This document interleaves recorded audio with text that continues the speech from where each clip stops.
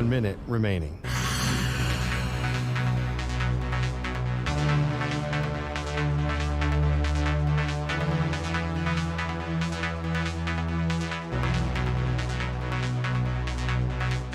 "45 seconds remaining.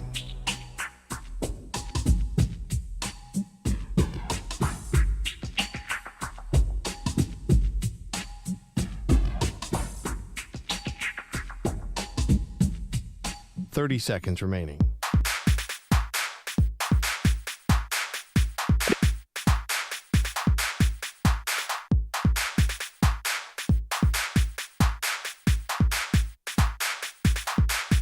"15 seconds.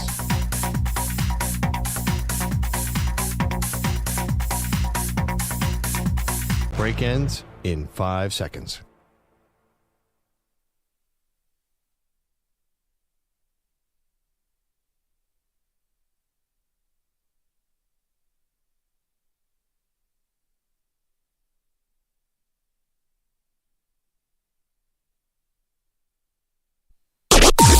Maggie and Perloff on the Infinity Sports Network.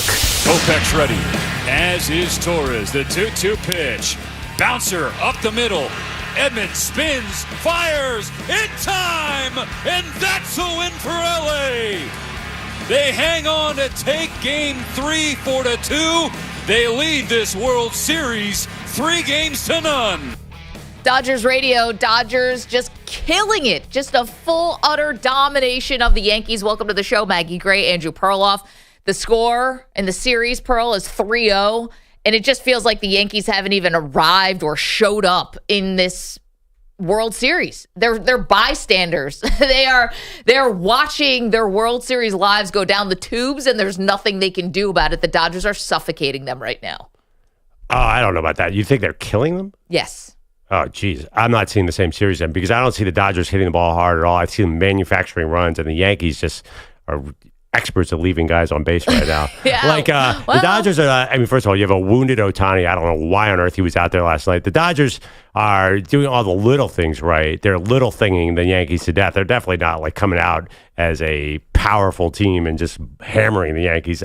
I mean, listen, 4-2, 4-2, both those games is like, that is not the Dodgers I know. Like, they're not having any displays of power or anything. The first game, yeah, they had the big home run. If you just pitch around Freddie Freeman, every game would be like 3-1. Well, you can't pitch around Freddie Freeman. That's because if you want to pitch around Freddie Freeman, then good luck to you because guys have been producing in all spots of the order. And what? For what? What are you talking about? They're overcoming the fact that Shohei Ohtani, who might be the best hitter in baseball, the best baseball player we've seen in generations, is clearly banged up. He's got the shoulder issue. He hasn't even been the MVP. It's obviously been Freeman. Betts has been right there with him. And think about it. They're overcoming one of the great weapons that maybe, compromised or definitely compromised. And they're still winning winning handedly. It's not 8-0, but that's not how it always works in the World Series. So wait, there's been one extra inning game that the Yankees probably should have won in regulation. And they blew that. And 2-4. Yeah, the Yankees blew that. Then there's been 2 4-2 games. Like, this has been an incredibly narrow, low-scoring World Series. This is not, and the Dodgers don't have a great pitching staff. So this is just a gigantic blown opportunity by the Yankees. Like, they should be scoring more runs. That's very obvious, right? Like, that's going to be the story of this series. Is like, what happened to the Yankees' bats? Not like the Dodgers are overwhelming anybody. They're getting like they are doing a great job at the little things of manufacturing runs. They're definitely not overpowering anyone. They are playing better baseball in every facet. In every facet. Their pitching is better. Their hitting is better. Their situational awareness is better. Their defense is better. Everything. And the Yankees are a good team, actually, and they're not playing like it. And that's because the Dodgers, in my opinion, keep applying pressure. And that's because I think the Dodgers now certainly have the mental edge over them, without a doubt. And I'd be surprised if the Yankees even won a game in this series. And it's funny to me because, and we'll get a little bit into the nitty-gritty about this, just a tiny bit, it's quite a choice to have Garrett Cole, somebody you've paid over $200 million to, Perloff. This is somebody who signed the biggest free agent contract for a pitcher in the history of Major League Baseball, and he is not pitching tonight. You are going to Luis Heel in a bullpen game rather than going to Garrett Cole on short rest because you're trying to keep him for Game 5. That, to me, is ridiculous. But again, we can get into that. I think that there's a simple question, not a simple answer, and love to hear from people about it. Are the Dodgers winning this series or are the Yankees blowing it? And actually, could we be more specific? Is Aaron Judge blowing it? He's been awful. This is when we talk about this series 10 years from now. It's going to be. There's a couple ways we might describe it. The one that Freddie Freeman, the injured Freddie Freeman, went off, or the time that Aaron Judge could not buy a hit. Yeah, no, he is totally lost. I've seen a few analysts describe it as, I think Bobby Valentine said this on CBS, like a rocking chair.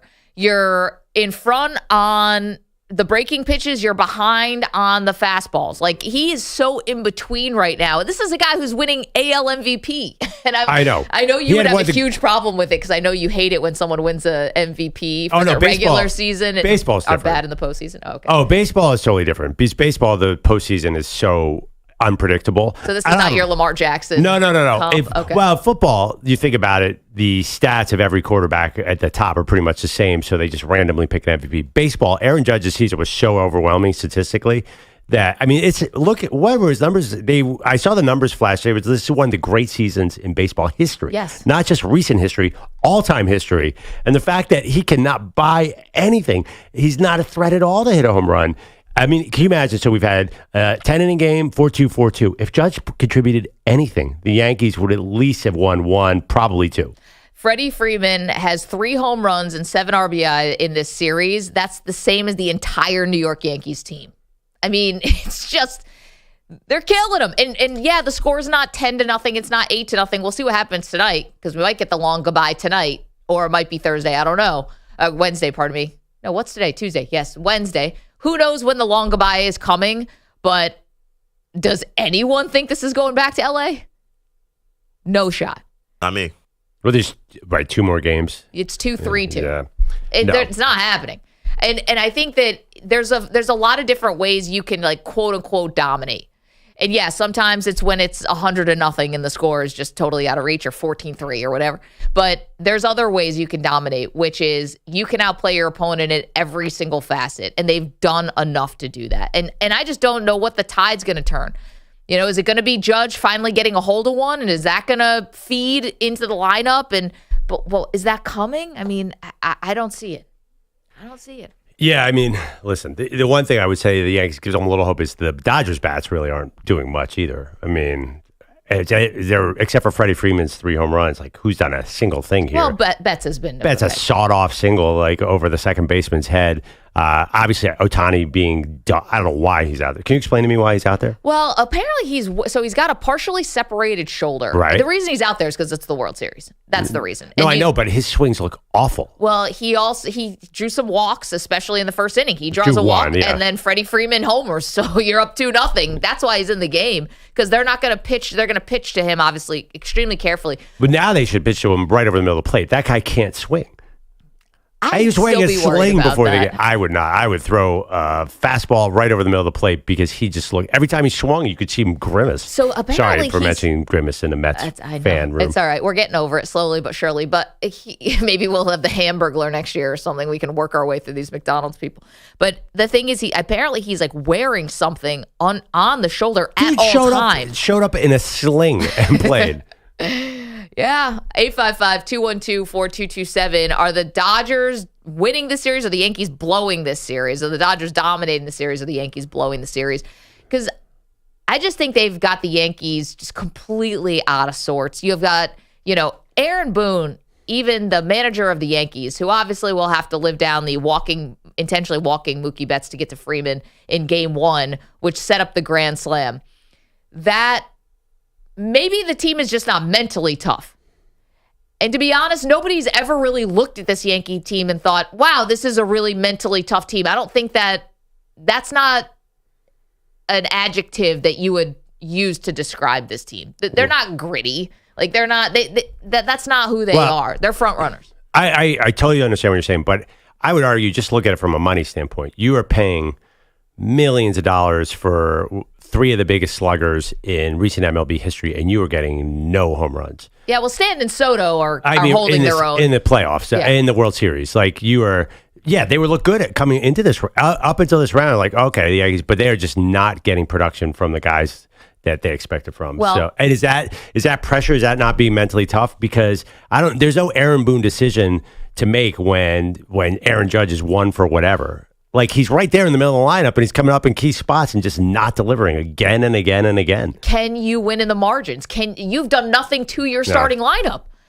Can you shuffle guys around a little bit? I mean, the season is about to end. Do something. No. Somebody do something. Do something. If Stan and Judge are not going to hit in this series, there's nothing to be done. You're not going to have Volpe or Verdugo save the day. Well, Verdugo, at least he homered last night to try to cut the lead. He did cut the lead 4-2. But yeah, you're right about that. But the problem also is you have to try to win on the margins if you're not going to overwhelm a team like the Dodgers. And the Dodgers are very good. So you're the Yankees. You have the greatest lineup. Like, you don't win on the margins when you're this team. Yeah, but you're also facing the Dodgers, and they have a great lineup. So yeah, you do have to win on the margins. Not really hitting. Well, you've got to be better with your bullpen. You've got to be better. Listen, it's not like the starting pitching has been amazing either. And to be honest, you've got to have a little bit, maybe more control and a little better communication, I guess. I know it happens in the moment about what's going on with your coaches on the bases. Because, again, not to get too in the weeds, but who in their right mind thought it was a good idea to send Giancarlo Stanton, the human statue that is Giancarlo Stanton, when he's trying to trying to get home on basically a line drive to center from second. Right to left. Excuse me, it was from third. No, it's from second. He came from second, and it was Teoscar Hernandez. Pardon me. It was a single to left, right? Yes. Who would ever think that Giancarlo Stanton could beat that throw? It took a perfect throw, and it's the World Series. So maybe you were so desperate for a run, you had to send him. I totally disagree with that. Like, you needed a run so badly. Oh my gosh, Perloff. You and I would beat Giancarlo Stanton. We'd look like Mr. Freeze compared to that guy. 95% of the time, the outfielder does not throw a perfect throw there. That's just the analytics say definitely go for that, because most of the time, the throw is a little bit off. That was ideal. So here's why this is wrong for both instances. One, Stanton is slow as dirt. Slow as molasses? Whatever. Both work. He's slow. And you're asking whether the throw's offline a little bit or online. You're asking him to slide. And the dude is made of glass. He looks like Adonis, but he is brittle. He is hurt all the time. That's been the whole thing about Stanton. So either he's out or he's going to be hurt. You need this. This is a reason why he sort of trots around the bases. You can't ask him to do something like that. A collision at home, Giancarlo Stanton, it might put him in a body bag. Well, it's a World Series. You're not saving him for anything at that point. That was he could be out for 2.5 years for that. He's the only guy that can hit. He's their best hitter. He's their only shot. I don't know. To me, the Dodgers are just winning this thing. I think they're winning it more than the Yankees are blowing it, but that was a terrible decision. I feel so bad for the young Yankees fans, because the losses, the last two, have been just slow burn losses too. Where it's like, okay, we've settled the Dodgers' bats, now it's our time to score, and it's just not happening. Yeah, I mean they were victimized too. I hate to make it about the umpires, but that game last night was all over the road. I did not understand the strike calls, like the strike and ball calls. I'm like, it was inconsistent at best. You think? Yeah. Gleyber Torres has got 2 on, 2 out in the bottom of the 7th inning, and that ball was in New Jersey, and he didn't swing at it, rightfully so, and they punch him out? That was silly. Who is still thinking we need the human umps back? Like, do people understand if you go to the robotic umpire, the actual dude is still back there? Right? We get that, right? He's still actually calling the balls and strikes. It's just he's being told ball or strike in his ear because the machines are better at this than us. And even they would admit that, I'm sure. Let's do it. What are we waiting for? I know we talked about this before, and I think it needs to be said at this point. If I was a Yankee fan, I'm not saying the Yankees should feel this, but if I was a Yankee fan, I would feel regret that we gave Aaron Judge the C, because Aaron Judge is the captain, and when we think about past Yankee captains, it usually tied in with some postseason success, some level of, hey, when the chips are down, we can rely on this guy. This guy is 2024 Aaron Rodgers. Alex Rodriguez. I got the other A-Rod wrong. 2024 A-Rod. Like, he is just useless when you get to the postseason. Wow. And when you talk about being the captain, I mean, that's the whole team has to look at him. They're looking at him for leadership. Look, they're looking at him to lead them through this series. He's giving them nothing. Like, I just feel like it's like watching, like it's like Groundhog Day. Like, every year the Yankees season ends the same way with, the last few years at least, with them looking at Aaron Judge as things get tough. Say, all right, come on, let's go. Let's bring us out of this. And he's got nothing for him. How is he still the captain? Still, EJ. The A-Rod comparison, that's that mean. Is mean. That is the meanest thing you can say about a Yankee. Honestly, actually a little unfair to Alex Rodriguez, who Rodriguez did show up in the 2009 postseason. Yeah. But still, it still feels mean, though, for some reason. I felt Perloff, Maggie, I felt bad even saying it, because Aaron Judge seems like an awesome dude compared to A-Rod. Yeah, I know. Awesome. Right. Oh, well, I mean, all the narratives around Aaron Judge are great. Yeah, and he seems like a really nice guy. And it's kind of, like, it's actually weird to watch the Yankees and feel bad for someone who's like on the Yankees, a superstar like Aaron Judge, because it's like, who feels bad for the Yankees? Who feels bad for a guy who had 60 home runs? But you watch him, it's like, man. Who are you rooting for? The evil empire? I'm rooting for nobody in this series. I mean, Judge is fine, right? Like, we don't know much about him, but he seems to do everything the right way. He just can't hit the ocean right now. And I mean, I think you mentioned the C in leadership, and you mentioned Aaron Boone in emotion. I'm not sure. I look at it more analytically. Like, sometimes batters just can't deliver or just go cold. Is there anything a manager? He's never been able to hit. Yeah, no, but I'm saying, like, is there anything you can say to him or do to him? There's like, you're right, EJ. Like, there's just no way out of this for Yankees fans. You can't have him change his approach at this point of the season. I'm not sure what to do here. Well, I think he needs to change his approach back to whatever it was.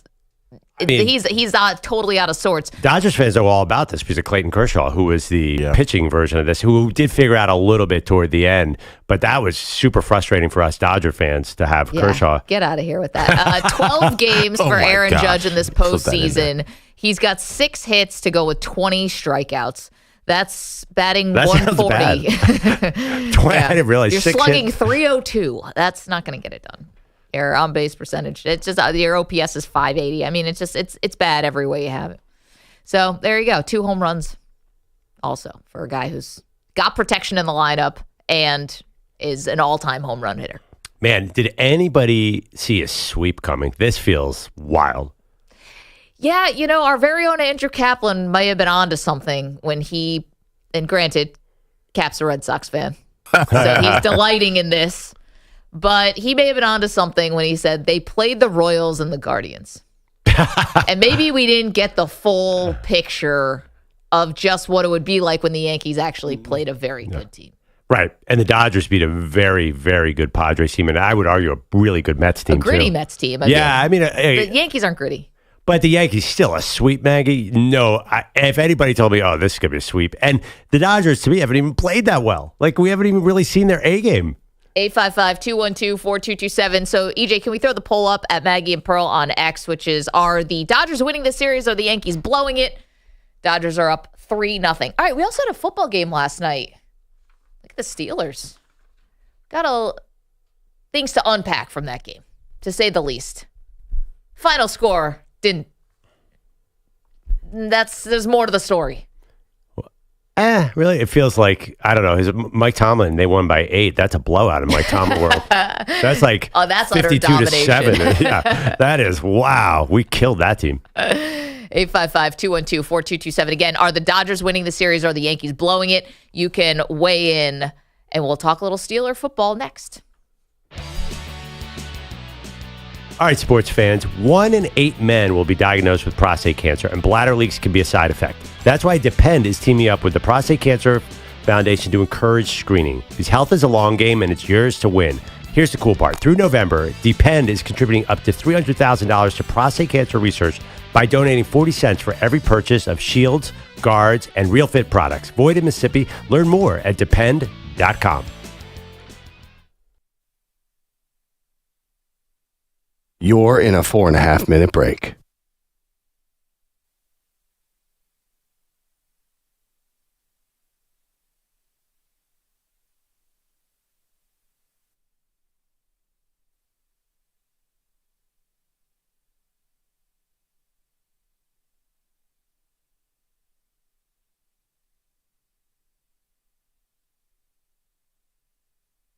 4 minutes remaining.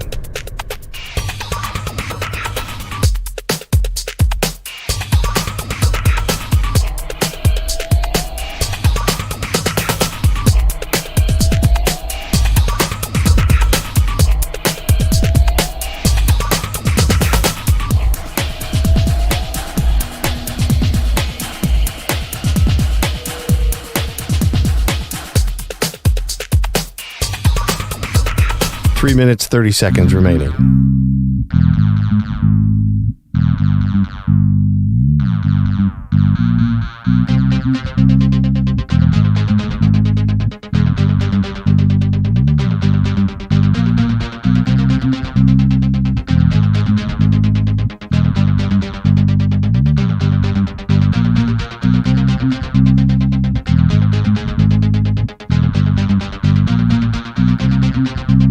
Three minutes remaining.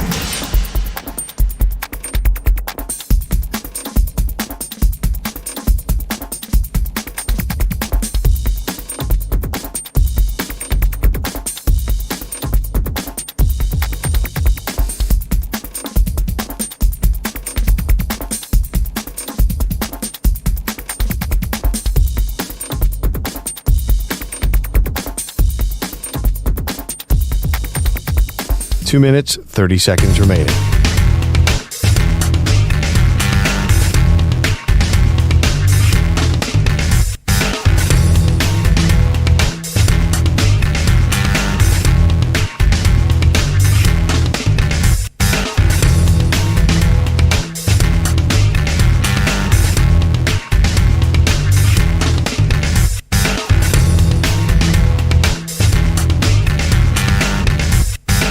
Two minutes remaining.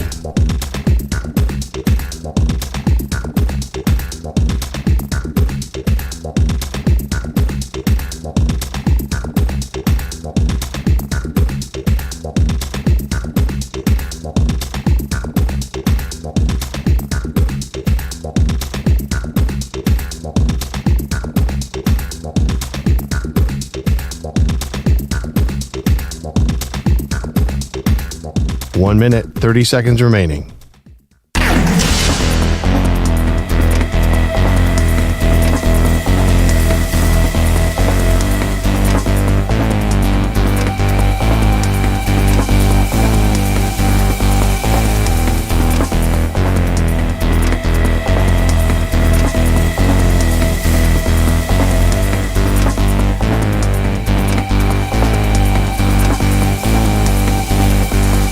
One minute remaining.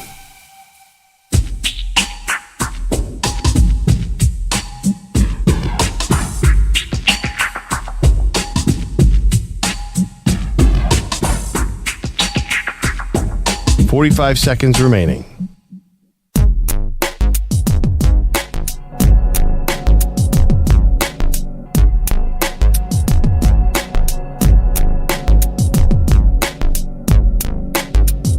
Thirty seconds remaining.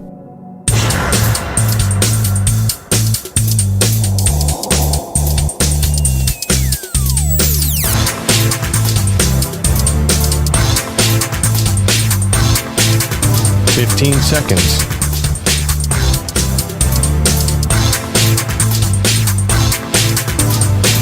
Break ends in 5 seconds.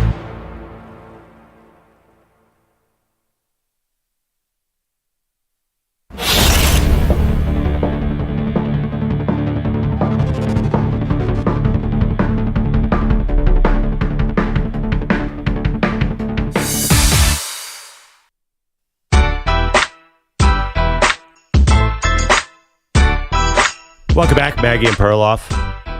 Maggie causing trouble on the socials last night. Doesn't want to send Giancarlo Stanton because he's slow. Took a perfect throw. I mean, you need a run so desperately. You can't buy a run. You're leaving them there third to definitely get stranded. Whatever. You might as well take a risk. I don't care how slow. He looked like he was running like me, by the way. You would have beaten him home by a mile. Giancarlo Stanton is the only person who can hit for the Yankees right now, but that dude can't run. I don't know if you could have done either because you have the most upright running style I've seen since Eric Dickerson. I don't know if you would have slid. When I run upright, I'm actually as tall as Giancarlo Stanton. Yeah. I actually unfold to be 6'6". I don't think Maggie or Perloff would have scored on that play. But the odds of it was Hernandez who threw the ball, right? He apparently that was like the throw of his lifetime. Like you have to pressure the defense in that situation. To me, first of all, if I'm a third base coach, I'm sending everybody all the time because most of the time the throw from the outfield is slightly erratic. Well, most it's of the World time. Series. These guys are professionals. I know that Teoscar Hernandez isn't known for having the strongest arm, but it was a hit to left, and he's coming from third. Like it's not like you're in right field and you've got to gun this thing down from across the diamond. Well, it doesn't matter. No, because the same difference from. But I thought it was shallower. No, but it doesn't matter if it's left or right. The home plate is still equidistant. But he had a good line on it though. Yeah, but it could have been right where from the catcher right, too. needs to set up. Yeah. Like if you're actually coming from right, then the catcher has to move his entire body weight over to try to apply the tag. This was as easy as possible. I was shocked that he was out by 5 feet. He was out by a millimeter, and the tag had to be perfect too. What do you mean 10 feet? There was no That was chance. literally 2 inches, and the fact that the catcher was able to catch it and apply the tag within a fraction of a second, the odds of that exchange happening are not great. Okay, in my opinion. So this is the question for today. Are the Yankees blowing the World Series or are the Dodgers winning the World Series? You can weigh in. You can call us 855-212-4227. Kevin's in San Antonio. It's our pal with the breakfast tacos. Good morning, Kevin. Oh, yes. Good morning, people. I just woke up and I heard y'all this morning. And I was like, what? The Yankees? Back in the day, the Yankees was the bomb. They had Reggie Jackson and so forth. Now the Yankees they can't even do a crossword puzzle. I mean, it's crazy. Wow. I know. They're being outfoxed in every single part of this World Series, Kevin. Never seen heard it put that way. But no, you're right, Kevin. And if we delivered this news to you, it was, they're lifeless at the plate right now. You can't do a crossword puzzle. The Yankees were the bomb back in the day, Reggie. Yes, that's a long time ago. 77. Yeah.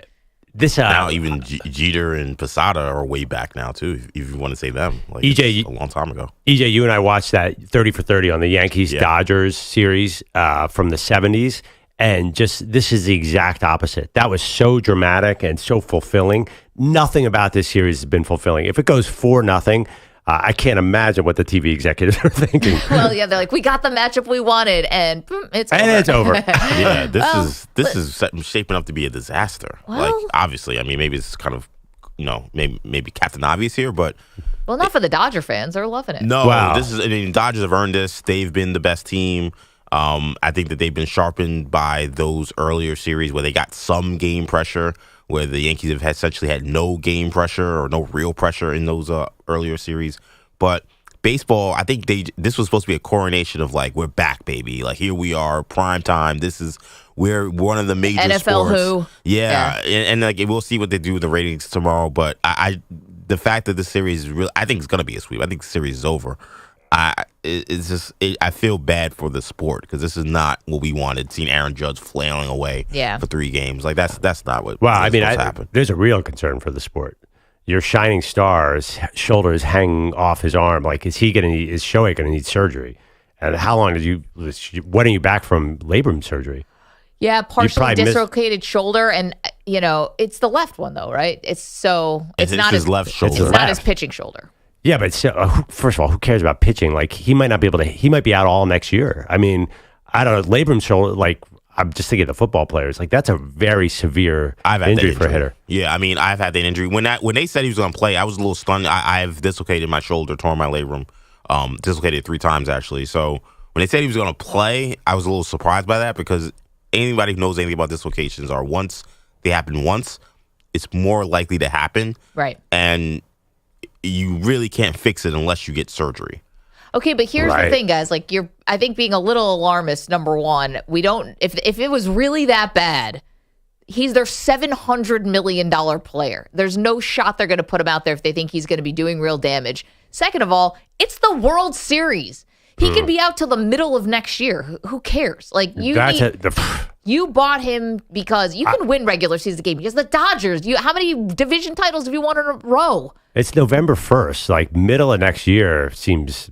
I think he's definitely getting surgery. He said, I think I can avoid surgery. I do not think that's happening. I bet you he gets surgery, and I'll bet you he's out a huge chunk of next season. Okay, but how much is winning this World? You got him for the next decade. But he's winning not doing this anything. World Series is important tone setter, table setter for the next decade of his life as a Dodger. I hear you. It's just like that. Whatever we saw last night, that was hard to watch. Oh, man. His swings were terrible. I mean, terrible. He would like kind of foul the ball off and then grab his shoulder. I was like, this guy's got to sit down.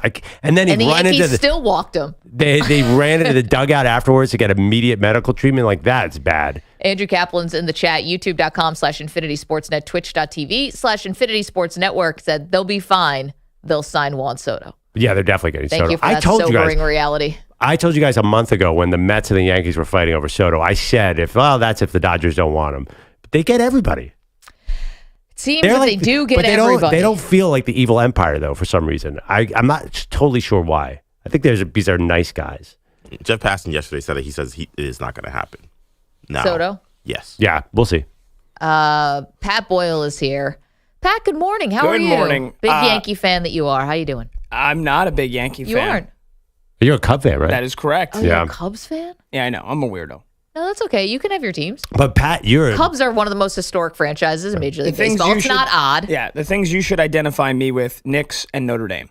Okay. I know you're a Browns fan. Not anymore. You gave it up. Chiefs, Correct. Right? Did you jump on the Chiefs? No. Oh, come on. That's He's not Samter. you. That's your buddy Mike Samter. Wait, what team did you were thinking about adapting another team? We talked about it on the show. That's probably, I don't know. Oh, but hey, so Pat, you played high-level baseball. Would you have sent Giancarlo Stanton Division last 3. night? I don't know how high level that is. Compared to us, you're Shohei. Would you have sent Stanton last night? Would I have sent him? Yeah. Yes, because the team has not hit with runners in scoring position at all. And I know he runs like he's got a load in his pants.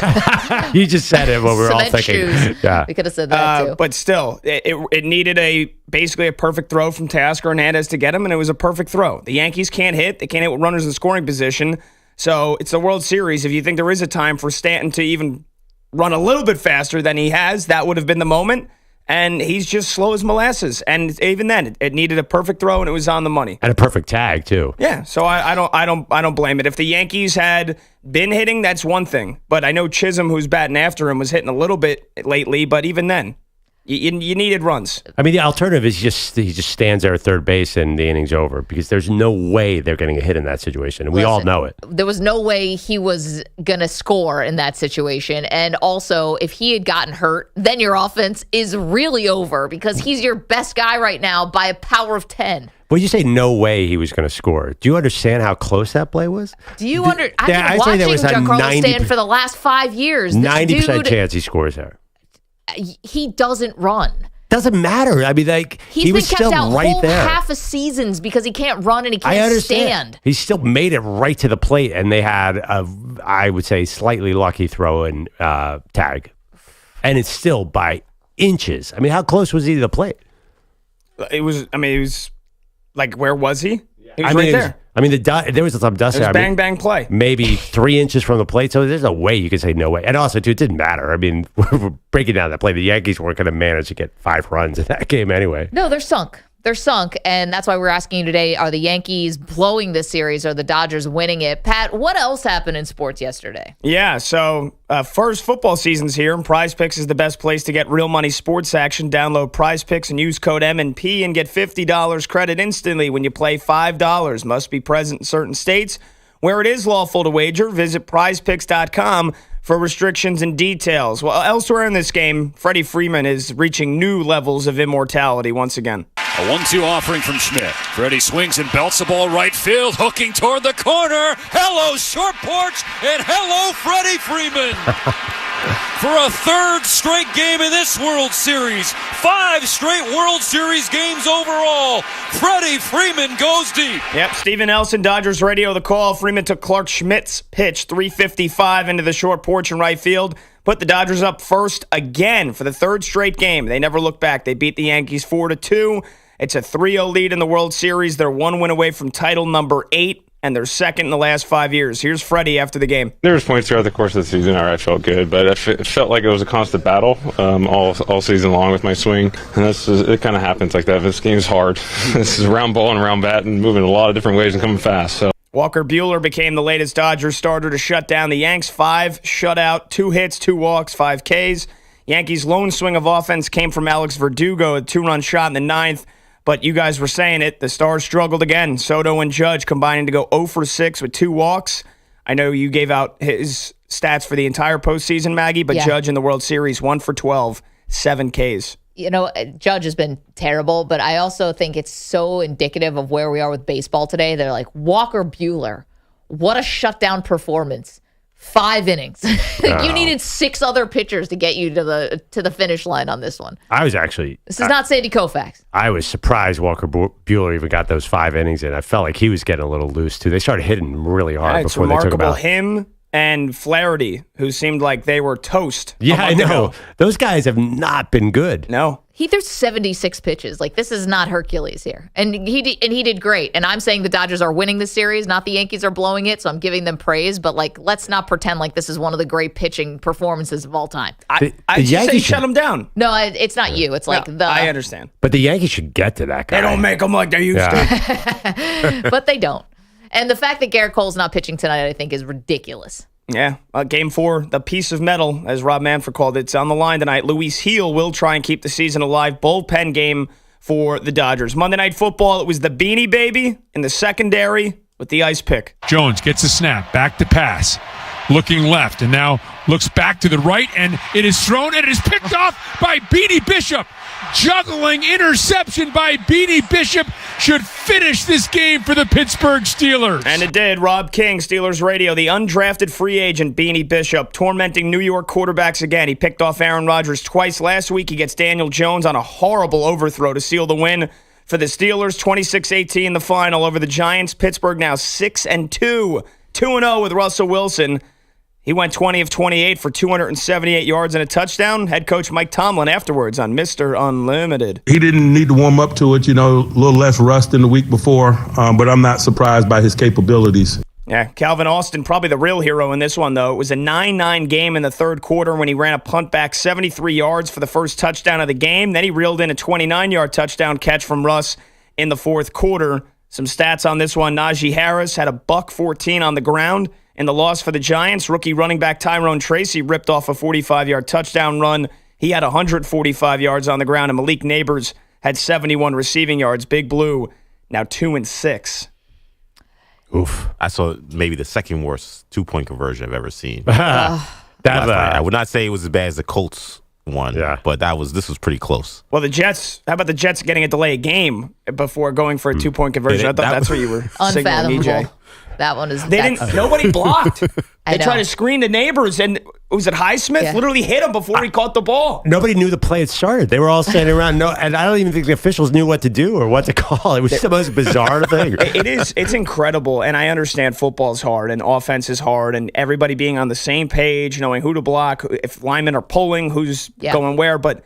It is incredible the lack of production from some of these offenses on a week-to-week basis. The amount of penalties the Giants had last night. The false starts. I mean, here's the question. Do you practice? That's what I would wonder. Number one. What are you doing? Do you practice? And number two, this is what I don't understand about teams that are not good, right? And the Giants, I would say, are not a great team. They're also injured.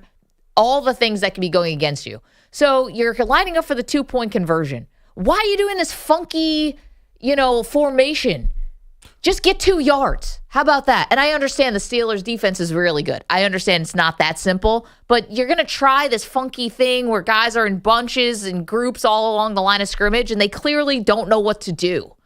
Yeah, so just go a little more vanilla. Well, you do that because you don't think you can line up and just get 2 yards. That's the problem. They're not. That's why you kick the extra point there, by the way. I know the analytics say they should have gone for the extra point. I agree with that too. Well, the other thing too, but you keep saying the practicing like, I don't know. I think the officials are just out of control with it. But there was very clearly a mistake on the touchdown was called back there. But Malik Neighbors, Troy Aikman called it out. He's like, dude, there's no illegal motion here. They took back a touchdown. That was the terrible. delay of game when it was really just at between 1 and 0. Like you do get a 1 Mississippi grace period there. You don't have to be so quick on the trigger. But how about the roughing the punter Yeah. on the return by Austin? They missed it. Yeah. So obvious. By the way, God bless Troy Aikman, who actually finally called out not only the officials, but the officiating experts, who are the least effective broadcasters in the history of broadcasting, because they will agree with 100% of what happens on the field when it's even blatantly obvious. How many this week? I know there were 2 last night, touchdowns that were called back on holdings or illegal procedures. 2, I think, last night. 2 last night. I think there were at least 57 this week. Every time there's a touchdown, I'm just so sick of this. Like, whatever is going on with the legal procedure, get it fixed, NFL, because I can't handle Troy Aikman complaining about the calls every day. Like, this season is getting a little weary with this. Well, they even said we feel like it's been a lot on Monday night. Yeah, but like specifically on Monday night. You saw what happened to Brady. And by the way, Thursday nights had 1 million calls too. It's every game. That's just because everyone's watching on Monday night. I think Troy doesn't understand every other game's like that too. Especially not in red zone. Really quickly, some NBA highlights from last night. How about a 50-burger for Paolo Banchero, career-high 50 points, 1 assist away from a triple-double. Magic beat the Pacers 119-115. Peyton Pritchard, another buzzer beater at the end of a quarter, and he finished with 28 off the bench. Celtics undefeated. They beat the Bucks 119-108. Cavs, they're undefeated. They beat my Knicks, our Knicks for most of us, 110-104. Darius Garland had 34 points. And Nikola Jokic, 40-point double-double. Nuggets get their first win. They beat the Raptors in OT, 127-125. The young second-year player for the Jazz, Taylor Hendricks, he's going to miss the rest of the season. Fractured fibula and dislocated ankle. We want to talk about some ugly injuries, gruesome injuries we've seen in the NFL. This one was right up there. He is done for the year. Oh, man. That's sad. Pat, thank you so much. 855-212-4227. Okay, lots more to do. More thoughts on that Steeler game. We have our poll question out there. Are the Yankees blowing the World Series or the Dodgers winning it? You can go vote at Maggie and Pearl. Okay, don't move. Maggie and Perloff.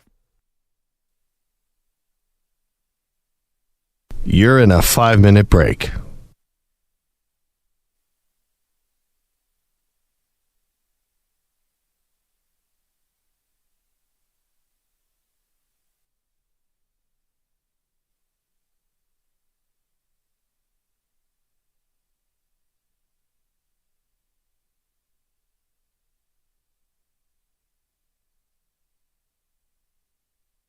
Four minutes, 30 seconds remaining.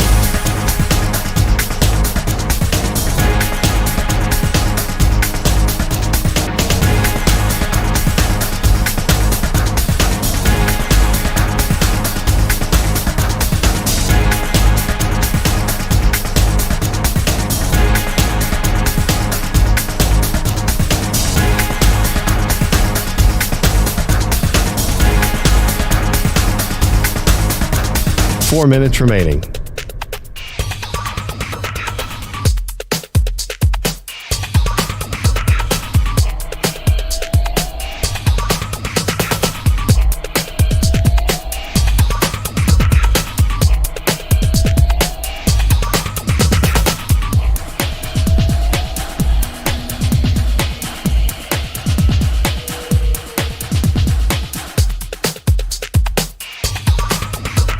Three minutes, 30 seconds remaining.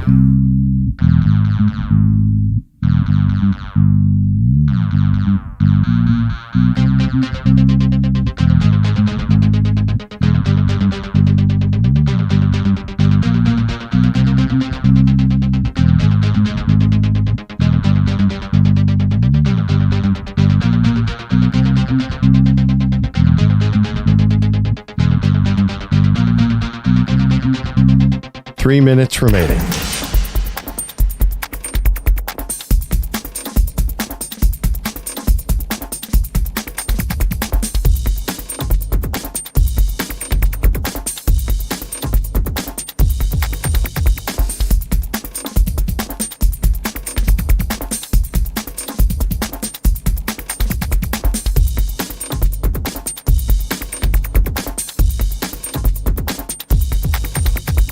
Two minutes, 30 seconds remaining.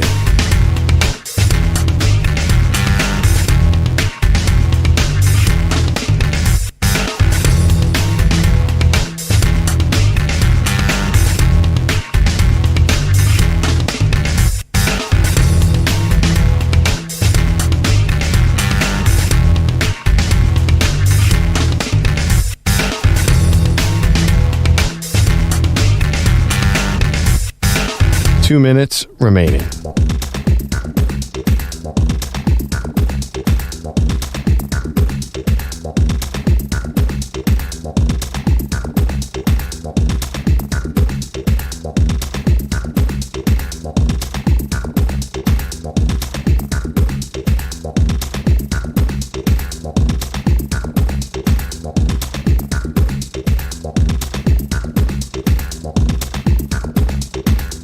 One minute, 30 seconds remaining.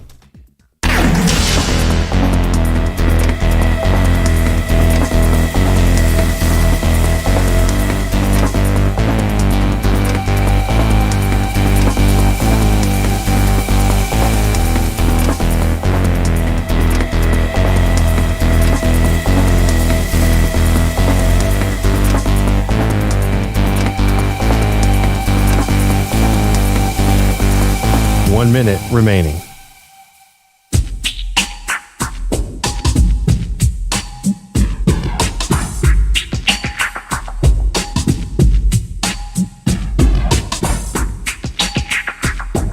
"45 seconds remaining.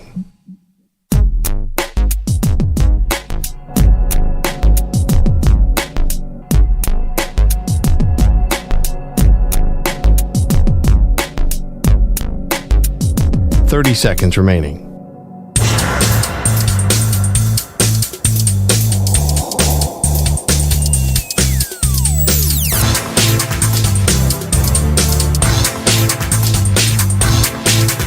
"15 seconds.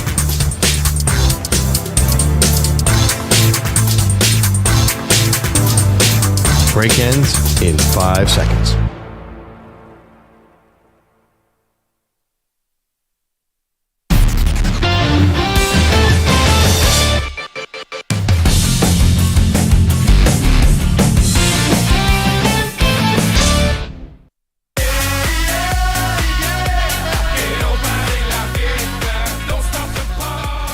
Welcome back. Just remembered that there's a stadium named after Pitbull. I'd forgotten about that. Welcome to the show, Maggie Gray, Andrew Perloff. Just a little update on something that we had talked about a couple weeks ago. How much do you leave a kid when their tooth falls out? The first one. Tooth finally fell out. My kid's 5. I left him $2. Take that. That's pathetic. Oh, come on, Maggie. He's 5 years old, guys. He's not comparing this stuff around the snack table at pre-K. He's just not. They're doing quarters, nickels, dimes, and pennies. I could have given him 10 pennies. He would have been more excited. $2 means nothing to him. $2, Maggie? I can always up it. I'm not going to start with 20. He doesn't know anything. He doesn't know what $20, the difference between 25, 1. Like, we're teaching him. He knows how to count. But he's not interested in money right now. You can give him an IOU? Like, let me up it, Maggie. Come on. Got him a piggy bank, too. That's just a little update. There was a trade yesterday in the NFL. Sometimes I'm disappointed by the rest of the NFL. Mm-hmm. Because if you're the Patriots, and I get it, you're not going anywhere. You just have this big win over the Jets, but we know what this season is. Drake May's got a concussion now. You're rebuild mode, all that. But really? You're going to trade with the Chiefs. You're going to make them better. What are we doing? We're just strengthening the already best team in the NFL, the undefeated team, rich get richer. So Josh Uche, the pass rusher, who had one really great standout season. What was that, 2 years ago for the Patriots? Yeah, then he was hurt last year, and now he's on a contract year. Right. So you get him for a stretch run, and just like the DeAndre Hopkins trade that the Chiefs made a couple last week, you know he's going to come up with a big play. And it's going to be in a big game. And all of a sudden, here's going to be Uche screaming off the edge to either get Lamar or Josh Allen or Joe Burrow or whoever else we think is CJ Stroud. It's going to happen, Perloff. You can book it. I hear you. I mean, I do think it's a little bit like March free agency. We tend to overrate these midseason trades. I saw this analytics on midseason wide receiver trades. About 75% of the time, they're total disasters, and we always think that this one's going to be the exception. So I do think a situational pass rusher might not have the value. Like, we see the sacks and all that. I'm not sure the NFL values that guy that much in this situation. So I'm not sure. Yeah, he fits perfectly with what they do. They need their Frank Clark type. But I'm not sure this is the game changer you're painting it as. Well, listen, I just know at some point he's going to make a play because what's more likely here? I asked this with DeAndre Hopkins last week, but what's more likely that Josh Uche comes up with some big sack fumble, something big in a big game, or that he jumps off sides? Well, yeah, but I bet it's the sack fumble. But same thing with DeAndre Hopkins. The point is, right, any players you put in there. So you're saying, why isn't the rest of the league, like, is the rest of the league going to trade for every player and make sure you could put anybody in there and the Chiefs are going to make a play, right? Yeah, that's why it bothers me. So the rest of the league is supposed to trade for everyone, so there's no one available for the Chiefs? Yes, everyone's supposed to be forming a blockade around the Chiefs. And I don't know why I'm the person who's got to tell everybody this. And it makes all the rest of the teams look lazy. To be honest, also, by the way, you definitely were. If you could do this, remember you were all upset because they took Xavier Worthy and you guys got Keon Coleman. By the way, season's not over yet. But obviously, Keon Coleman looks a little better than Xavier Worthy. Keon Coleman had a really big game, but the fact is Xavier Worthy will make a big play. Yes, anybody in this. Yeah, so will McCole Hardman. So will probably Sky Moore, who hasn't even caught a pass yet this year. Exactly. So why does it have to be a rival that hands Xavier Worthy to a team that's most likely going to beat them in a big game? And here's the thing, not to be so down about it, but here's the thing. It's like you got Josh Uche for, was a 6th-round pick? DeAndre Hopkins for nothing. To me, it's like, the Chiefs aren't setting back on their laurels. And this should be the example to the rest of the league. They've got two Super Bowl, the World Series. We've been talking about the Yankees. They've got 2 Super Bowls back-to-back. They are the franchise of this decade. They are the dynasty. They've got the best quarterback. Their coach is a perfect marriage. Their defensive coordinator, all the things. And they still keep their foot on the gas. See, that to me is like, that's the lesson here, is that they're not satisfied. And that should wake up the rest of the league. Oh, yeah, right. Because the other GMs are probably off in Mexico setting themselves. Everybody's trying to make a million trades right now. You think Howie Roseman isn't going to make... Talk to the Cowboys about that. I understand. Talk to the Cowboy fans about that. Great. And I know Jerry's not in Mexico, but he might as well be in La La Land. You said the rest of the league. Like, let's talk about the real teams. I mean, yeah, of course Jerry Jones is not going to do anything. I don't know what he's doing, but do you think that just because the Chiefs trade for the ghost of DeAndre Hopkins and Josh Uche, that's not exactly like the sea change I think you're painting it as? I mean, honestly, did you think when the Jets got Devontae Adams that was going to be a major deal? I actually did. Yeah, of course. We all did. I sold the bill of goods by Aaron Rodgers. Yes, because we all overestimate these moves when the reality is if a guy's available for a 6th-round pick, there's usually a reason. Okay, but you will acknowledge there's a little bit of a different track record between the Chiefs and the Jets. And I miscalculated that because I thought Rodgers tipped the scales. But even their trade for Kadarius Toney, he ended up catching a touchdown in the Super Bowl. And that dude's a knucklehead. Right, but he didn't really produce anything for them. And then my point is, they could put anyone there. Take the Xavier Worthy, Keon Coleman thing. Like, what were the Bills going to draft every wide receiver in the entire draft just so the Chiefs couldn't get one? Like, at a certain point, if they didn't get Xavier Worthy, they would have gotten the next guy, and he would have been awesome too. They didn't have to trade with the Chiefs. Why? What's the difference? They probably would. I think that was a smart move because you probably weakened the Chiefs. You took away their draft capital for a guy they might have gotten anyway. For a borderline 6th rounder? That's not weakening the Chiefs. The other thing is... Well, who won that trade? Well, it's not over yet. I mean, I think the Bills seem like they're ahead on that one. We're week 8. Nothing is... They got a draft pick out of that, didn't they? A late round one. They got a 2nd-round pick out of Stephon Diggs. That was actually a trade that may be meaningful for them in the future. But no, this was marginal stuff. And by the way, we haven't seen yet what Xavier Worthy might do in a playoff game. So let's not grade that trade yet. Do we know Nico? Who called who with like the Patriots and Chiefs trade here? Because Uche was out on the market, right? If the Chiefs are the ones that called New England, you know you're not making the playoffs this year. Uche is on a contract year, so you're not re-signing him. Why wouldn't you just take the 6th? Oh, no, I get it for the Patriots. Yeah. If other teams were also asking about him, then yeah, you'd rather him get traded there instead of the Chiefs. But if they're the only ones offering and they're the ones that called, right? No, you got to do it. I'm not saying that the Patriots I kid a little bit. The Chiefs are not the Patriots' problem right now because the Patriots aren't a playoff team. But the real question is why didn't the other contender, the Lions, make this move? That one I can understand. Like. That is a little bizarre because they lost Aiden Hutchinson, so you'd figure Uche, but I'm not sure Uche plays enough downs to replace that Aiden Hutchinson production. So I don't know if you guys saw this yesterday, but Dan Campbell was at the podium getting real giddy, kind of teasing that they're going to bring someone in. Oh, they have to. He's literally jumping up and down. But they're, now if it's not Max Crosby, then who cares, right? Like, is there anybody else that has anywhere near that impact? And we're talking about Aiden Hutchinson, who's probably going to be Defensive Player of the Year. So I don't know why he would be giddy. It feels like they're going to get a marginal player. 855-212-4227. Yep, Chiefs just got better. And even if it's just marginally, they're already the only undefeated team left and the back-to-back Super Bowl champs, and they're the Chiefs. Yeah, they don't look right, though, right? Like, something's a little off. And they're doing something about it. They're bringing in Hopkins. They're bringing in Uche. They're trying things. They're not winning by enough for you? No, they definitely, even they look better against the Raiders, but just feels like their offense really has to put in a lot of effort. Coming up, the biggest thing we learned from last night about the Pittsburgh Steelers, we will reveal that to you next.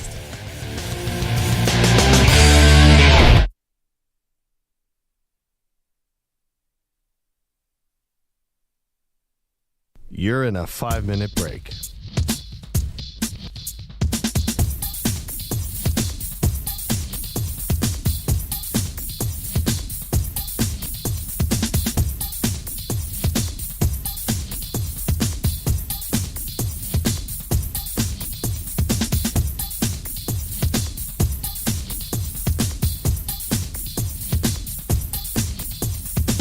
Four minutes, 30 seconds remaining.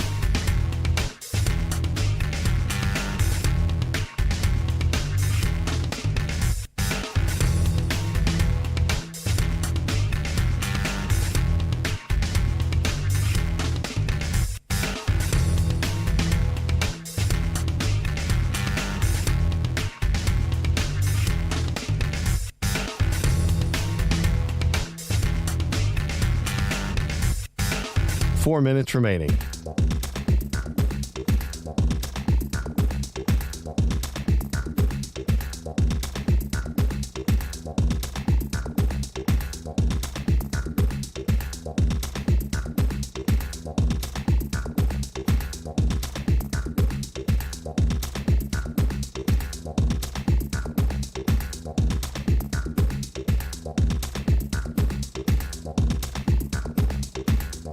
Three minutes, 30 seconds remaining.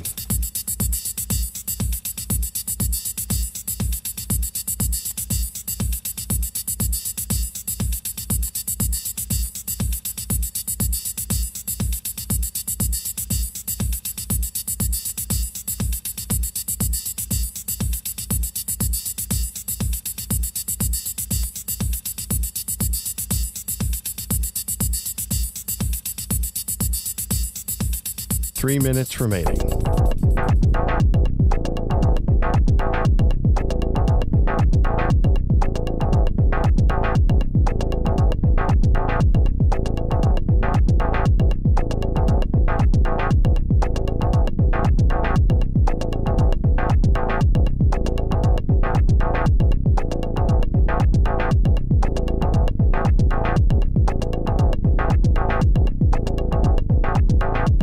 Two minutes, 30 seconds remaining.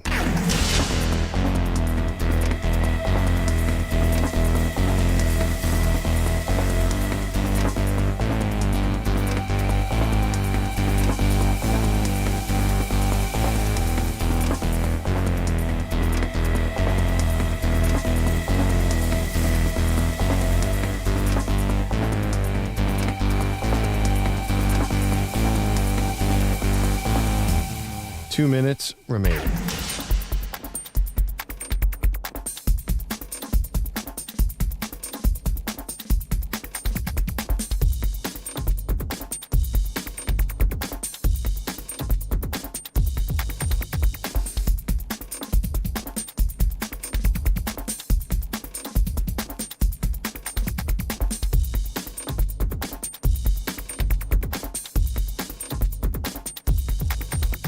One minute, 30 seconds remaining.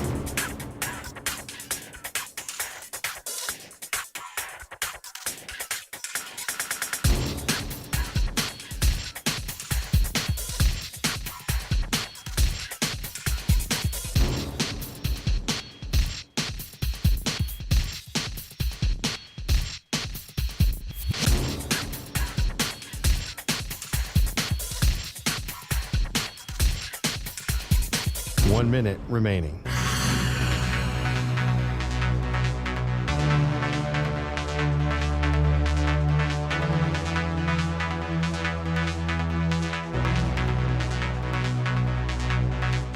$45 seconds remaining.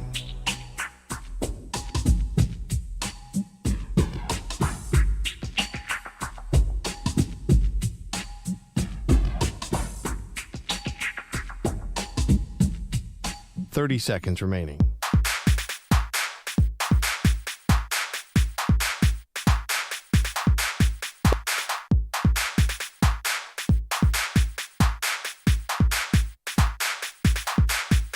$15 seconds.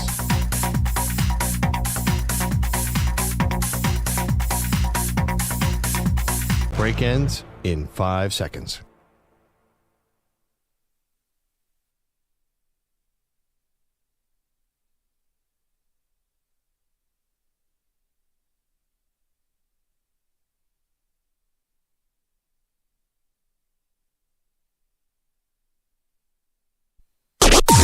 Maggie and Perloff on the Infinity Sports Network. For 3rd down and 7. Shotgun snap to Jones. Left tackle block. Hit from behind. Watt hit him. And Watt strips him of the ball. And it's a fumble. And Watt's recovered. Watt's recovered for the Steelers.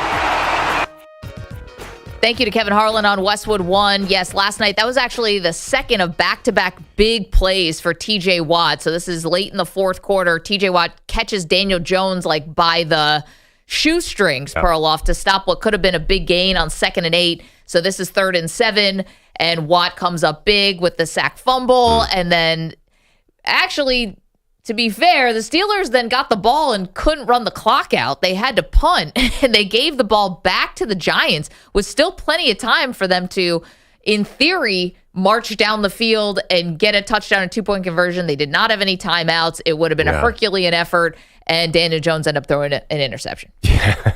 Most predictable interception in the history of the NFL. Minute 19, no timeouts. Like, the Giants as their team, they need a run threat. Otherwise, their passing game is not really robust right now. It's basically just Malik Neighbors from LSU. And a little Darius Slayton last night. The TJ Watt, Alex Highsmith combo is ferocious. There's no doubt about it.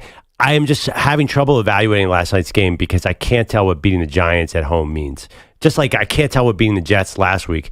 Is Russell Wilson, it does feel like Russell Wilson can throw that 40-yard moon ball that is 10 yards underthrown, and his very talented receivers come back and get it. Yeah. But they can't do anything in the red zone. I find the Steelers really confusing. I'm not sure what this little run means for them. Are they going to be able to beat their AFC North opponents, who now the Cleveland looks a little tougher, Cincinnati, we all know, is tough, and the Ravens? Like, this is not what works against the Giants might not work against better AFC competition. Yeah, I thought last night if they're playing a slightly better team, they probably lose, because to be honest, this was a tie game, 9-9. This was a nothing game. Nobody could score in the red zone, especially the Steelers. And then it was a big special teams, return for a touchdown that really broke things open.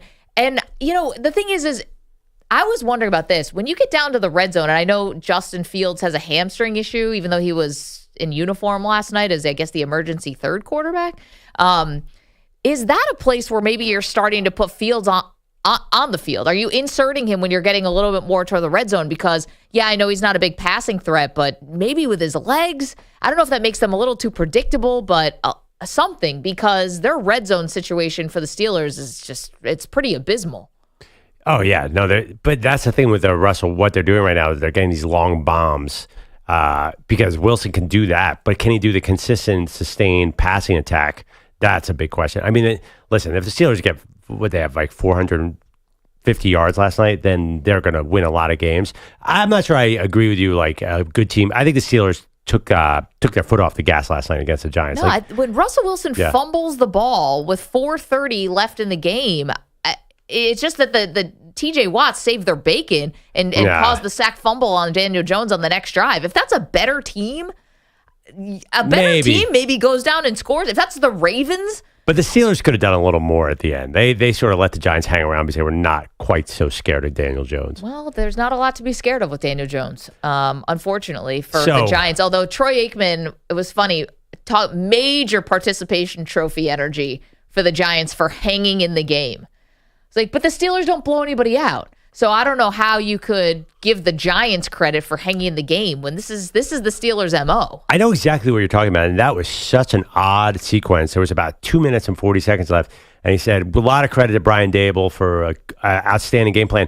Also, he was talking, and he said the Steelers improved to 6-2.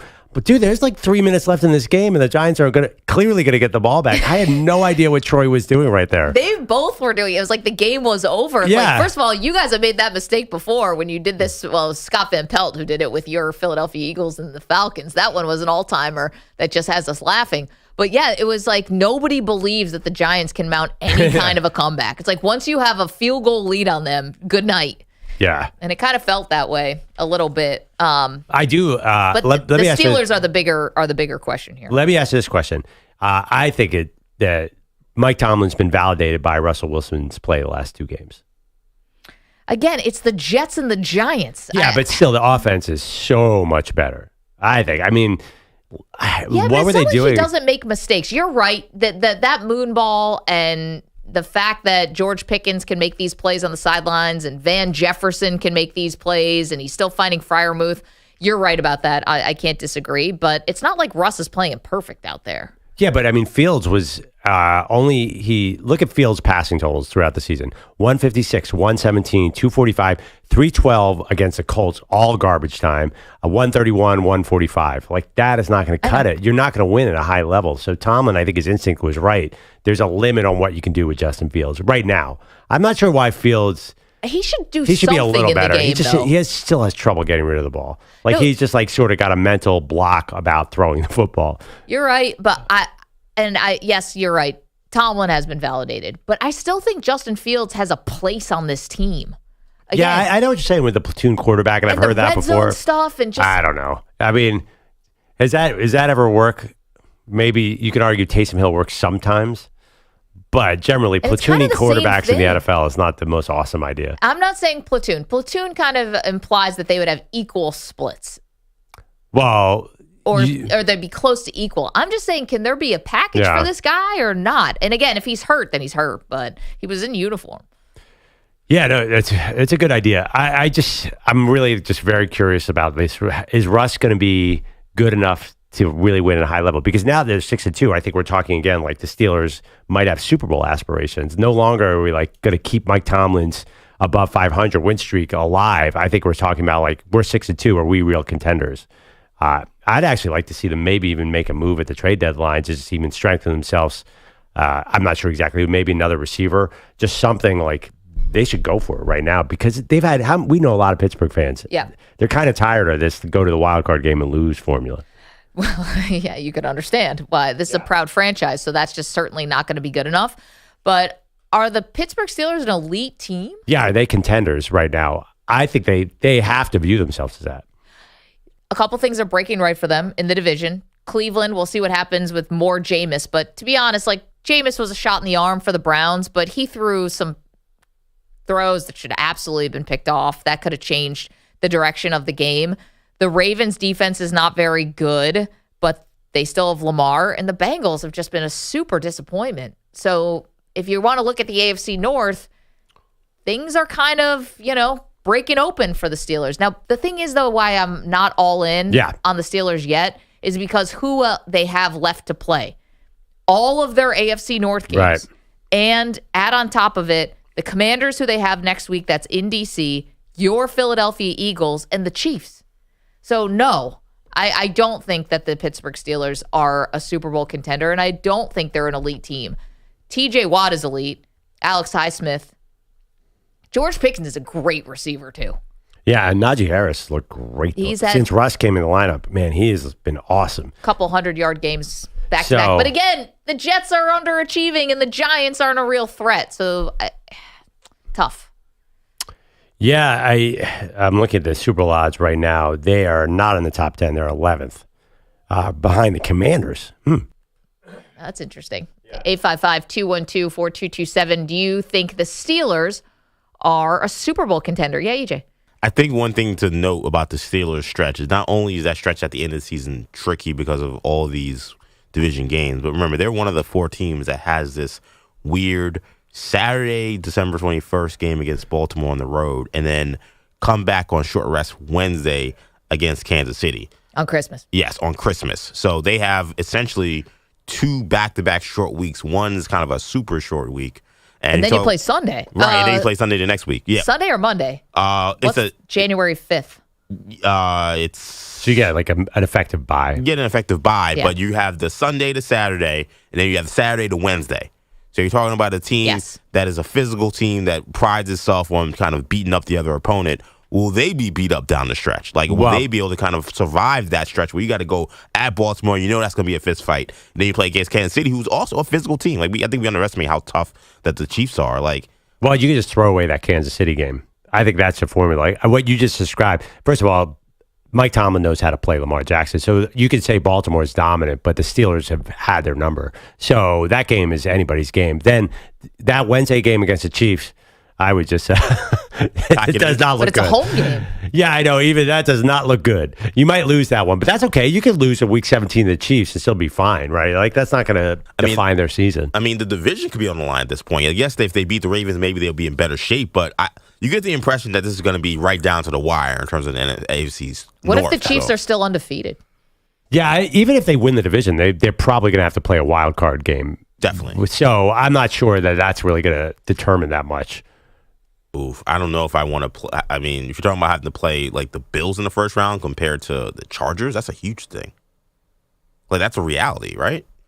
I'm not sure. I really think like the AFC. Wait, so you get the Bills versus. Yeah, I'm not sure that one game is going to make such a difference. They're probably going to be big underdogs against Kansas City, no matter what happens there. We got a long way to go before that. Yeah, I know. Like, breaking out this one Wednesday game, like, trust me, let's see if Russell Wilson can continue to play like this. That's a much bigger. I think the quality of play is more important than actually breaking down where they are. Will a real defense be able to solve for these moon balls? Yeah, I just think I'm looking at this is why I'm hesitant to say I'm going to put the Steelers in the Super Bowl conversation. They've got wins against the Broncos, the Chargers, the Raiders, the Jets, and the Giants. That's not Murderer's Row this year. No, definitely not. So they lost to the Colts. And they lost to the Colts, and they lost to the Cowboys, and those aren't two great teams either. Right. 855-212-4227. Not to rain on the Steelers parade. I mean, you had a great win last night. That's why I feel like this division, that's why I feel like they have to win this division. Because, again, you're talking about... Host a playoff game. Yeah, like this team, the playoffs is not the goal for this team. Maybe it should, because I think the talent suggests that you're probably a one-and-done kind of team.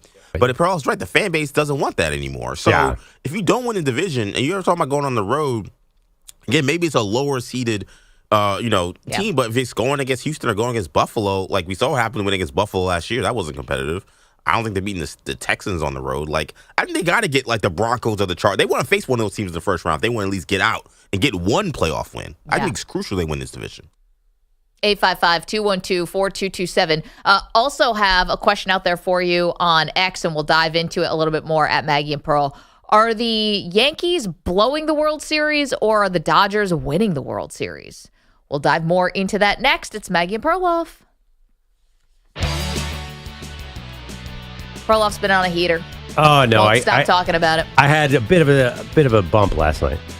Russell Wilson played a little better than I thought he was going to. Ye have little faith. Well, with Prize Picks. I know. We were just talking about the guy. I came in last night and I said, you know what? I think Russ will have a nice game, but they're going to run it a lot. Turns out he hit a few passes, Meg. Well, this is why you need Prize Picks and you need Flex Play. Yeah. They invented it. You can cash out if one of your picks doesn't hit. So what's the deal with Prize Picks? It's super easy. You just download the app. You pick two or more players across any sport, then just pick more or less on their projection. That's it. We're not talking about any complicated stuff here. More or less, put them together, you could win up to 100 times your money. Yeah, the app's simple to use. You pick two or more players across any sport, pick more or less on the projection, and you could win up to 100 times your money. I'm right back in it tonight with the NBA. Just download the Prize Picks app today and use the code MNP to get a $50 credit instantly when you play just $5. That's code MNP on Prize Picks to get a $50 credit instantly when you play just $5. You don't even need to win to receive the $50 bonus. It's guaranteed. Prize Picks, run your game. Must be present in certain states where it's lawful to wager. Visit prizepicks.com for restrictions and details.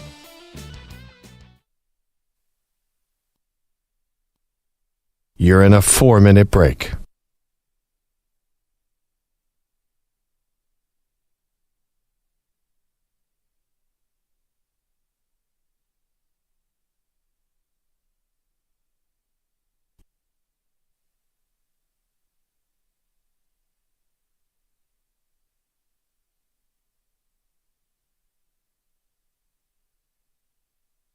Three minutes, 30 seconds remaining.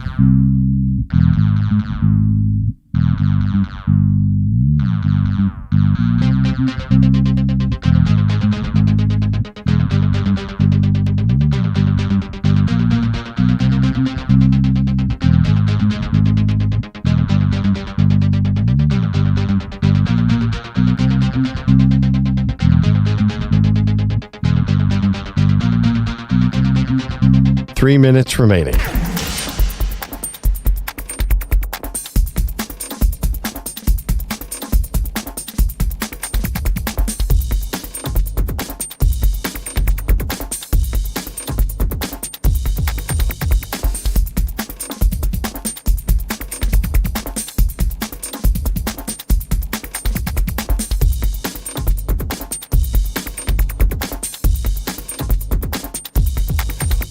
Two minutes, 30 seconds remaining.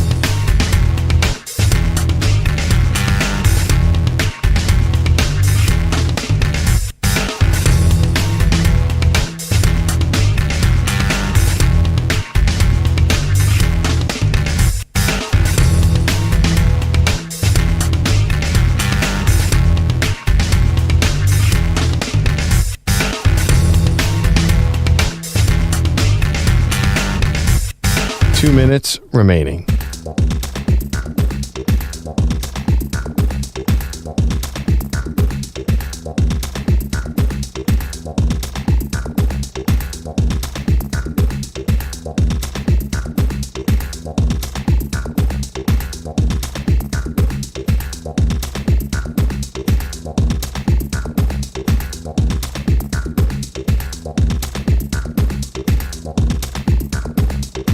One minute, 30 seconds remaining.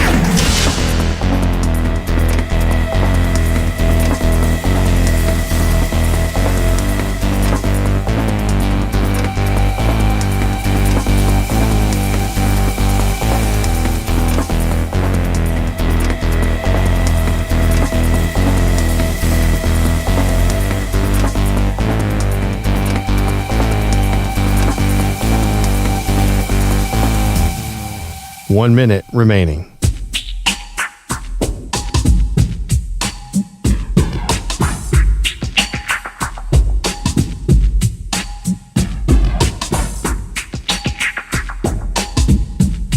$45 seconds remaining.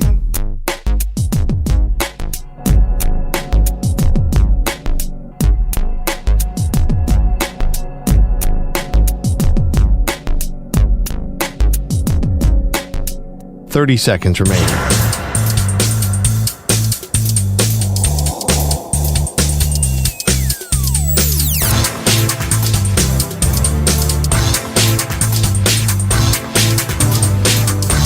$15 seconds.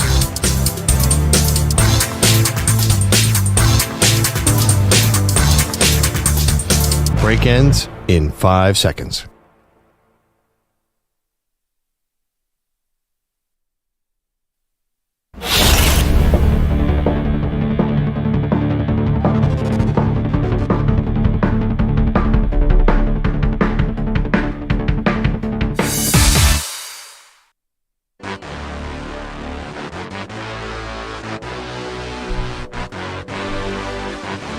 Welcome back, Maggie and Perloff. We were promised controversy 12-team playoff, and it is starting off. I've been reading a lot of the projections, and it's still, we're about to hit Halloween, and we have no idea who's going to be basically 6 through 12. It's going to be fantastic. I think this is going to be the greatest year of college football because now every game, we're into many, many, many do or dies. I can't wait. And also, somebody's going to be so mad. You thought people were mad for the Final Four. Somebody is going to be so irate. You already see coaches starting to position themselves to complain about what's going to happen next. I mean, nothing could probably be as worse as FSU last year. That was like the launch point of just complete outrage, and for good reason. Yeah. We understand FSU got completely screwed, and it feels like it's almost carrying over into this year, which has been a total bottom out. I'm still waiting for I want Army to beat Notre Dame, and I want Boise State with Ashton Genty to be, and then have one spot for both those teams and see them fight it out. Or actually see the playoff committee put both teams in. That would be amazing to have two non-major conference teams. That would be so fun. I'm curious, but I don't think they're going that way. I think the committee is going to be more likely to put in more, I would say, middle-of-the-pack teams from the Big Ten or the SEC. Well, if Army beats Notre Dame. Oh, well, if Army beats Notre Dame, then it's on. But and if Ashton Genty is alive for the playoff. And I love that Ashton Genty keeps getting these primetime standalone games. Like they're on Friday again this week, right? Which is awesome because I feel like a lot of the country gets to still see his Heisman campaign, and it doesn't get lost or anything because they're not in a major conference. But it's fantastic to see. But if I'm a little worried about Army because I just watched Notre Dame take out Navy. And I thought Navy was going to be able to keep that game a little bit close, and it was not a game. No, I think Army might be a little bit better than Navy, of course. I mean, it's Army and Navy versus Notre Dame. I know. I would hope that Notre Dame could kill them. But hey, you know what? Funnier things have happened. Notre Dame lost in Northern Illinois. We have no idea. Army pretty good since. Army will hit you with that weird offense. We'll see. It's going to be fun. But the real fights are going to be how many teams does the SEC, how many teams does the Big Ten get? Yeah, so you can already tell, you said that the coaches are starting to position themselves and they're starting to complain. Stop me if you've heard this before. College football coaches complaining about everything and anything under the sun. But I kind of understand this one, I guess, a little from Lane Kiffin. Do we have it? So Lane Kiffin at the podium yesterday, obviously the head coach of Ole Miss, got a big game coming up against Georgia. And he's upset when he found out the time of this game and the fact they're going to be playing at 3:30 instead of a night game. I mean, I think that's proven over time in NFL and college. Playing at night in electric atmospheres is a home field advantage, and tough when you got to do that as a opposing team. So that's been proven for a long time. And so who won at night? LSU gets to play at night again, I guess. Shocker. So that's 2 for 2 for them. It is an advantage. I feel bad for our fans, to not have one night conference game is really unfortunate for them. And yeah, it's always about the fans. But I should make a note. This is not this weekend. This is next weekend. This is the November 9th weekend, Perloff. Obviously, Georgia has Florida this weekend, yes, right? Georgia-Florida game. Georgia-Florida the game this weekend, yeah. Anyway, so this is setting up so we can complain for 2 weeks here. Do you think Lane Kiffin has a point? Absolutely. I mean, look, we've known the SEC officials are weak. They can be influenced by a night crowd. We saw it against Georgia. So Ole Miss they should be upset about this, and they should complain because it is hard to not give a slight edge to the home team at night in those atmospheres. I mean, we've seen it at LSU over the years. Like, think about it. You're an official. You're just a human. You're terrified of this massive, drunk, sprawling crowd. You're definitely going to give some calls to the home team. Okay, it's just the way it is. But I ask you, who do you think deserves the primetime slot in this particular weekend? Is it Georgia and Ole Miss, or is it Alabama LSU? Obviously, I think it's Georgia Ole Miss. They're better. They're higher ranked. I know, but the Alabama LSU is setting up as basically a de facto elimination game. This is an elimination game for Ole Miss. And actually, it's real close. It's real close for Georgia, too. Well, but Georgia, I don't think they're going to lose to Florida this weekend. So Georgia will have one loss. Could they afford a second loss? I mean, I think so. And still keep their hopes alive. Whoever loses this Alabama LSU game, it's over. And yeah, for Ole Miss, if they lose to Georgia and they have 3 losses, it's probably over for them too. I think that I don't know if you can really nitpick that Alabama LSU got the primetime game here. Maybe I'm wrong. I know we're on in Atlanta. I know we're on in a lot of places in the South. I'm curious who people believe should get the primetime game there. I've seen a lot of Penn State fans, too, that are really upset that their game with Ohio State this week is at noon. Because they're saying the same thing. They want the night game in Happy Valley with the crowd and the atmosphere.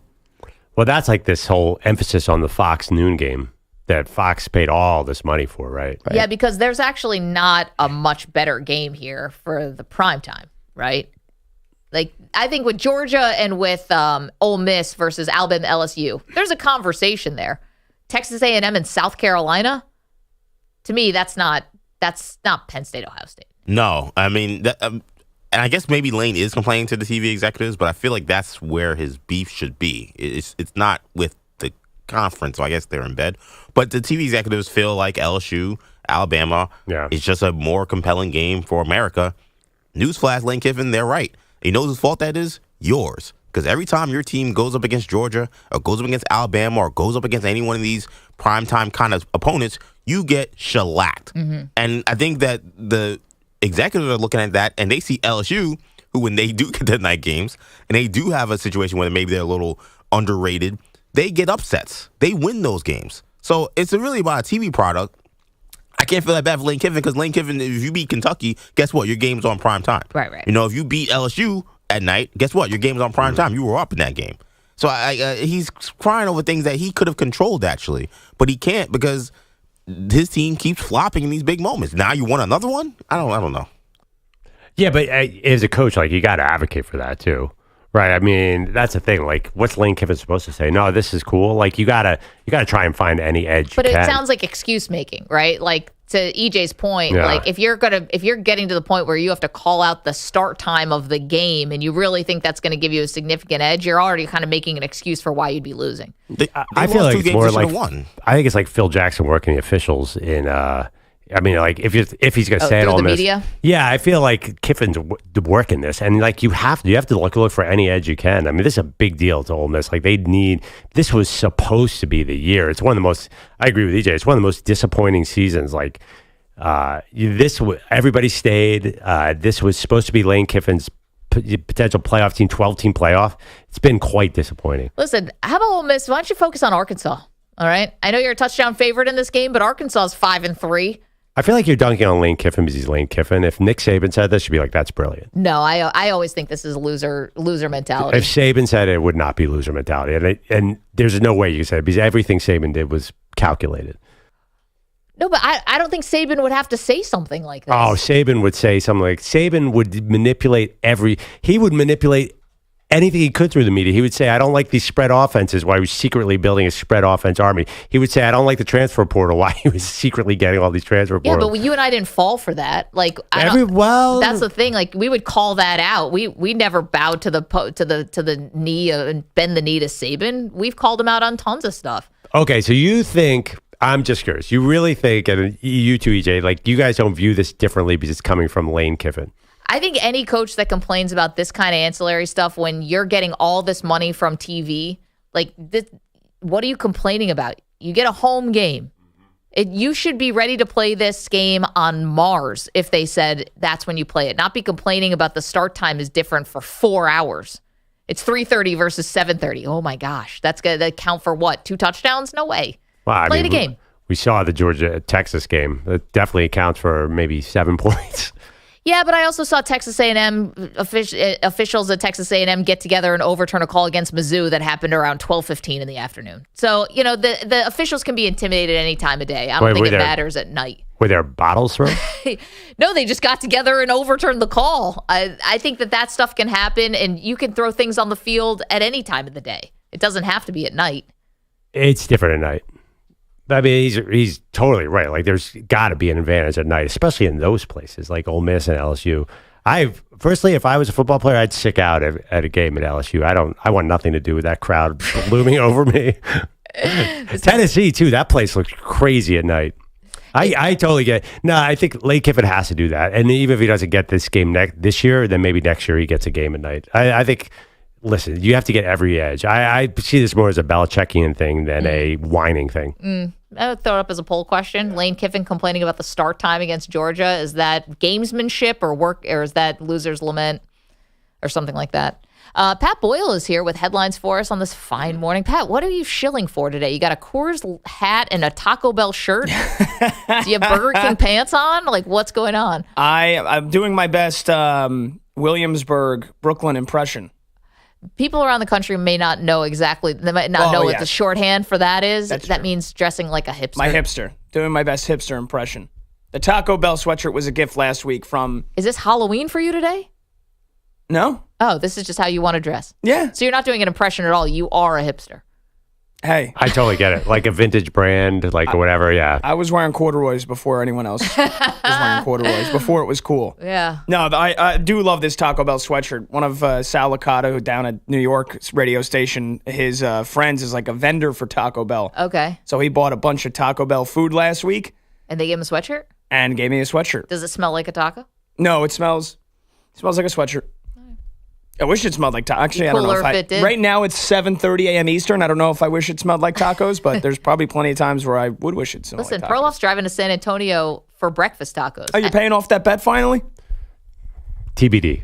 Yes, we don't have the date. There's an issue with the how many miles do I get per gallon of gas? There's lots of financial issues going on here, but I'm going to get to San Antonio. Could you double down? Uh-huh. You should say the bet's off. I don't have to pay off the bet if Bronny James wins Rookie of the Year. If Bronny James plays a total of 100 minutes this season. I will walk to Los Angeles if Bronny James wins Rookie of the Year. I feel that confident. Careful. No, there's no careful there. By the way, I was at the barber yesterday. All my barber wanted to talk about for the entire hour I was there was Bronny James. Is there an hour's worth of stuff Yeah, to what say about Bronny James? I mean, well, my barber is his crib is the barbershop, so I'm at his house, so he's able to pull up Bronny highlights. He's asking me like, so what's the deal? Why do people think he's so terrible? But isn't he young? Like, well, he's short. Can he grow? Was one of the questions. Oh, wow. It was a full. I felt like it was a Bronny James podcast I was on while I was getting my haircut. Yeah, EJ, I know how you feel because one of my best friends is a barber and he's a Yankee fan, but there's a lot of other sports that he doesn't watch. But it's crazy how you can make anybody look good from YouTube highlights. Like there's thousands of people, millions of people maybe that are convinced that Bronny James can play because they've watched a 6-minute YouTube reel from. He's showing me the 17-point USC with the limited. He's showing me the 17-point preseason game. He's like, he doesn't look that bad there. I'm like, that's literally the only NBA highlights we have of him. He's got the McDonald's game. He was sick in the McDonald's game. And that's too. what also that's a big deal. It was high school guys too. It was like, well, he can dunk. Well, I wonder about that question, and I'm curious if your barber has any insight. I think his growth was stunted by the heart attack. Because I thought, like, yeah, he's going to grow a little because his arms are so long. Like, I thought he might grow a little bit more, and now he's not growing. I would think that people forget about that. When you watch this Netflix thing, it's like, oh, my God, this kid almost, like LeBron's son almost died. Yeah. So that's a big part of the story as well. What did your barber have to say about that? So he didn't talk about the Can we get him on the phone? But shout out to my barber, Rod. One of the things he did want to point out, though, is he feels like Bronny would have a better chance if he wasn't with his dad. He feels like this is actually the issue, is that if he was playing for like the Hornets, he'd be much better. Like, how could you really play so well? But he wouldn't be playing in the NBA if his dad wasn't LeBron. Exactly. That's the problem. Know that? I know, but but his thing though is that like if another team if they would have just let him go to another team, and let's say LeBron didn't actually go there, like he'd be playing at Duquesne, right, or whatever. But like his thing is that if he would have went to another team where he didn't have the spotlight of his dad being over his shoulder, maybe he'd be playing better than he is. Because he's playing terrible right now. No, I mean, that, all due respect to Rod, he does a great job. Talented dude. But that one is silly. Yeah. that one's not going to hold up. All right. Progressive is proud to support veterans and small businesses with their annual Keys to Progress vehicle giveaway program, helping our heroes drive their lives forward. Learn more at keystoprogress.com. Dust off the brooms. They're in play now in the World Series. The 2-2 pitch. Bouncer up the middle. Edmonds spins, fires, in time, and that's a win for LA. Steven Nelson, Dodgers Radio, the final call. Dodgers beat the Yankees in the Bronx 4-2 again to take a 3-0 series lead. They're one win away from their 8th title in franchise history. Freddie Freeman homered for the 5th straight World Series game he's played in, a 2-run shot off Clark Schmidt in the first inning. The Dodgers never looked back. Walker Buehler stifled the Yanks for 5 whole innings, Maggie. 5 whole innings of shutout baseball. Hand him the MVP. 2 hits and 2 walks. Here was Buehler after the game, being a win away from a ring. I'm excited to watch our guys go tomorrow and see what happens. So, I'll be ready if there's a Game 7, but my hope is that I don't have to throw anymore. For the Yankees, Alex Verdugo, 2-run homer in the 9th. Their only offense, Judge and Soto, a combined 0 for 6 with 2 walks. Manager Aaron Boone, he's keeping the faith. Hopefully we can, go be this amazing story and shock the world. But right now it's about trying to get a lead, trying to grab a game, and force force another one, and then on from there. But we got to grab one first. Shock the world. Get a hit. Get a lead. Do something. Yeah. Except for striking out. That's crazy because he's never going to lose his job. Like, it's... Who, Boone? Boone, yeah. Oh, because he got him to the World Series? Yeah, which is unfortunate because he lost him the World Series. He lost him this World Series? I think this is one of those series where you lose game one, you lose the whole series. That's what it feels like to me. It feels like the energy, all the excitement. It feels like the Yankees, just their soul was taken out of them when they lost they're not that mentally game. Tough team. No. They've never been. But it's funny because I always wonder, and the one thing about Boone is who's actually making those decisions. Like, the front office is so involved in making the lineup and everything. Does he actually have the agency to be able? But listen, in game, in that moment, are you walking Mookie Betts intentionally? You would think he's making that decision on his own, but there's probably a ream of papers and analytics to tell him what to do. I don't know. It just felt like, I mean, just the decision to go to Cortez. He just seemed to describe it as I liked where he's thrown in. That's because Boone can't describe the analytics sometimes. Some of these managers, you can tell, there's been several Mets managers who have done this similar thing. So we know about this in the other side of town, which is they make decisions, but the decisions are being made by the front office, so they can't describe why they're being made. We call this the Mickey Callaway. It's a shorthand. He's now out of the league. I don't know if never thought I'd hear his name again. Well, he's a gigantic creep, turns out, allegedly. Several women accused him of being totally inappropriate, so he's gone now. But he couldn't describe why he was doing certain things. But, I mean, throw analytics. If Aaron Judge is not even going to make contact, like what manager or what analytic is going to save this series? Bingo. And they brought in Nestor again. He struck out Ohtani again last night. So I think at that point, I don't know if it mattered, Mookie or Freeman. One of them was probably going to get a hit. But that's the thing. They've got 7 runs in 3 games. Forget about the manager's decisions. They can't hit the baseball. Walker Buehler been getting rocked all season long. And all of a sudden, he's like Cy Young. That's a terrible dated reference, but it's not like the Dodgers have murderer's row of pitching either. They don't.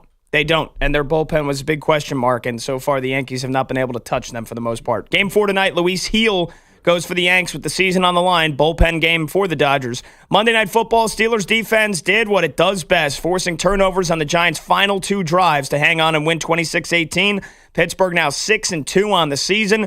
Calvin Austin, the hero for the Steelers, 73-yard punt return to the house, then a 29-yard touchdown catch in the fourth quarter. Russell Wilson threw for 278 and that TD. In defeat, Giants rookie running back Tyrone Tracy starred again, 145 rushing yards and a tud. QB Daniel Jones threw for 264, but again, strip sack by TJ Watt trying to tie the game near the red zone and then picked on the final drive to seal it.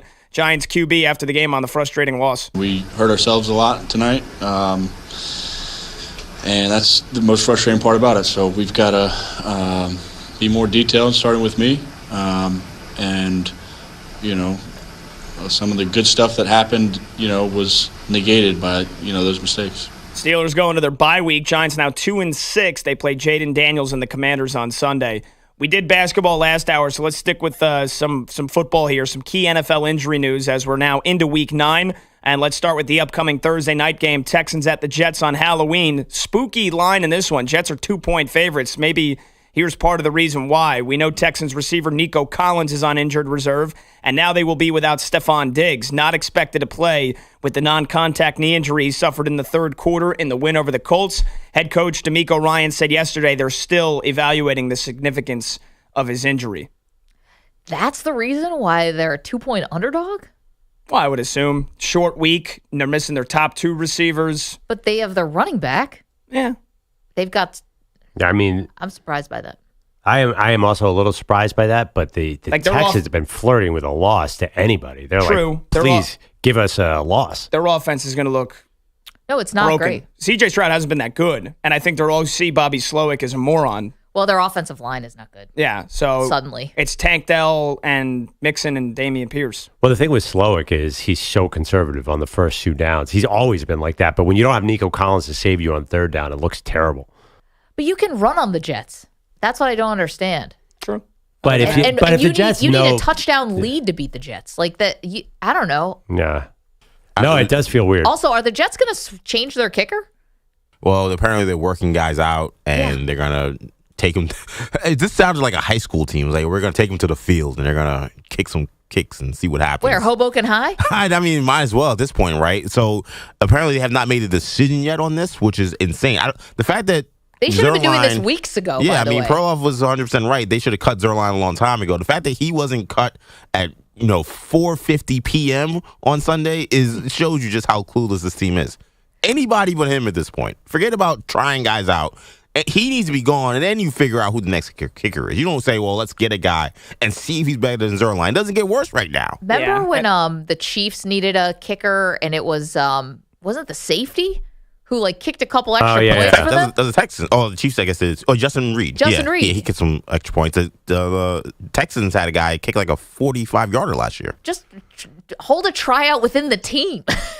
Let alone bringing someone else in. Sauce Gardner doesn't want to tackle anybody, so maybe he'd be better kicking. Yeah. Anyway, Packers, that was a good point, EJ. Packers are getting ready for a critical NFC North battle with the Lions. They're listing QB Jordan Love as day-to-day with the groin strain that forced him out of Sunday's last-second win over the Jags. Here was head coach Matt LaFleur yesterday on how this week will play out for their franchise QB. If he can go, he'll go. So we'll see where he's at by the end of the week, and but if we feel like he can't protect himself, then we certainly wouldn't put him in that position. And two-time All-Pro corner Jair Alexander avoided a serious knee injury in the win over Jacksonville. That's the initial testing results and reporting from Green Bay. Packers will monitor his soreness throughout the week. Finally, in Seattle, head coach Mike McDonald said it's, quote, end quote, looking optimistic for receiver DK Metcalf to play this Sunday versus the Rams. He missed their latest game 2 days ago against the Bills with an MCL sprain that he suffered last week against the Falcons. Yeah, all these injuries, very important. I'm a little worried this is one of those NFL seasons where we're not going to get good things. Like the football gods are taking out a lot of key players. The Hutchinson injury really bothered me with the Lions, and now, I don't know, it just feels like knee injuries are going to be, and Achilles are going to be the story of the season. Why are you putting that out there in the universe? Well, it's just because there's so many injuries so far. Well, it happens every year. Remember last year we had we were down to third-string quarterbacks in half the league. Yeah, it's funny. 75 quarterbacks play last year. Well, the deal in the NFL is you stay healthy, then you have a chance to win the Super Bowl. Like the Niners are not healthy now. The Chiefs have stayed relatively healthy on defense, so they still until the year they lost to Tom Brady, right? They were down to third string linemen. So this is a war of attrition. It just feels like this year there's a lot going on. I'm kind of bummed out about that. Jordan Love, if he can walk, he's going to be out. That dude is tough. Because I don't even think he's recovered from his knee injury from the Friday night game in Brazil. We'll get to that. Perloff and I not seeing eye to eye on what they should do with Jordan Love before this critical game against the Detroit Lions. Pat, thanks so much. Maggie and Perloff, we're back in a minute. You're in a 5-minute break.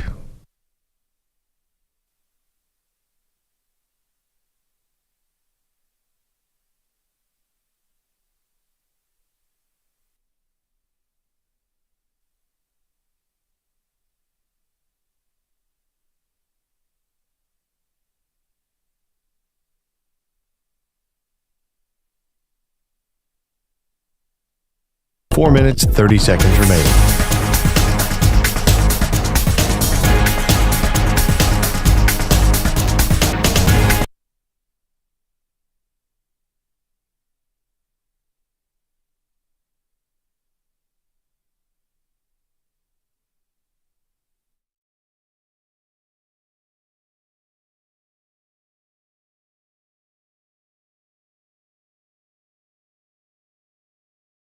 Say infinity's mice, he's feeling the dismay. No NBA on NBC, what a shame.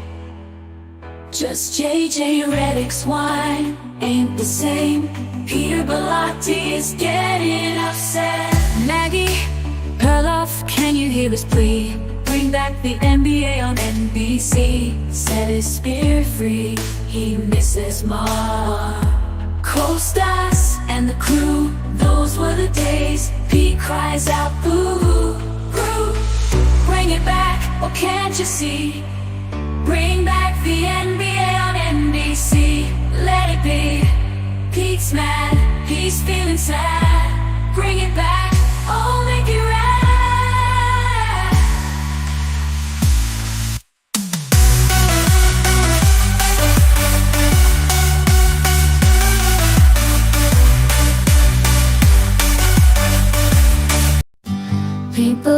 He's got something to say, infinity's mice.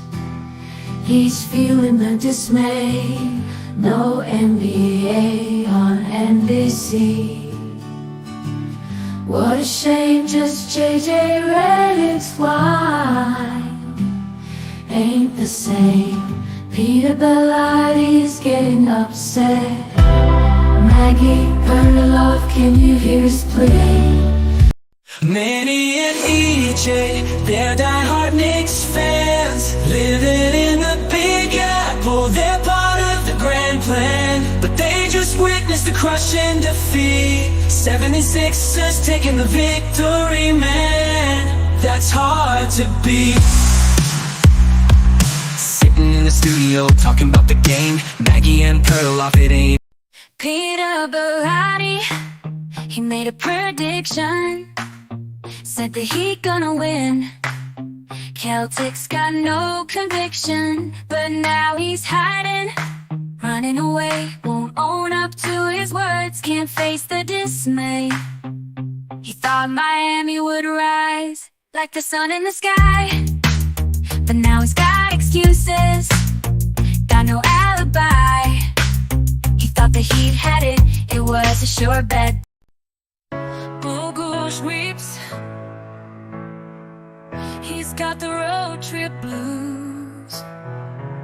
Left behind, feeling like he's bound to lose.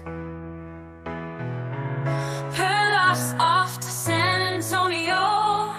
Can't believe his eyes. But Bogle's stuck at home. His heartache amplifies. Betting against Wembyama, Perloff took the fall.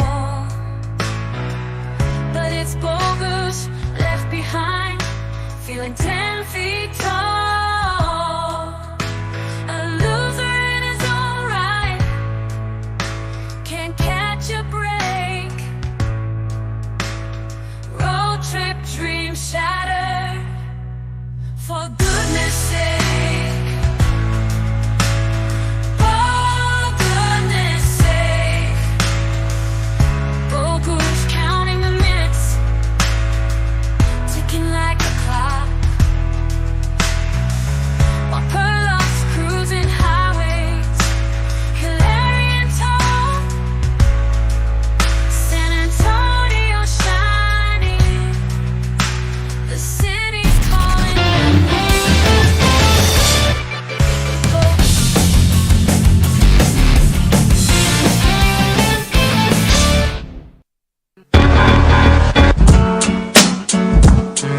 Welcome back, Maggie Gray, Andrew Perloff. So we're monitoring the Jordan Love groin injury now.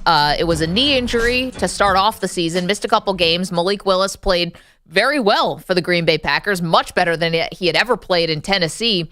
But now it's a groin injury. He tried to play through it a little bit in their eventual win over the Jacksonville Jaguars, Perloff. But now you've got the Detroit Lions. This game is just sitting out here. To me, Jordan Love has to play in this game. Now, I get if he can't protect himself, but he has got to find every way to play in this game. After this game, then you want to, takes a little bit of a rest against some lesser opponents. This division is everything. You want to win this division, be getting home games at Lambeau. This game is in Lambeau. He's got to do everything to play. You cannot just say, we're going to take it easy. This is the one he's got to play in. But you got the bye right after. So I think that is a huge factor. Like you have a chance to sit him for 2 weeks and get him fully healthy for the stretch run. And also, too, like I think you need him against Chicago. You need him against San Francisco. You need him against Miami, games where you can't afford to risk putting Malik Willis out. You could drop this game to Detroit. Honestly, they're probably going to split with Detroit anyway. They could probably lose with Jordan Love on this game. And you have no idea. And this home field at Lambeau, really, since when does that mean anything in the playoffs? Well, it might mean something for Jordan Love. It didn't mean anything for Aaron Rodgers at the end. I get it. It didn't mean anything for Brett Favre. Got beat there, too, by the Giants. But I'm just saying I'd much rather be at Lambeau than be in Detroit. Jordan Love didn't seem to have any problems going into Dallas last year. He looked pretty awesome. And he actually looked really good until the rain started to get too hard in San Francisco. I'm not sure I'm really worried about this team no matter what their position is. It feels like they're going to be a much stronger team once they get healthy at the end of the year. That's why I think the Lions have looked more impressive so far this season, but I do not count the Packers out at all. You need Jordan Love to beat the Detroit Lions. You could beat the Bears with Malik Willis.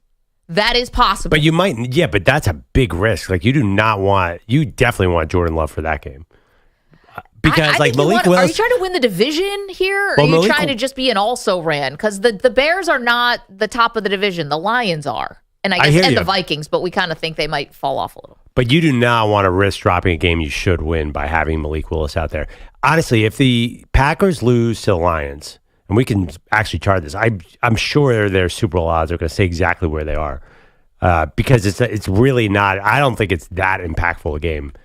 I mean, winning the NFC North, these are probably the two best teams in the conference. They're going to see each other in the postseason. But Perloff, you're going for the number 1 overall seed, aren't you?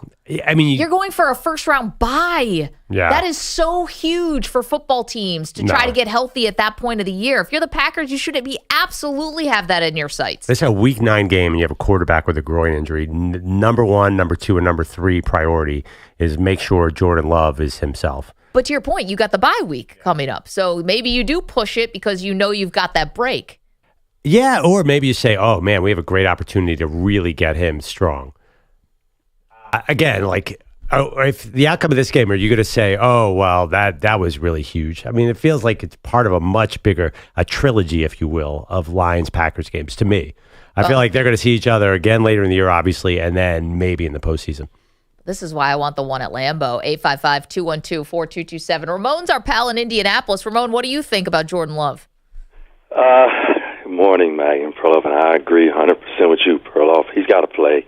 After what we saw with Jalen Daniels Sunday with a bad midsection rib section, throw the ball 64 yards to kill my Bears in the end.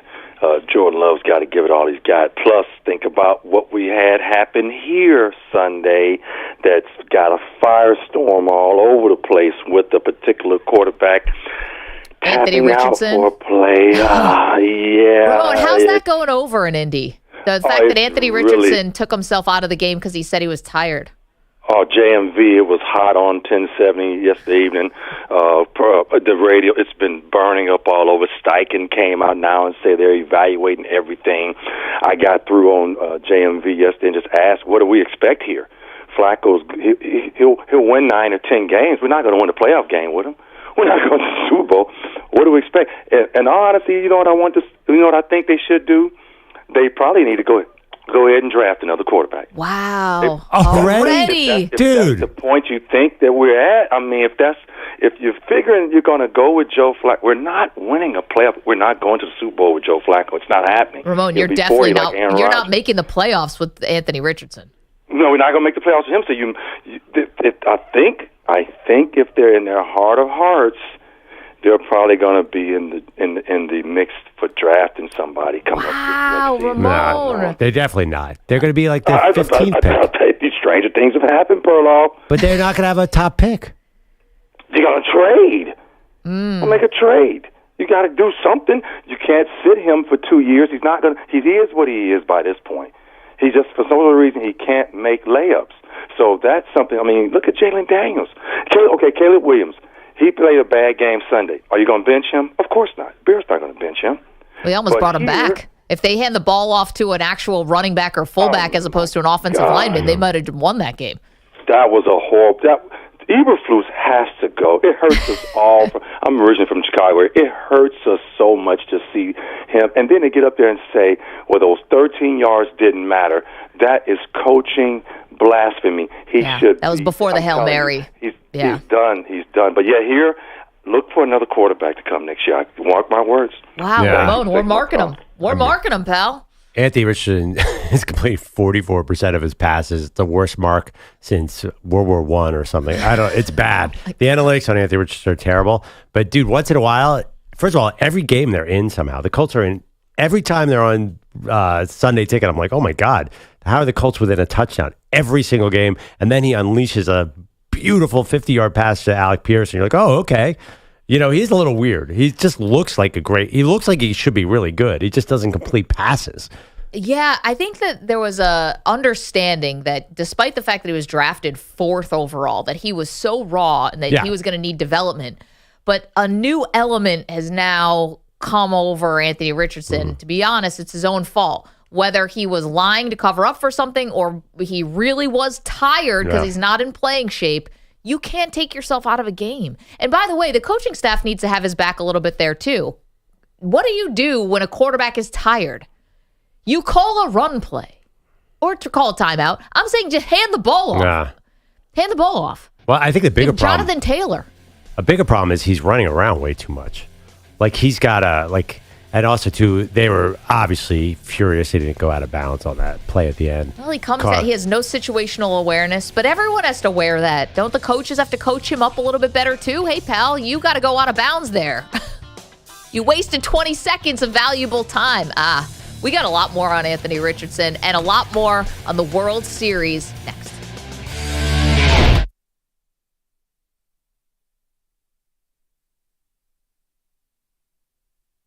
You're in a 5-minute break.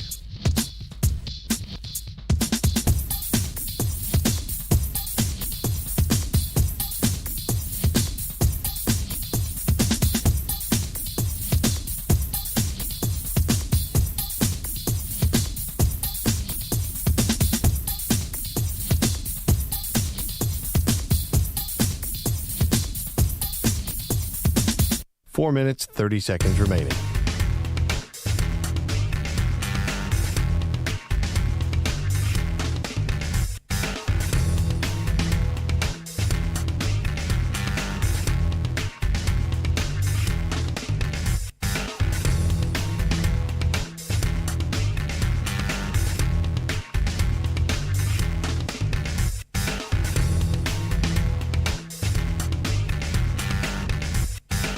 Four minutes remaining.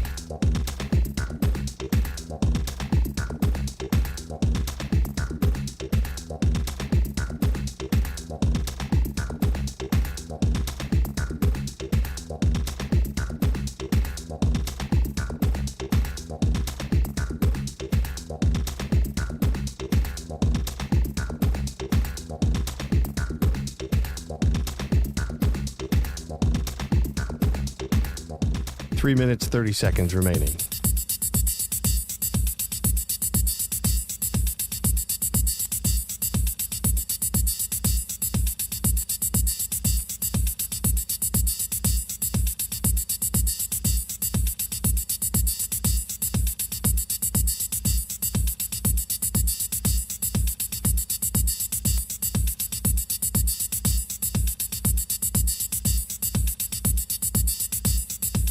Three minutes remaining.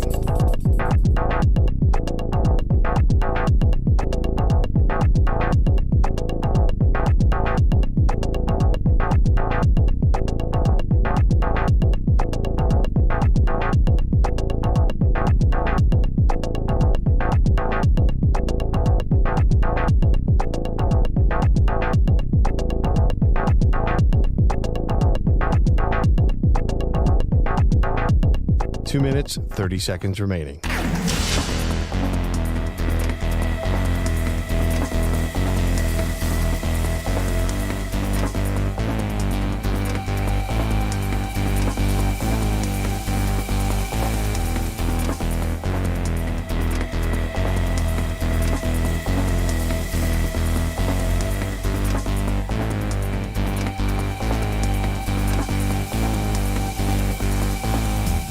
Two minutes remaining.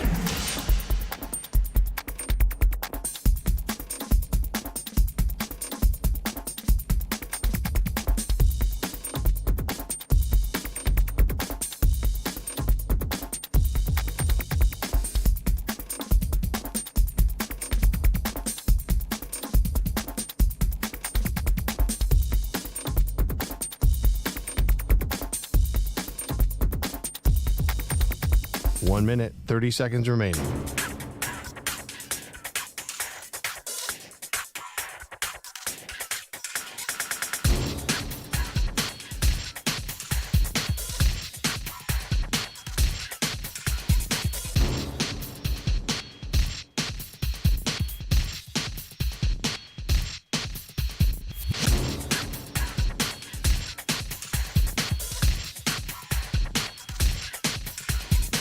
1 minute remaining.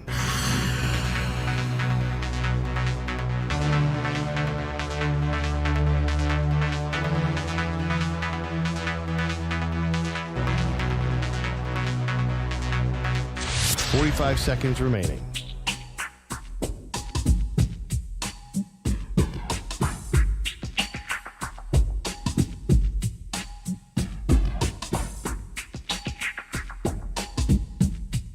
$30 seconds remaining.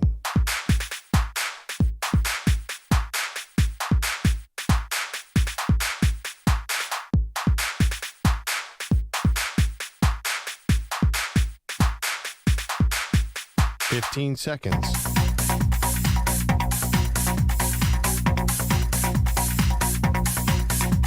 Break ends in 5 seconds.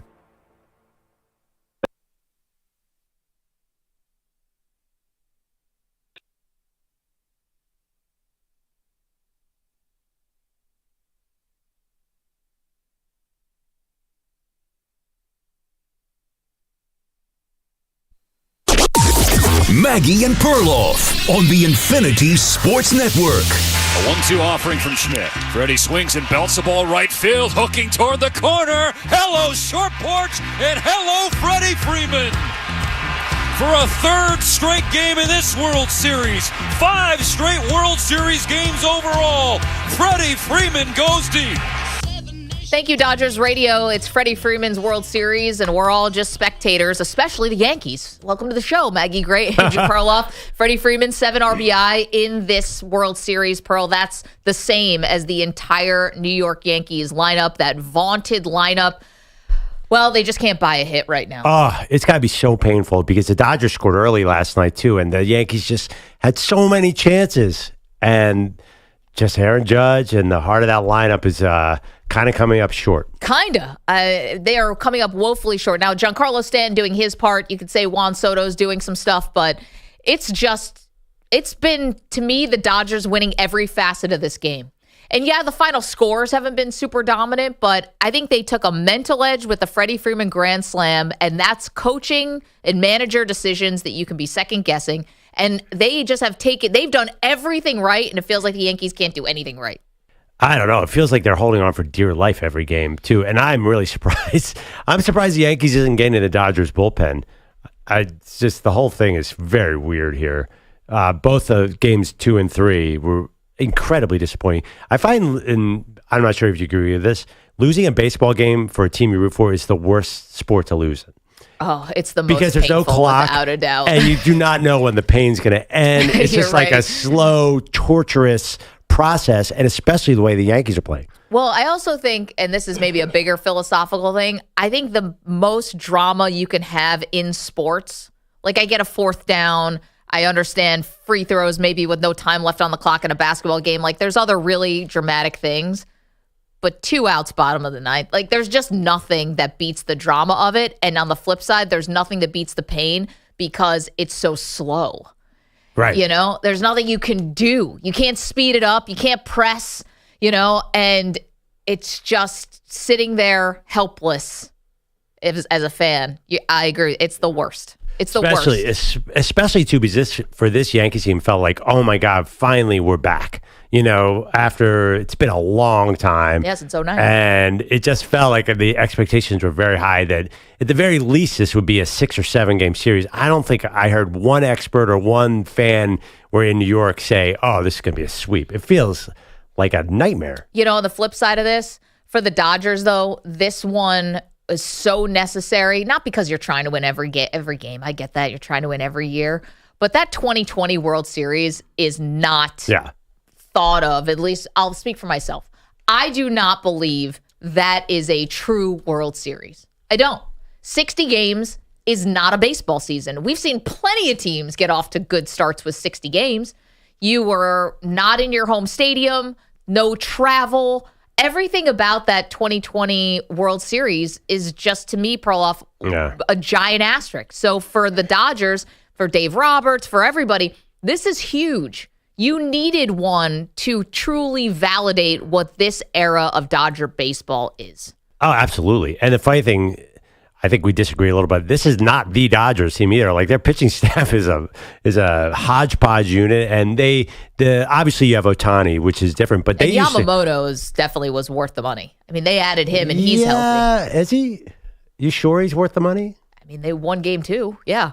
But they used to go 8 All-Stars deep to the lineup. Sort of is not the most potent Dodgers lineup we've ever seen. So it's really like, listen, I'm not claiming to be Tom Verducci. I'm not in the day-to-day baseball, but I did not hear a lot of people talking about this Dodgers team. Everyone's like, they don't have the pitching. They don't have the pitching. They don't have the pitching. And the fact is they don't. Look at that. I can't believe their bullpen is surviving against this Yankees lineup. Yeah, well, it turns out Yankee pitching, even more disappointing, and to be honest, it's been okay. I mean, 3 in 9 innings, 4-4. It's not, and also too, it's not like they've been getting pounded. Like the Dodgers are kind of creating runs. Yeah. A lot of stolen bases. I don't know. I mean, this was a Yankee team that the bullpen was always going to be a question mark, a lot like the Dodgers. And then you thought you found guys who could solidify the back end. But clearly when there's a step up in weight class and hitting, then it hasn't been there. They've got nothing from their starters last 2 games. And the other, Rodon. The only thing is about, this is why Garrett Cole, I can't understand and fathom what the Yankees are thinking right now. So Garrett Cole, who started game 1, so that was Friday. It's now Tuesday. It's the World Series. You got the highest contract of any free agent pitcher ever, all time. And you're not going on short rest because they need you for a game 5? There is no game 5.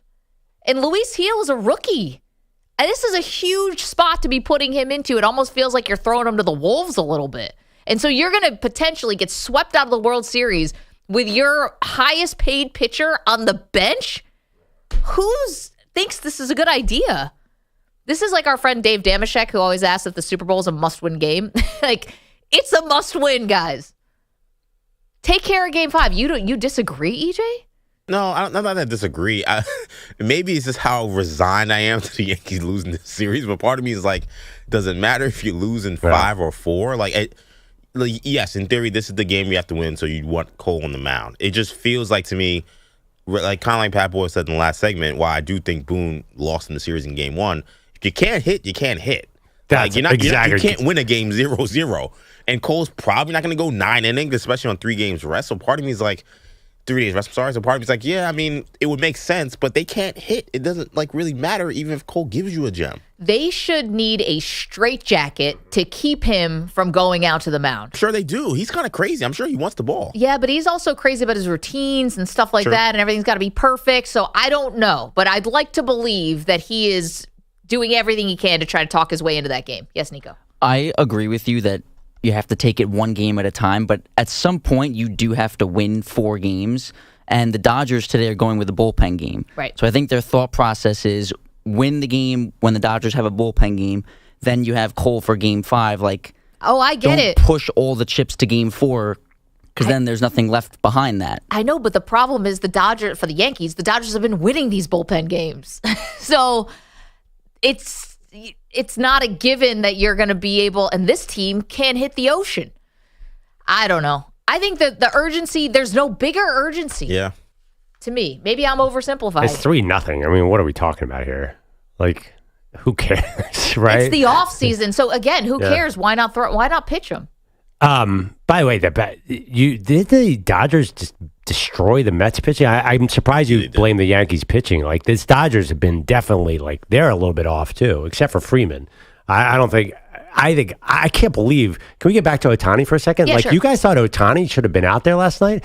I was in literal pain watching him try and swing a bat. And every time he swung, it seemed to get his shoulder worse. Like, what are you doing? You're up 3-0. You wouldn't think there's any urgency, and he's not going to hit. There's no way he's going to hit a home run with this shoulder. But think about it. He's still impacted the game because he draws a leadoff walk, and then Freddie Freeman hits a home run, and now you're up 2-0. And that's an insurmountable lead these days for the Yankees. I know, but that's not like whatever the win impact. He had 1 walk and was 0-3, right? It wasn't like gangbusters.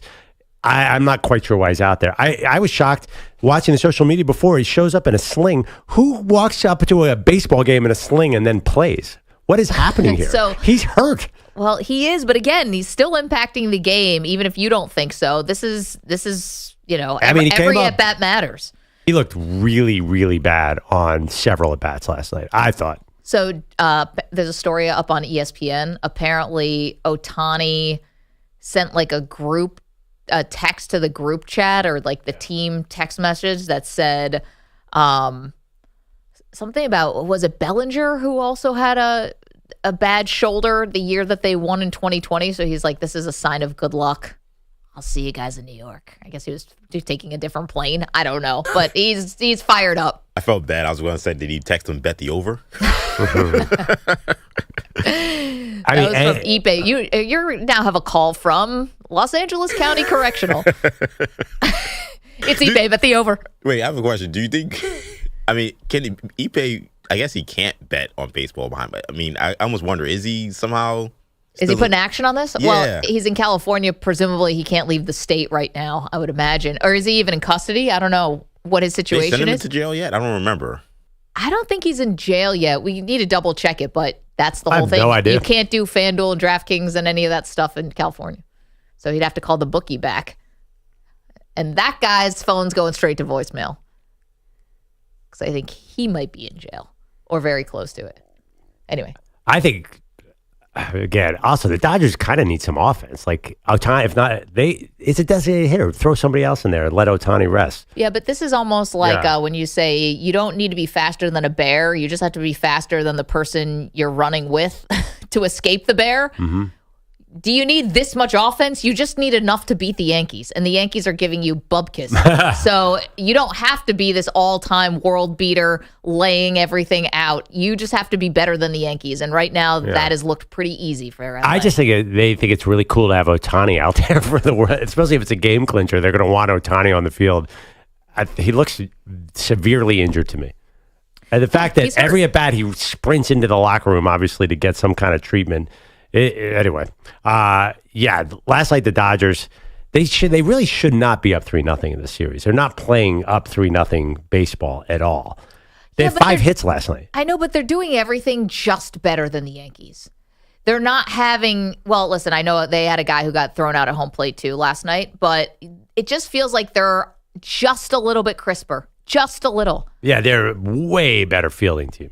I mean, Smoltz said it last night. The Yankees, if the Yankees could field as well as the Dodgers, they win game 1 for sure. And to be honest, that's a problem in the organization because that's been a problem going back to people have been complaining about the Yankees defense for years. Remember, John Sterling had the call that the Yankees are running bases like they were drunk. He was talking about his own team, and they've always been a mess on the bases, and it has not gotten cleaned up. Well, when you have Juan Soto, Aaron Judge, and Giancarlo Stanton, you shouldn't need to worry about fielding or running the bases. You should be trotting the bases after these guys are hitting 58 homers a year. I know, but it's different in the playoffs. It's always different in the playoffs because in theory, the pitching gets better, but, I don't know. I mean, they still, obviously. Pitching always beats hitting in the World Series. Aaron Judge should be hitting better. I mean, you say that, but Aaron Judge should be doing something. No doubt. No doubt about it. I mean, and he's the one who's going to wear it. I just think it's interesting that EJ was asking before whether the Yankees were giving him the captaincy. Here's the thing, though, about that. I don't think they regret it. And we're talking about the last Yankee captain was Derek Jeter. He went to way more World Series. The Yankees were just making it to the World Series all the time, and he was coming through in big moments. The Yankees don't make it to the World Series now. This is the anomaly for them. And he's been bad. He's been bad in the postseason, period. But is he the reason why they haven't made the World Series as often? No. I still think it's pitching, ultimately. I think there's no rhyme or reason who makes a World Series in baseball. As my friend Billy Bean, Moneyball, said, it's a crapshoot once that postseason starts, and that's just the way it is. Baseball's so temperamental. Just the fact that the Yankees have gone this cold right now, I don't know if any analytics in the world, like it's what Billy Bean always said, analytics will win you a lot of regular season games. Something happens in the playoffs. Maybe it's the way people respond to pressure. Is that the biggest factor? Sure. Yeah. I think that's an aspect to it. Let's go to Rich, who's in California. Rich, good morning. How are you? The fact of the matter is the back of the Yankee lineup hasn't done a thing. Yep, them too. They are. I mean, Judge gets the blame because Judge gets the headlines. But the fact of the matter is, if you got nobody to drive in, what are you going to do? It's pretty much after Stanton, you fall off the edge of the earth. Yeah, I think that the biggest part is that Judge has the protection of Stanton behind him.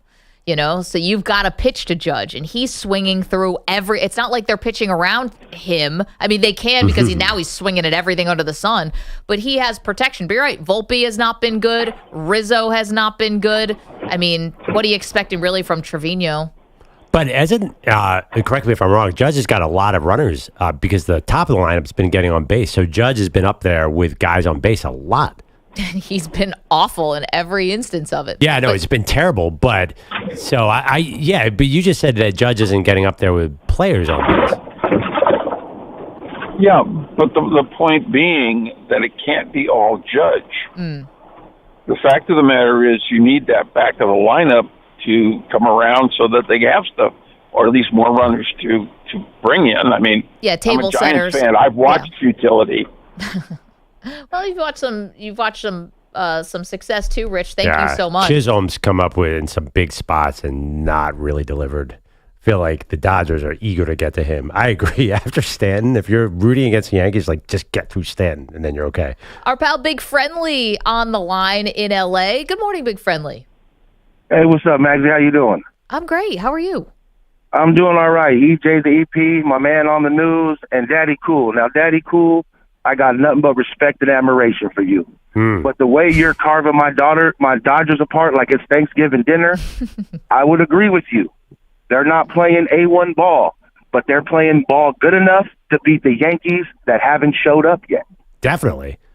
But what's happening? Like the Dodgers, the story is not that the Dodgers are hammering the Yankees. They're finding new ways to win. Yeah, okay, but Daddy Cool, let me ask you a question. We're on the basketball court. If you can't shoot a jumper, you may take it down low. You're going to find out what you can do to score. Right now, the Dodgers are doing what they need to do to win. And once again, I agree. It's not A1 ball. But they've shown up, and other players besides Ohtani have showed up and showed out. Judge has showed up to get paid. He hasn't showed up on the field. Soto has showed up when he wanted to cash a check, and Stanton's the only one swinging the bat. So you got Edmonds, you got Kike, you got the other Hernandez, you got Taylor, you got Smith, you got everybody else in the Dodger lineup contributing, and Ohtani's not, and we're still up 3-0. And by the way, don't tell me for 1 second, Big Friendly, that Dave Roberts is out managing Aaron Boone, because that sacrifice bunt in Game 1 almost made me want to throw a baseball through the TV. So I'm not sure that's the storyline. Because Dave Roberts and Aaron Boone are basically the same guy in many ways. I would say this, and then I'll let you guys go. I'm not going to say he's out coaching him. I'm not going to say Aaron Boone's doing a bad job. All I'm going to say is that the Los Angeles Dodgers, the first time I called you guys, we spoke about if the Dodgers didn't win at least 3 World Series, that this was a shame. Now, the Dodgers are up 3-0 in the first year. Can we at least give them a little bit of credit that they might know what they're doing? Oh, all the credit. I'm saying the Dodgers are winning this series. Big Friendly, great to hear from you, pal. Thanks for calling in. And we're asking you, are the Yankees blowing it? Are the Dodgers winning this series? And I think the Dodgers are winning it. And you're asking, why is Ohtani out there? I think Big Friendly's onto something. This is the start of a decade with this guy. Winning this World Series and having him, he already is a part of it, obviously, a massive part of it, but having him be in the lineup still sets the tone for the next decade. I'm not sure I understand. What's the difference? He's still going to be there. By the way, hopefully he'll be there next year. I'm telling you, I look at his shoulder, he's going to have surgery. And we know for quarterbacks, how long do you think, when are we going to see him again? If he could get through this without surgery, that means that the shoulder is going to come out all the time too. This would be something we're dealing with forever.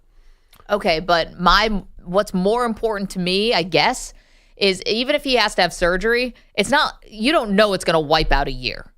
It could wipe out a few months. It might take him a little bit to get back. But the fact is, if he can come back and he can be pitching and hitting, then you've got it. Then you're still in position, because the Dodgers can win regular season games. And the Dodgers can win division titles, quite frankly, without Ohtani.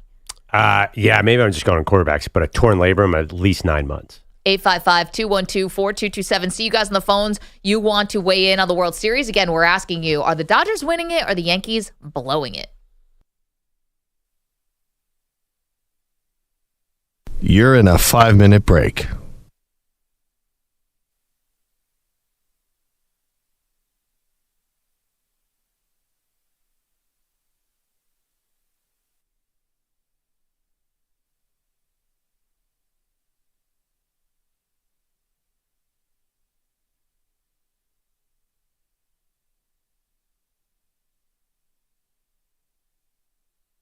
Four minutes, 30 seconds remaining.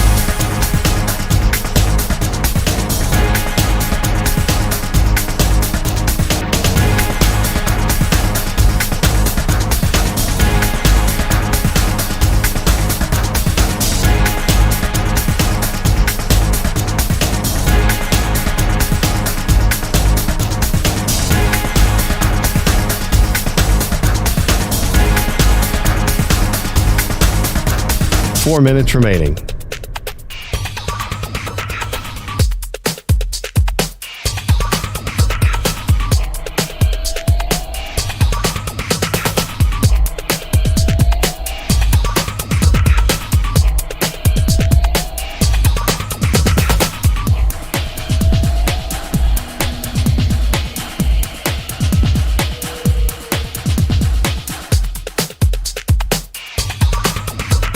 Three minutes, 30 seconds remaining.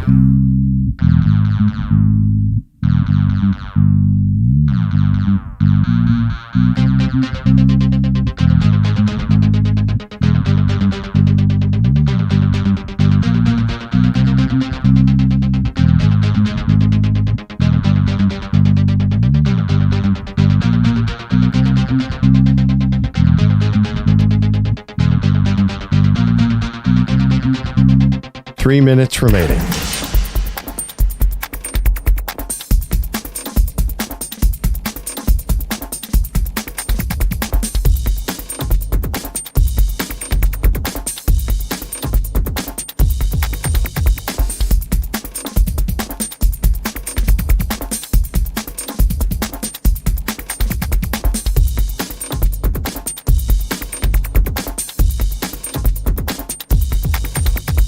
Two minutes, 30 seconds remaining.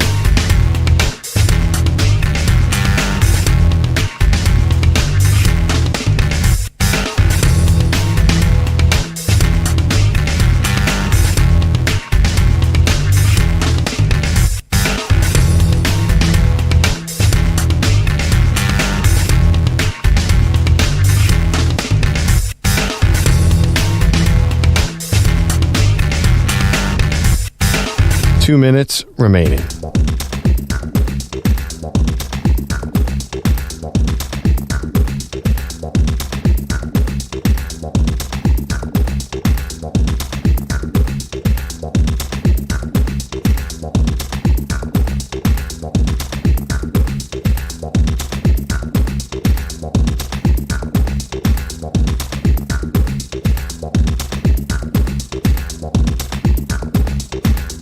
One minute, 30 seconds remaining.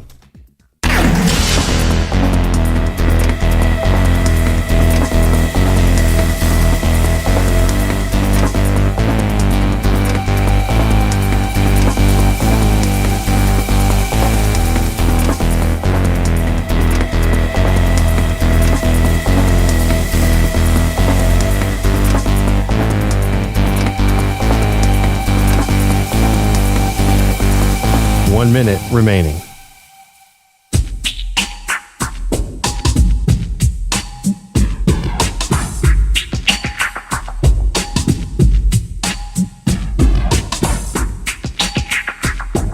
.45 seconds remaining.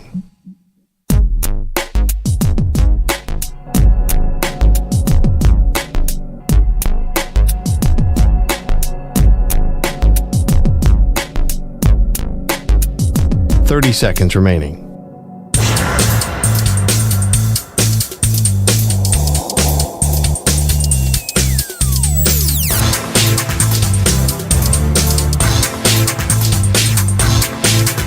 .15 seconds.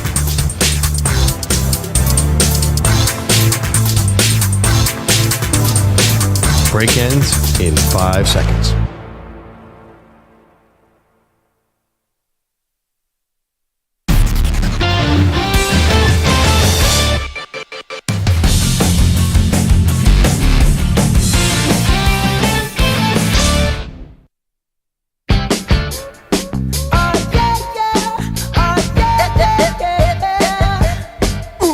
This portion of the show is brought to you by Ethos Life, the easy way to get life insurance in 10 minutes, up to $2 million in coverage with no medical exam and just a few health questions. Get your free quote at checkethos.com. Not available in all states.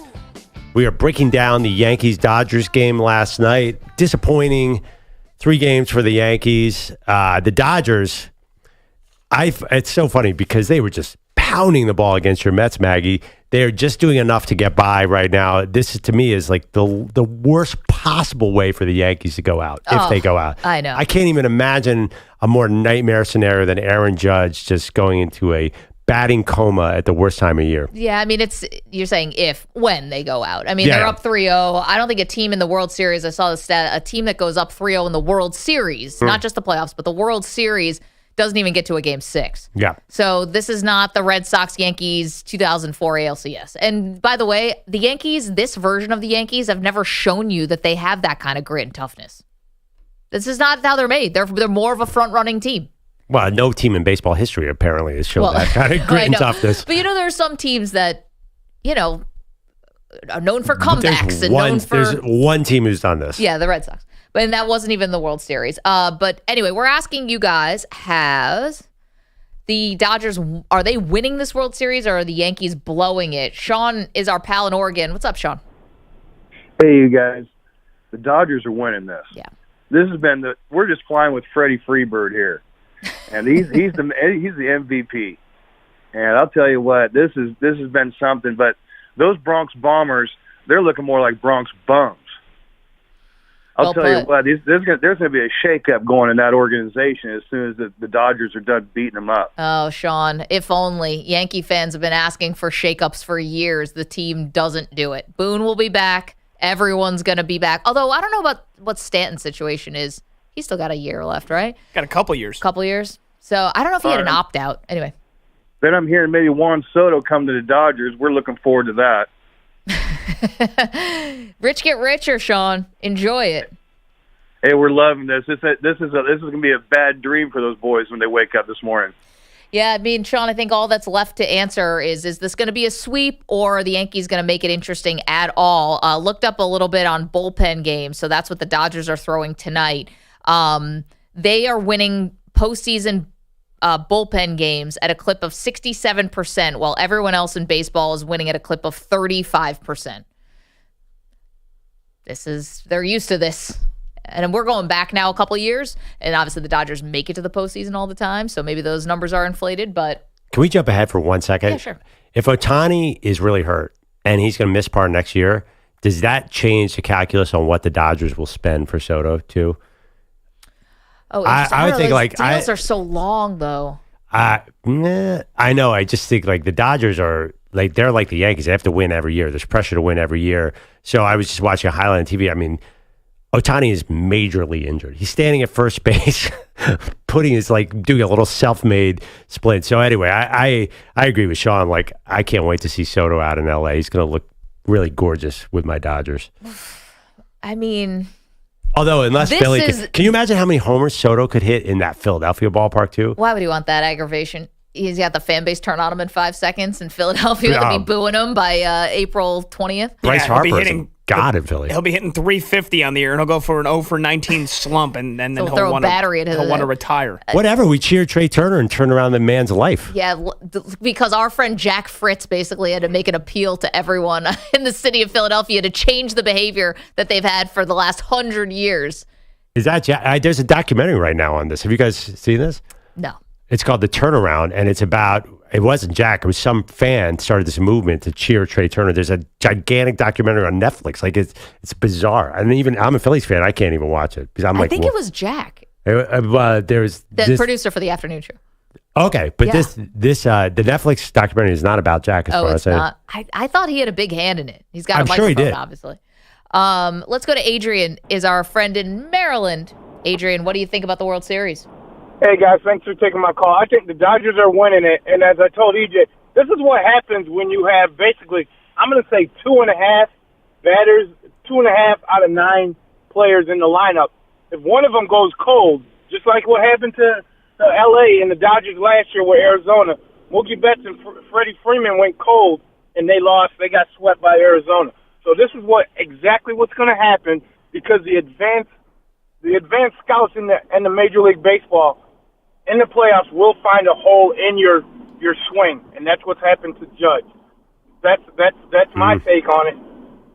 Adrian, it's a good take. I also think Aaron Judge is pressing beyond belief. Yeah. I think you're right. I think you're right. They're getting him. He has no idea what's coming with the breaking pitches, and he's super late on the fastball. So he's all mixed up. But I think it's gotten his head now. At this time, he has to press because he's trying so hard because he's trying to get out of this slump. Baseball is such a finicky sport. You're either cold or hot. You're never something warm or lukewarm. You're always like Stanton. He's super hot in the playoffs, but he also can be super cold. Oh, so Judge looks like Stanton when Stanton's on a cold streak. Waving at everything, terrible, balls in the dirt, stuff he would never swing at in the regular season. And the Dodgers, the only thing they're doing is they're saying Soto is not going to beat us. Soto's not going to beat us. And when Soto gets up, he can beat him because he's put the Yankees in the lead. So if they're not going to let Soto beat him, they'll let Judge beat him. And obviously, as you can see, Judge is in this huge slump. So there you go. There's your game. There's just like L.A. and Arizona last year. You know, thanks for Adrian, it's a good point, and it's interesting just to remember a year ago when this was Freeman and Betts. And I know Freeman turned on a little bit, but they were bad. They got swept by the Diamondbacks. And look at now. So I guess if you're taking any solace in this as a Yankee fan, you're thinking if we get back, we'll be better. I don't know. Judge has never been good in the postseason, though. He doesn't really have a great tracker. He turned on a tiny bit earlier in these playoffs. But again, Royals, Guardians. Kershaw finally won a couple games in the postseason. I mean, he actually saved his legacy a little bit, don't you think? Because he was Aaron Judge. Does anyone disagree with that? He was the biggest, like the greatest regular season player who just couldn't do anything in the postseason. Eventually, it took a long, long time. He won a few games. So I think there's hope. I just feel like if they lose Soto, this could be a one and done for the Yankees in terms of World Series appearances. Because we also forget in the Judge era. Yes, because we forget that this American League was not only not up to snuff, but it's also kind of young, right? Like the Orioles are kind of on the come up. I think the Guardians are kind of on the come up. The Tigers are on the like these are teams that in theory can get better. Like they're right now kind of light years away from the Yankees, but the Yankees have all their guys in their prime. If they lose Soto and he's gone, now you're really focused on Judge, and he really is the guy. How many more years you got out of Stanton? This feels like a major missed opportunity for the Yankees. It feels like this was a series that should have been an absolute heavyweight fight that goes 6-7 games, and them getting swept like this could have or even if they lose in 5 games. Like I just feel like this is going to have ramifications for years to come. I don't know. Like you're really afraid of the Orioles and the Tigers if you're the Yankees. They've been losing to the Rays. Yes, and I don't know. It's just what they should be able to figure out a way to spend enough to be able to beat those teams. They've been able to do it for 20 years. Baseball's also super cyclical. Like next year, the Mariners had an unbelievable pitching staff. They couldn't hit their way out of a paper bag. Yeah. Like that team can win 100 games next year if they have any semblance of hitting. The Orioles were phenomenal in the first half. There's not a doubt in my mind the Yankees re-signed Soto. Especially like this, they get embarrassed. They got embarrassed 2 years ago by the Astros and then missed the playoffs. That spurred them to make the trade for Soto. They're getting embarrassed right now in the World Series. Yeah. Owner Hal Steinbrenner, he will absolutely pay That's Juan interesting. Soto. Yeah. The fact that would they feel the pressure and embarrassment to have to sign him? I think they're also very much about the bottom line. They are. But they had one bad season that went bananas in the offseason. Like I agree with Pat there because I read this story about how last year informed all their thinking. They're like, we cannot be this bad because they've won pretty much 100 games every year. Judge has been there, right? Yeah, it's not like they fall off. Yeah, they don't fall off. Well, they missed the playoffs. But they also, to be fair, they do make some knee-jerk reactions. Like when they missed out on Ohtani, they traded for Stanton. And it looked like a terrible idea until now he's the only guy hitting in the postseason. But my point, they haven't really been cyclical. They've been there every year almost, maybe one or two down years. Just in the league in of itself. Like, remember, for a couple years, the Rays were one of the best teams. Everybody thought the Blue Jays were going to be great, and their young stars have not really panned out. Say what you will about Vladdy, but... See, the one thing about the Rays, though, is that they always are going to end up trading those guys. So the moment anyone's really good, you have them for a tiny bit, and then you're going to trade them. Like, would it stun anybody if the Red Sox win 95 games next year? How many times have they gone worst to first? Couple. But, you say, like, the Orioles and the Tigers, it's, like, kind of hard to believe that they're going to be a consistent threat to the Yankees, just based on the last 40 years. But the Orioles and Yankees were neck and neck the entire season. And the Orioles have new ownership. But are they going to be consistently there like the Yankees are? The Yankees have been in the playoffs 7 out of the last 8 years. They absolutely have the players, They did the process. And Maggie, too, with New York ownership, that they will cut costs, cut corners on the margins. But when it comes to getting the stars, that they'll get it. They'll get one if they need it. Cole. Hey, is there anyone else this year besides Juan Soto? Is there anybody floating around? As far as like big-time free agents? Yeah, I keep hearing hot stove, but it feels like it starts and ends with Juan Soto. Pete Alonso. Not to keep it in New York, but he's another free agent. That could not happen, right? That couldn't happen. What? To the Yankees? God, that would make me laugh so hard. I can't imagine that he'd be their kind of guy. Corbin Burns is a free agent again. Yeah. I did see a stat that the Yankees have not had a home run hit by a first baseman since July 31st. Wow. So maybe they would be looking for What did you say he's out there kind of guy? Baseman. In what sense? Like he's not serious enough? He's kind of like a big puppy dog? No, I just don't know if they would take the Mets, if they would poach the Mets like that. If they would get into a bidding war with the Mets and then want to poach the Mets guy. But if they lose Soto to the Mets, hypothetically, then why wouldn't they? I don't know. It kind of makes sense. When I think of gigantic home run hitters, they have Stanton and Judge. Might as well add in Alonso to make it a home run derby every single night. Pat, you got headlines for us? Yep, and we're sponsored by LinkedIn. Let LinkedIn's deep candidate insights help you find your next Pro Bowl hire today. To post your job for free, go to linkedin.com/recruitment. Terms and conditions apply. So, yeah, Freddie Freeman homered again. 2-run shot to the short porch and right at Yankee Stadium off Clark Schmidt. That was in the first inning. The Dodgers pitching stifled the Yankees' bats again, winning Game 3 last night 4-2 to move one win away from winning their 8th title in franchise history. It's a commanding 3-0 series lead. Manager Dave Roberts not getting excited just yet. We have got to stay focused, stay urgent. I think offensively, to be quite honest, we left a lot of runs out there tonight. Still found a way to win a ball game, and there's just got to be urgency. Starter Walker Buehler, the latest Dodger pitcher to shut down the Yanks offense. 5 shutty with 2 walks and 2 hits. Allowed the only Yankee offense coming from Alex Verdugo when they were down to their final out, a 2-run shot in the 9th. We've detailed Aaron Judge's slump, another hitless night. He's now 1 for 12 in the World Series with 7 Ks. On the other side, Shohei Ohtani. Perloff, I heard you say it earlier this hour. He showed up in a sling after he partially dislocated his shoulder while trying to steal a base in Game 2. He went 0 for 3 with a walk and a run, and after the game threw his non-gambling addict interpreter if he needs surgery. I haven't had further conversations about the future plan. I think it's something that's going to happen after the season is over, do additional testing. But in terms of how I feel now, I don't think so. We're never going to know. And he's holding it. I mean, is he milking it, or he's holding his shoulder in place while he was running yesterday? No, he said he's got something on it. Like there's something on the shoulder that he's wearing. And according to him, he was holding it in place, like a brace. But yeah, it doesn't look good. We still don't know exactly what kind of surgery he had on the pitching elbow. It wasn't Tommy John this last time. It was the Bryce Harper surgery, right? But they won't confirm what it is. Like, we're not going to... Well, obviously, the fact that he got back out there shows that it was that whatever. They have a new kind of short-term hitting Tommy John. Do you guys want to hear my shoulder sling story? You got one? Oh, yeah. College, intramural finals. Our starting quarterback gets hurt. Perloff steps in. This is flag football. Wow. Flag football. For some reason, and I don't know why it's flag football, I get rocked. I throw the ball. I think I was throwing to Cliffy. And Cliff caught it, and I hurt my shoulder so bad. I swear, I was like, "Oh my God, I'm going to have to have surgery on my shoulder." Like Wedding Crashers, or like Bradley Cooper just slam you to the ground. It was like we do crab cakes in football. So I went to the infirmary at my college and got a sling, and they put a sling on it. So I'm walking around in a sling. I show up at the party later that night wearing a sling and be like, "I'm going to kill." Old football injury ladies, don't mind me. My guy friends laughed so hard at me that I had a sling for a bruise that I immediately took it off, and I'm like, "Oh, this thing is doing nothing." But I just will always remember everybody was laughing at me because I showed up at a sling to a gigantic party at Dartmouth, and you can't just like, Pat, you're single, don't try it. It doesn't work.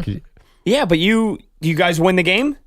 No, we got killed. Oh. Well, you can say, the fact that I was stepped in there, played quarterback and threw a touchdown pass. For an intramural game? What's your SAT score, babe? Well, it's Dartmouth, so we all know it's off the chart. No, also, how many guys named Dartmouth? How many guys at Dartmouth are named Cliff? Yeah. Probably a few. 20% of the population. Chads, Brads, and Cliffs. Cliff was No Chads and Brads. No Chads and Brads Cliffs, at Dartmouth? Probably a lot of Walters. No, Cliff was actually... Warren. Cliff was from the deep south. Warren. Cliff was from Alabama, and his name was Cliffy. Is Cliff one of those names? I'm not sure. Like Cliff seems preppy to me. No, I see. Cliff I think old. Cliff Huxtable. Yeah, I don't know if anybody's been named Cliff in I'll the tell U.S. you what, the preppy database guys since were. like 1990. Yeah, it's like Marjorie. Like if you certain names. Anyway, so I tried to like impress the ladies with a sling. It didn't work. So my point is, if Ohtani's out there with a sling, he's needing surgery, and it's coming fast and soon, no matter what his interpreter says. Yeah. So your moral of the story was he did not impress the Bronx ladies last night. Yeah, I was going to say, did he get married? Was he worried about He's the married, lady? yeah. Really quickly, Game 4 tonight. Luis Heel tries to keep the Yankees season alive. Bullpen game for the Dodgers as they try to sweep. Monday Night Football. Calvin Austin ran a punt back 73 yards for a touchdown to break a 9-9 tie in the third quarter, then caught a 29-yard touchdown catch from Russell Wilson. Pittsburgh's defense closed it out, forcing turnovers on the final two Giants drives. Steelers win at 26-18 to improve to 6-2. Russell Wilson, 278 yards and that touchdown. Najee Harris also had a big game, 114 yards on the ground. Meanwhile, for the Giants, Daniel Jones threw for 264, but those two turnovers while trying to tie the game in the fourth quarter, both were his. Strip sack by T.J. Watt right outside the red zone, and then a bad overthrow for an interception on the final drive. Giants are 2-6. They play Jaden Daniels and the Commanders on Sunday, and we'll get to more basketball next hour. Pat, thank you so much. Coming up next, by the way, you can go vote on our poll at Maggie and Pearl. How would you describe the 2024 World Series? The Dodgers winning it, the Yankees blowing it. 855-212-4227, and then the future of Ohtani now with his arm definitely his shoulder, certainly hurt. Maggie and Perloff, we also have some football for you next. You're in a 5-minute break.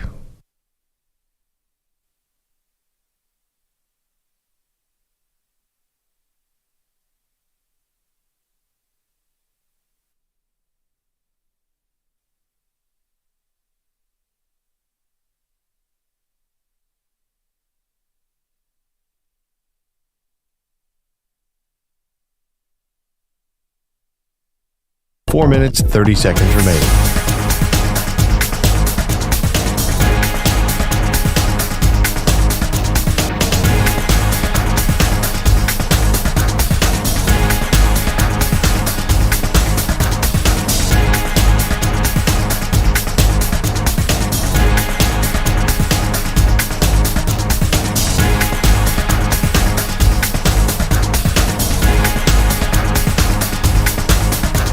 Four minutes remaining.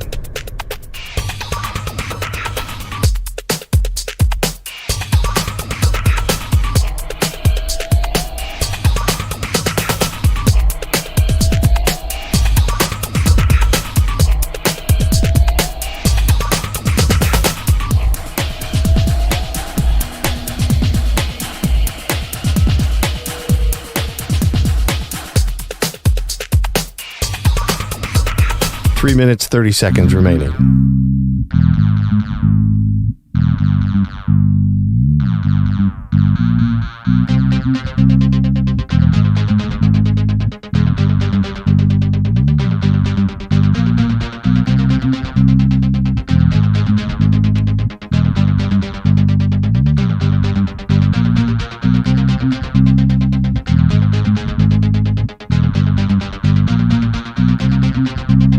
3 minutes remaining.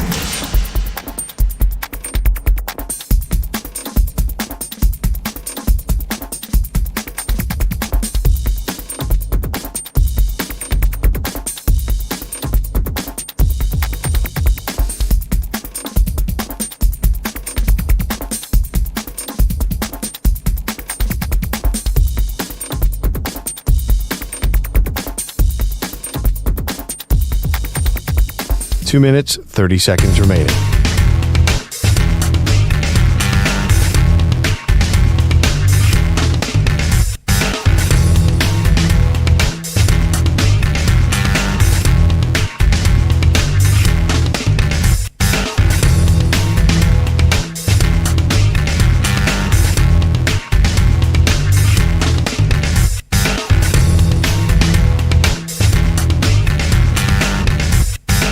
Two minutes remaining.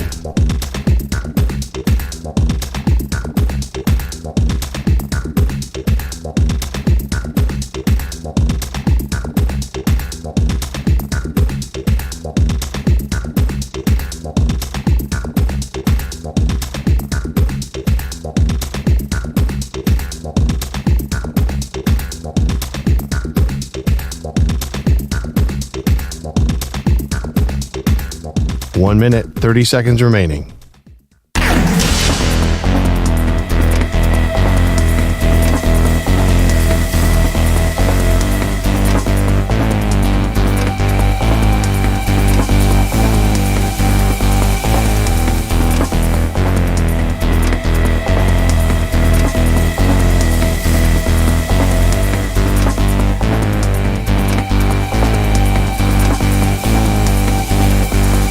One minute remaining.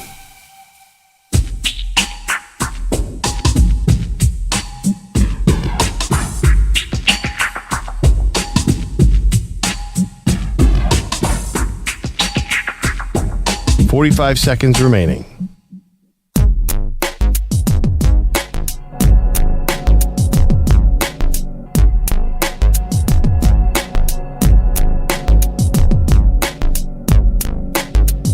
Thirty seconds remaining.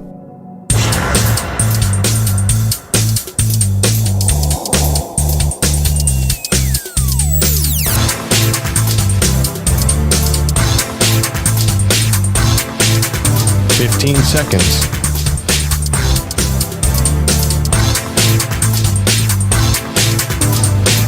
Break ends in 5 seconds.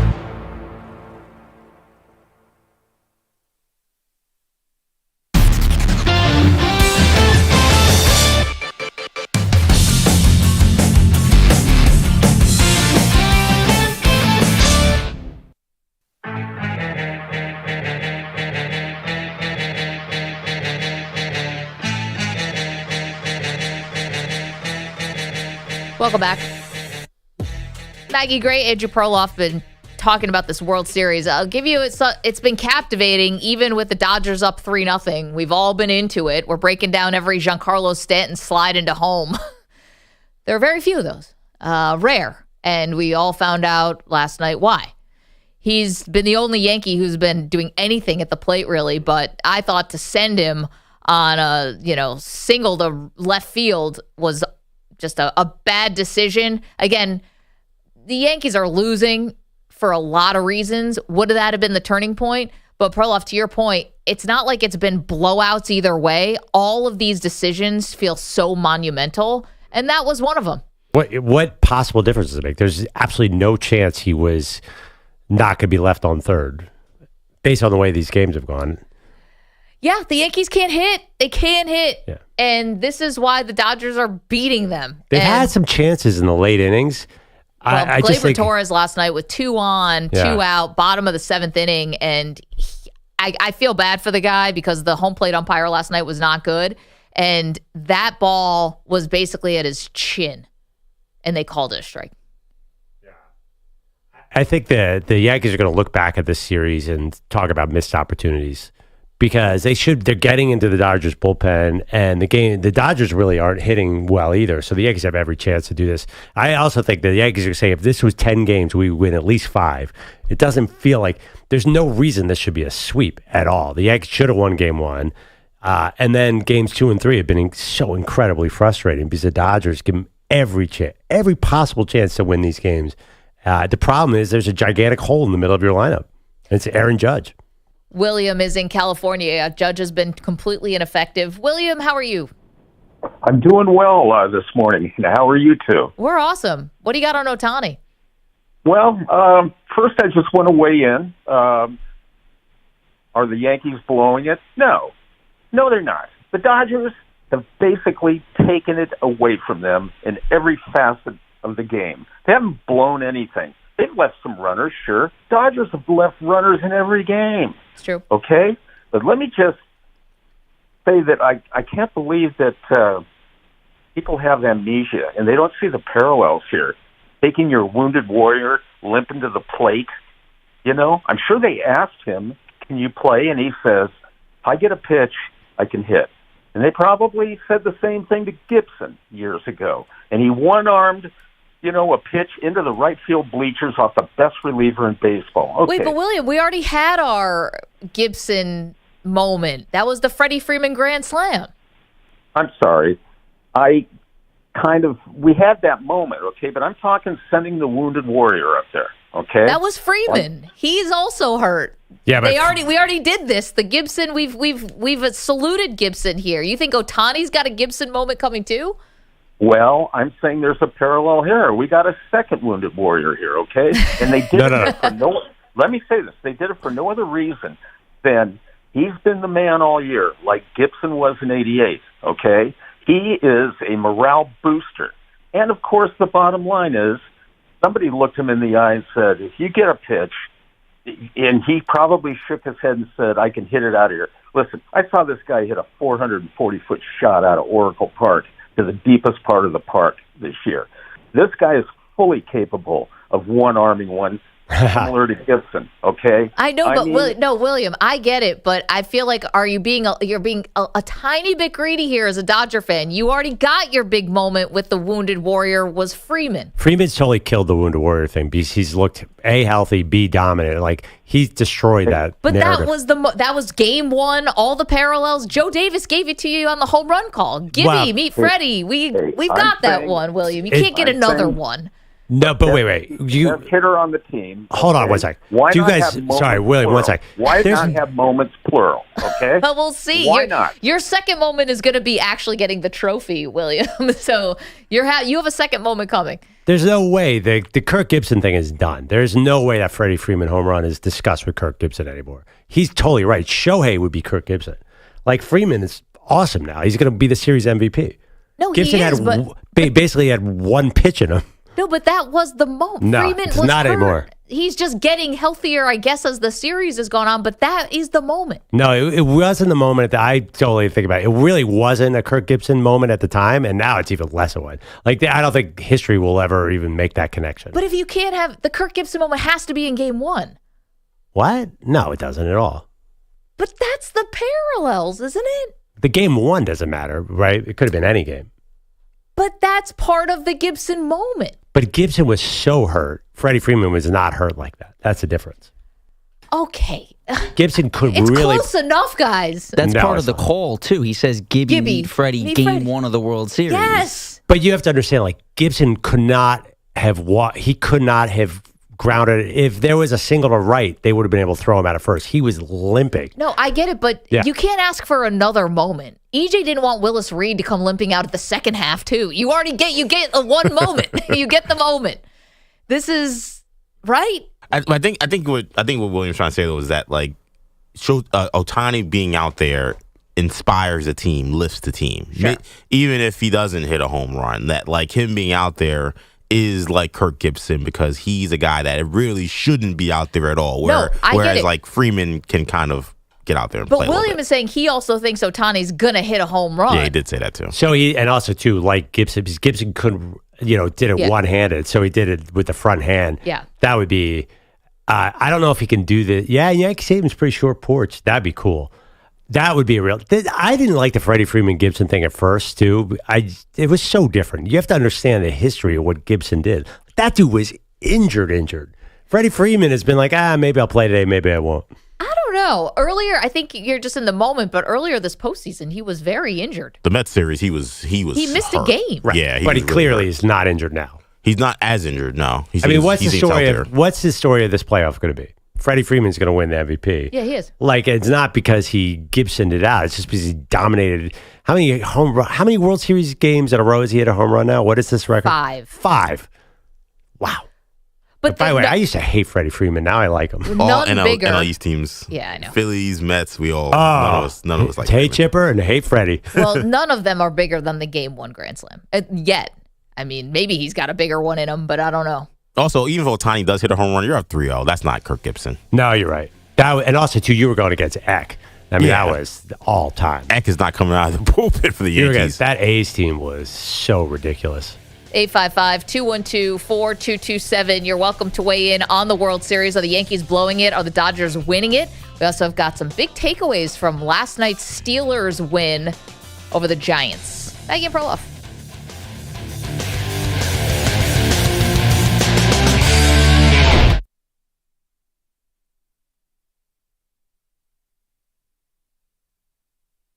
You're in a 5-minute break.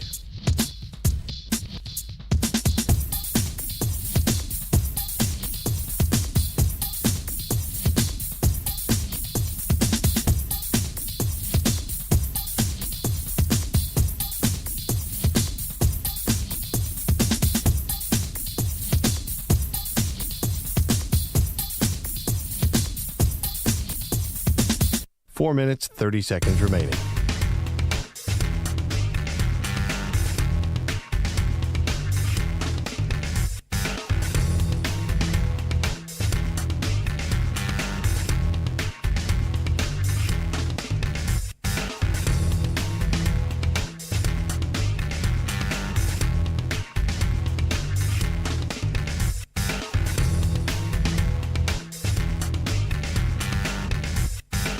Four minutes remaining.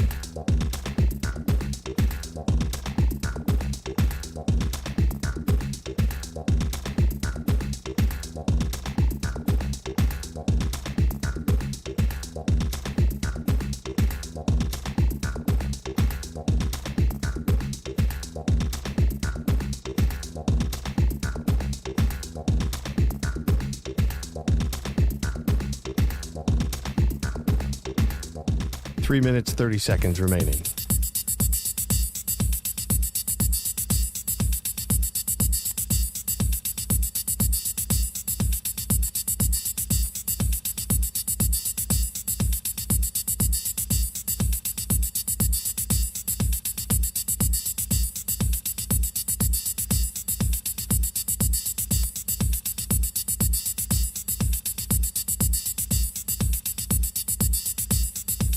Three minutes remaining.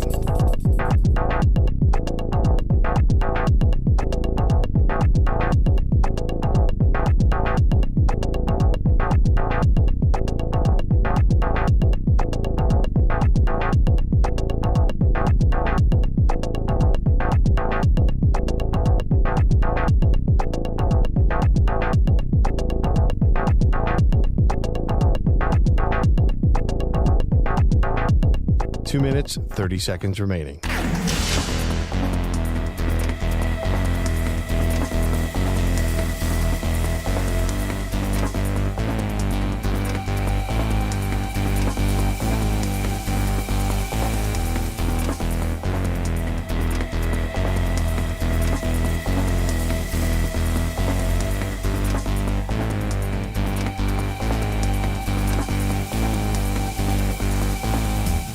Two minutes remaining.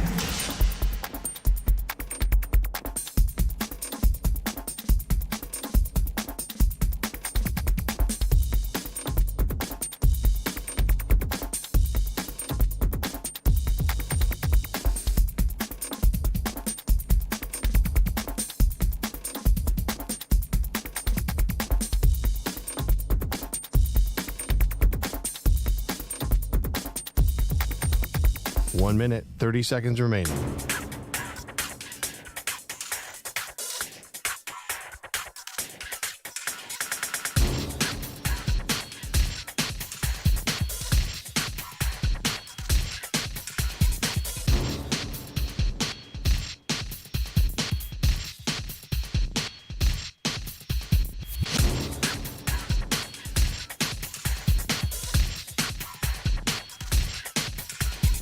One minute remaining.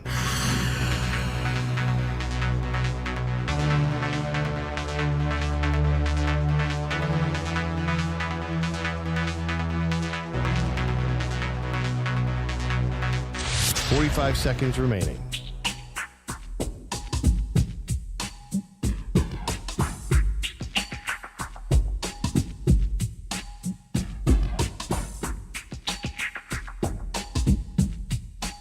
Seconds remaining.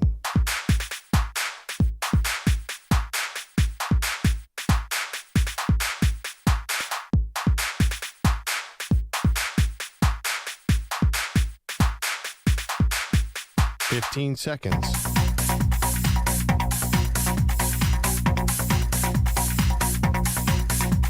Break ends in 5 seconds.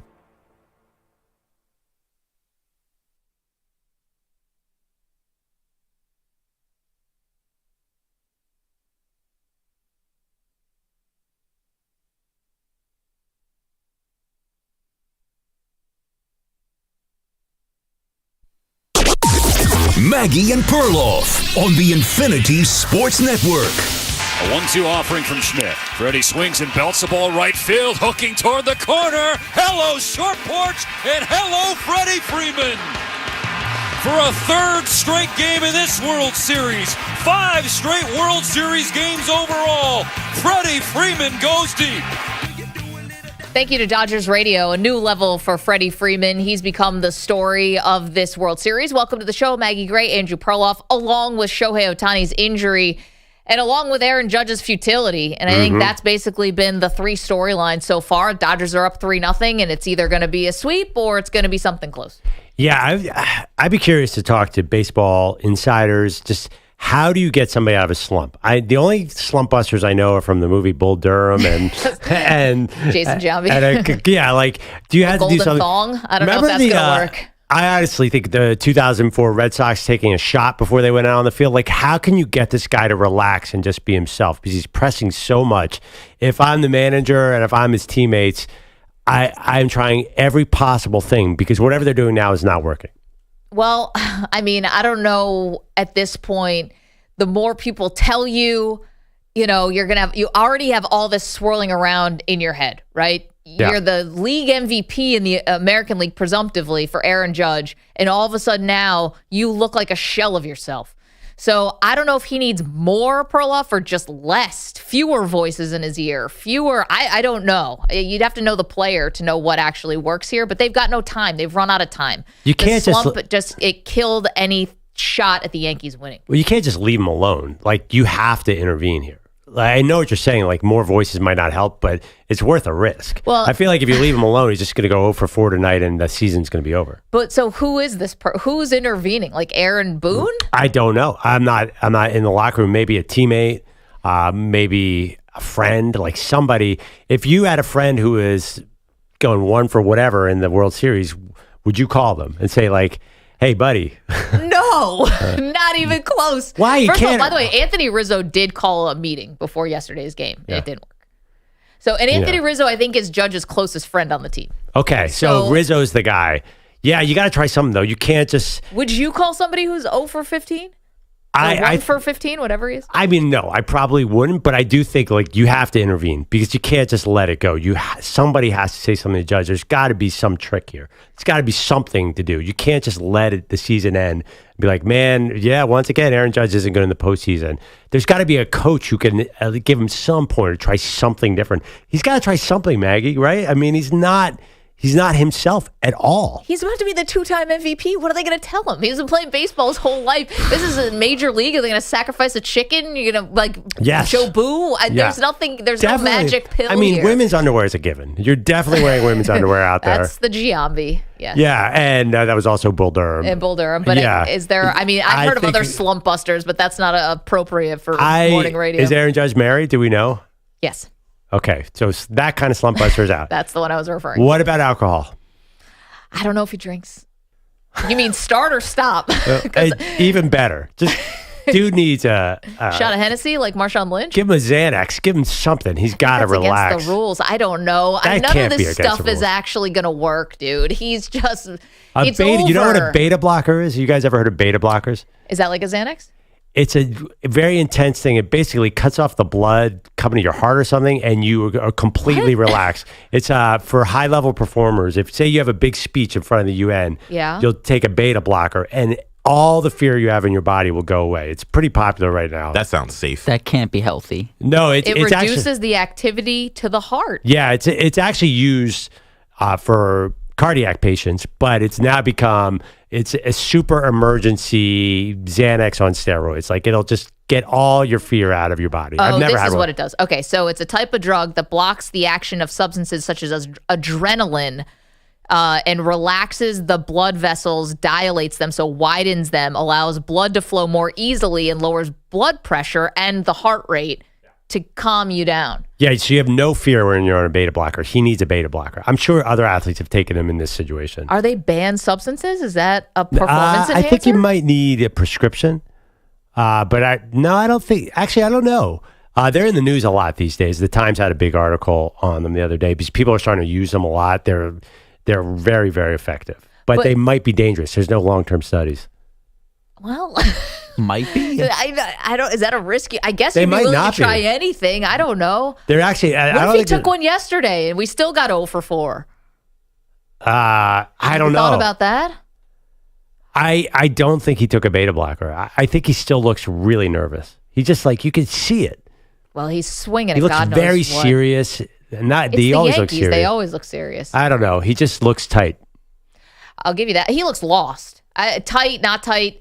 He looks lost is what it is. And, he's the guy who's going to wear this, but it's been, it hasn't been pretty, basically, up outside of Stanton and Soto at times. No one else has really been coming through too big for the Yankees either. So, yeah, Judge is gets all the money, but I think there's other people who are also going to be and should be held accountable for this. And then I think just credit to the Dodgers.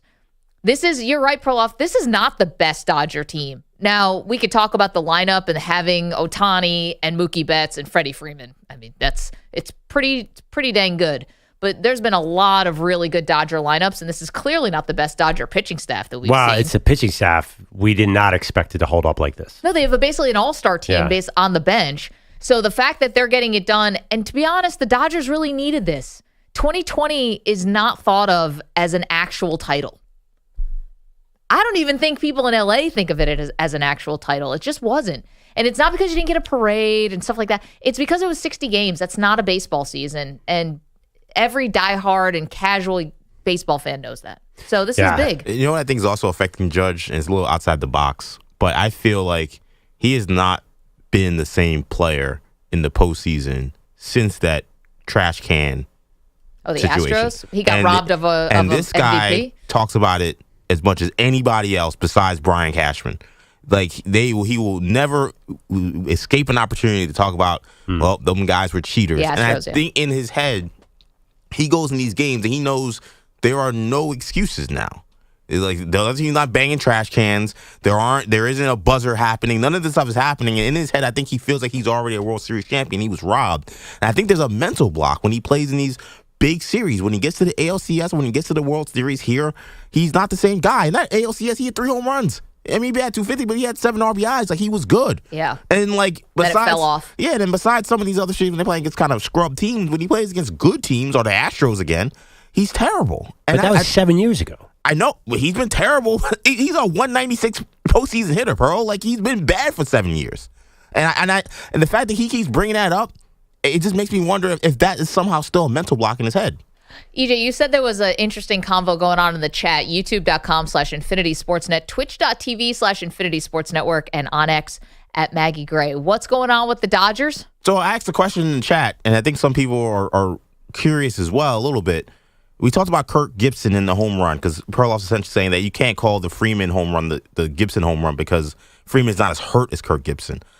I wonder if younger fans and or casual fans, do they really know how injured Kirk Gibson was? Like, to me, I think the image is just Kirk Gibson hitting the home run and then pumping his fists as he runs around the bases. I think to me the Jordan flu game and like the Willis Reed walking out of the tunnel and then limping up the court is like more visual in terms of injuries. So I think that's why Freeman hitting the home run just in game one being left-handed is just enough to make this Kirk Gibson thing.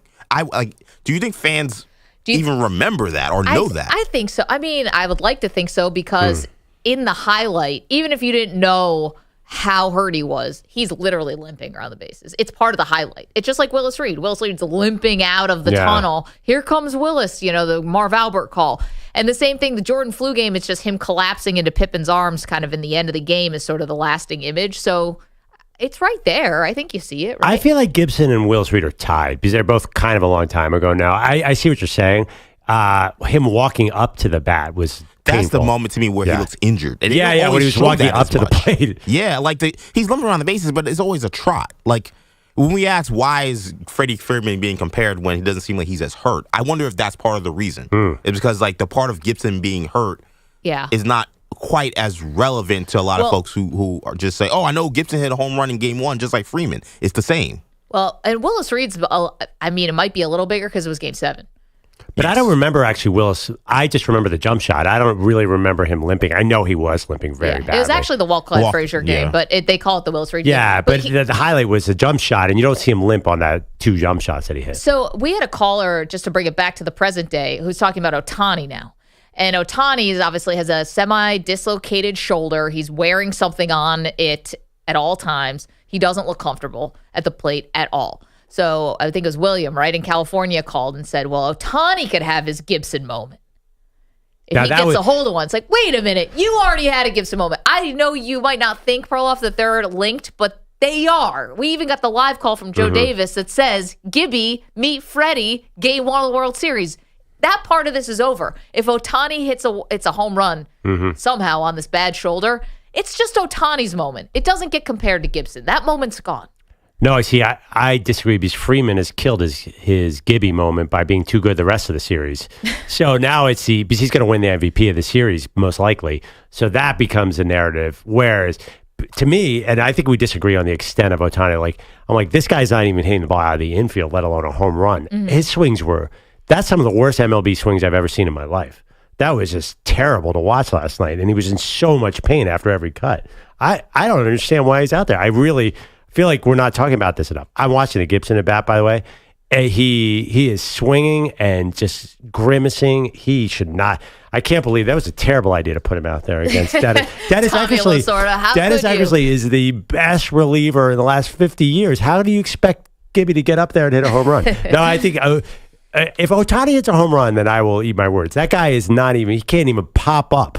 Let alone hit a home run. He affected the game because he drew a walk in the first at bat, and then Freddie Freeman hit a home run. So now you're up 2-0. So he actually, just by being him, he is impacting the game. He had 1 walk and went 0 for 3 with a strikeout. I mean, if the Yankees were alive in this series, that would not be enough to make any difference. Listen, the Yankees obviously were fearing him. They made a pitching change right before his 3rd at bat. But I think this is also, I think William was right that this is more about his teammates than even him and what he can do. I think it's like, man, everyone is out here. Not everybody's healthy. Not everyone's perfect. We're doing bullpen games. But everyone is doing their part. Giving everything they got, even if it's not a lot. I think there's just a moral, emotional thing that's happened with Ohtani. That's why he's out there. And, can we flip that to the Yankees side of things? Not on an injury side, but in terms of like everyone going all out. Again, how do you not have Garrett Cole starting tonight? You're on the brink of elimination. This is it. Highest paid pitcher in baseball. You're not going to start him because why?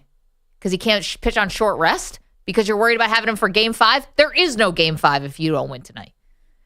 To me, I don't get it. Aren't we at maximum? This is it. This is max. This is the season. I don't know, bro. It feels like they think, honestly, like the bullpen game gives them a better chance to win almost. But that being said, you guys are very romantic about baseball. To me, it's much more analytics. Like whatever's going, there's no, EJ, you pointed to the C on Aaron Judge's shirt and the emotional lift of Shohei Ohtani. This is baseball. It's a pitcher versus a hitter. It's very analytic driven to me. And I don't know. It just feels like the bottom line is the Yankees are not producing with runners in scoring position. And I don't know why. It's not an emotional thing. They're just not hitting right now. But I'm obsessed. Did you know this Gibson at bat lasted a long time too? I thought he walked up and hit the first pitch. You're right, EJ. Like we don't remember certain things like we think of them. Now, I'm curious, Freddie Freeman. I think Freddie Freeman will not be remembered as sort of this injured home run. I think he'll be remembered as Freddie Freeman dominated the Yankees. What do you think is the best injured moment? Because let's remember, we also have a new contender for this, which I would argue is Patrick Mahomes winning the Super Bowl on a high ankle sprain. I don't know what you're talking about. Yeah, I know. It happened against what team? Yeah, what team again was that? I like Byron Leftwich being carried by his teammates to the line. That's the most dramatic one. At Marshall, that was awesome. I mean, Patrick Mahomes, at least he could move a little bit. He got shot up with some good drugs. He was out there. Yeah. Does that now enter? I don't know if we're going to do like a Mount Rushmore. I think you're Mount Rushmore. Willis Reed, Kirk Gibson. Jordan flu game. Jordan flu game, though, because the flu. Well, now Yeah, the flu. Come on. We still calling it the flu game? It was, was it a self-implode? I guess you could put that on there. It's a little different. The AC flu? I think it's a competition. Who's the fourth spot on the Mount Rushmore of all-time injured games? Mahomes is a good one, but for some reason, I don't think of that game as out that way. I think of it more as he just completely tore him apart. I don't remember his injury as much. I mean, I would also do Kobe Bryant hitting free throws on an Achilles, but it wasn't for a championship. Yeah, that was not as relevant, but it's still amazing. What about the Kirk Schilling bloody sock game? Oh, well, that's even more controversial than the flu game. Yeah, a lot of controversy around that bloody sock. It's in the Hall of Fame, isn't it? I think it's in Cooperstown. 855-212-4227. We do have great debate tomorrow. Greatest injured moment. Did we do this? Have we done them all? I don't know why.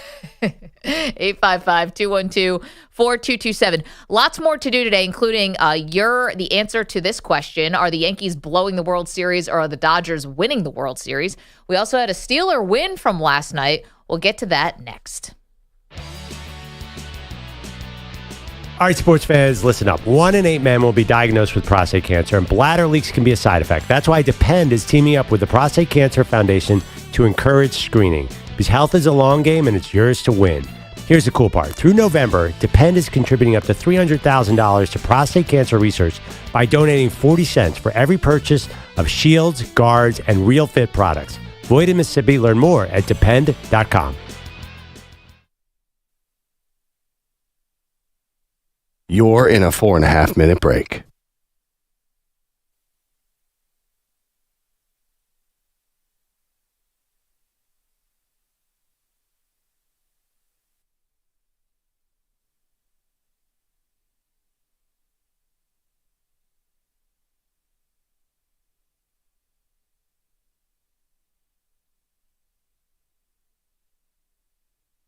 Four minutes remaining.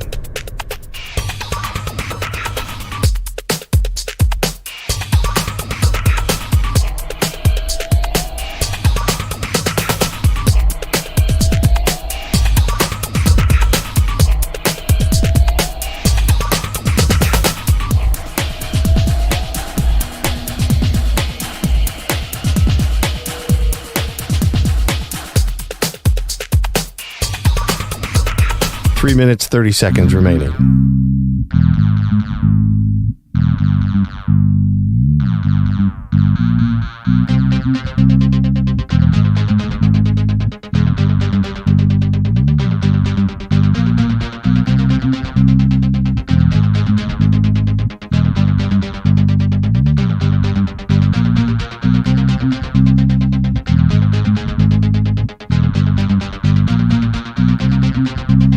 Three minutes remaining.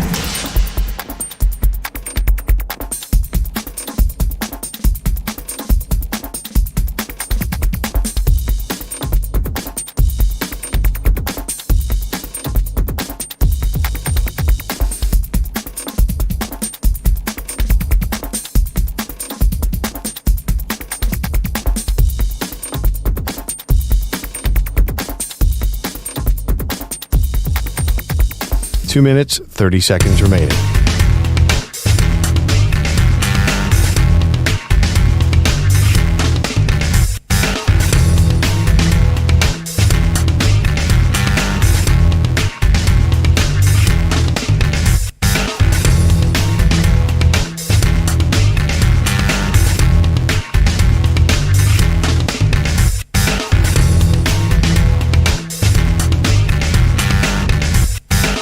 Two minutes remaining.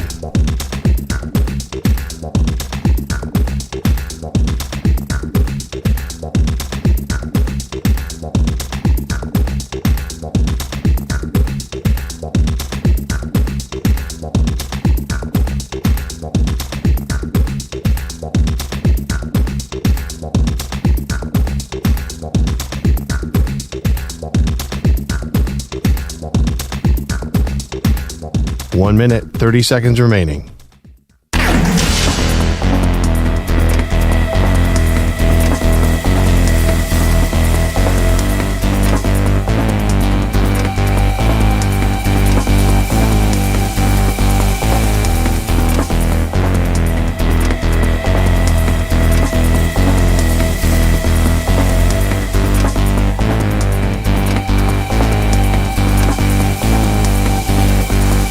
One minute remaining.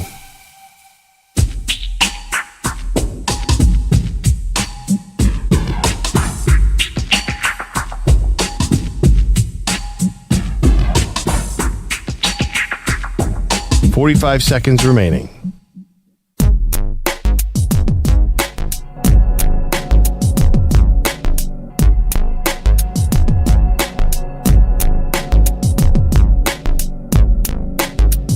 $30 seconds remaining.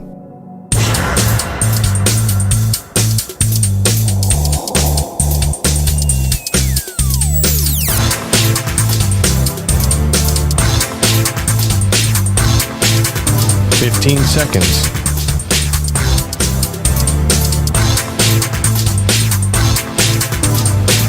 Break ends in 5 seconds.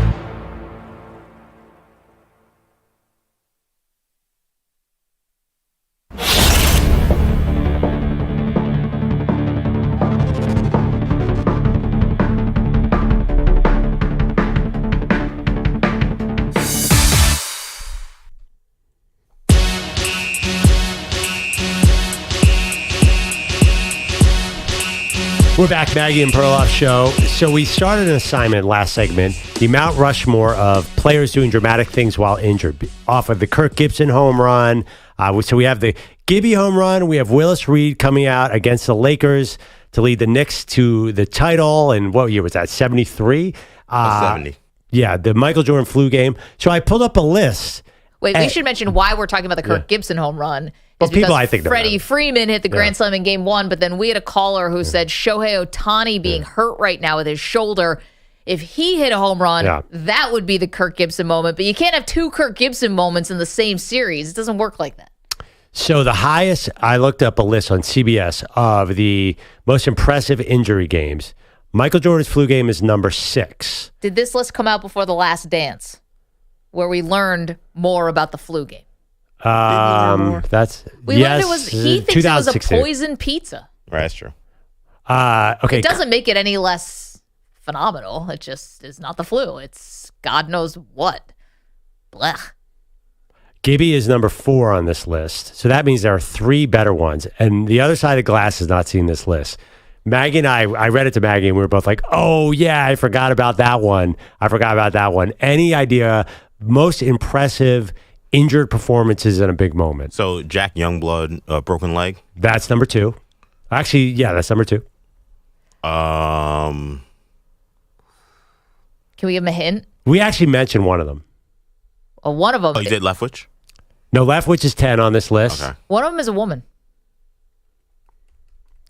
One of them was a bloody sock. I'll just tell you that was number 1 on the list, which is insane. That's number 1? That's number 1. It's an old list. Mahomes isn't even on it. Mahomes winning the Super Bowl against Perloff's Birds. Was it Serena playing old pregnant? list. It was 2016. And by the way, the Mahomes these are like guys were kind of like Mahomes really broke was a huge injury. It was a huge injury. It was the storyline going into the game. If Kirk Chilly was really so injured that he was bleeding through his ankle into a sock and had that's a little different than Mahomes having a high ankle sprain. But what else would it be? What do you mean? Like Kurt Schilling. Oh, the blood? I think people thought it was ketchup. Fake. Why would he put ketchup in his sock? Because Schilling's a madman. He's Kurt Schilling. Maybe great question, Nico. But Kurt Schilling is Yeah. a wild man, and not fun. It's a woman, and she's an Olympian. I don't have this one. Carrie Strug. Hey, what did she do? I don't even know. Oh, guys. Oh, God, this was that long ago? This is 1996. Carrie Strug was a gymnast who landed off the vault on a broken ankle. And You've seen this. I've seen that clip. Bella Caroli kind of like takes her in his arms. I never knew what her name was or 1996. God, that's a long where they time show ago. no prior reference to anything. Yeah. It's just showing her land and then like limping. And I'm like, oh, okay. And I don't know anything else about that. Okay, so she hurts her ankle and then has to do another vault. So she musters, and it's the team all-around competition. So it's not just about her. It's about getting the gold for everybody on the team, 96. Her ankle was broken? It was severely injured. I don't think it was broken. Okay. It was severely sprained, and she lands the vault. Yeah, I totally disagree. And by the way, Cue the tears and cue the national anthem. I don't agree with this list because they have Willis Reed at number 8. Because I think when you do something like this, it's most sports called a Willis Reed moment. Like that's how I know it. Maybe it's just East Coast bias, but like if you pull a Willis Reed, everyone knows what that means. You come out injured as a symbolic moment. The weird thing with the Willis Reed thing is everyone who kind of disses it will say, well, he only scored 4 points. Like he only hit those 2 Yeah, then jump Clyde shots. took over. Right. But what people forget is he guarded Wilt Chamberlain for like 30 minutes with like a torn hip. Like that obviously is a massive challenge. Wilt Chamberlain had like 45 points the game before. Okay, so now if Ohtani actually does hit a home run with an injured shoulder, to the extent that it looks pretty bad, does this now crack the No, doesn't Mount make top Rushmore? 10. No. Why? Doesn't Because make they're top- about to sweep? Yeah, it's 3-0. That's not even going to make the list.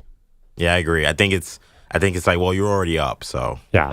They had one here. So it's a tack on? Yeah. Yeah, I think so. Yeah. His arm's falling off his body. I sympathize with shoulder injuries way more than most, I think, because I've had so many. It's different now. Those other guys, like, the series was in the balance. Like, Kirk Gibson's game 1, Willis Reed is game 7. Like, Pat Mahomes is a one-game elimination. Yeah. Like, Carrie Strug, gold medals on the 3-0. line. It's like he could sit and the Dodgers be fine. Like, there was an idea that those guys had to play in order for their teams to win. That's true. The other thing, too, is like, look at the competition. The fact that Gibson hit it off accuracy.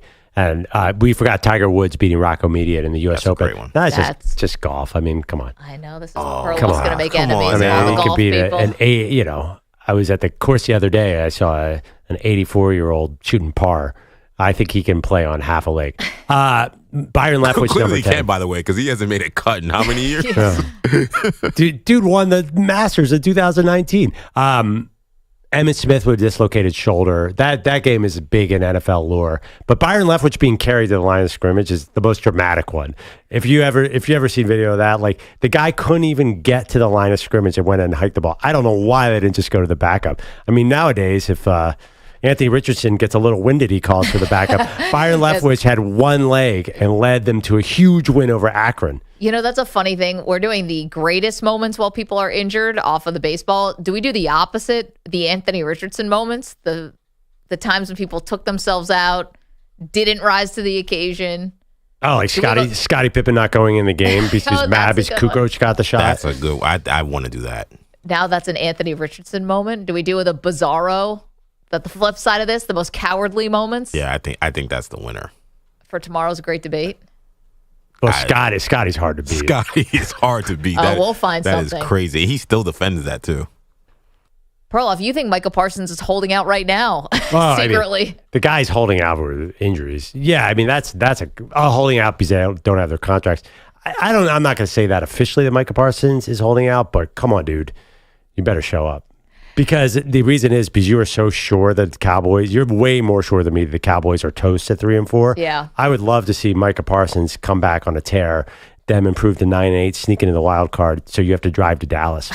I'm not driving to Dallas. I already have that to pay was off the the bet, Waffle Maggie. House. No, I'm just making that up. You never agreed to that, although I thought you might. No, I would never agree. I don't like road trips. Okay, let's think about this. I got my pick. The anti. You can beat Kirk Scottie Gibson Pippen. moment. You can beat Scottie. I think I can.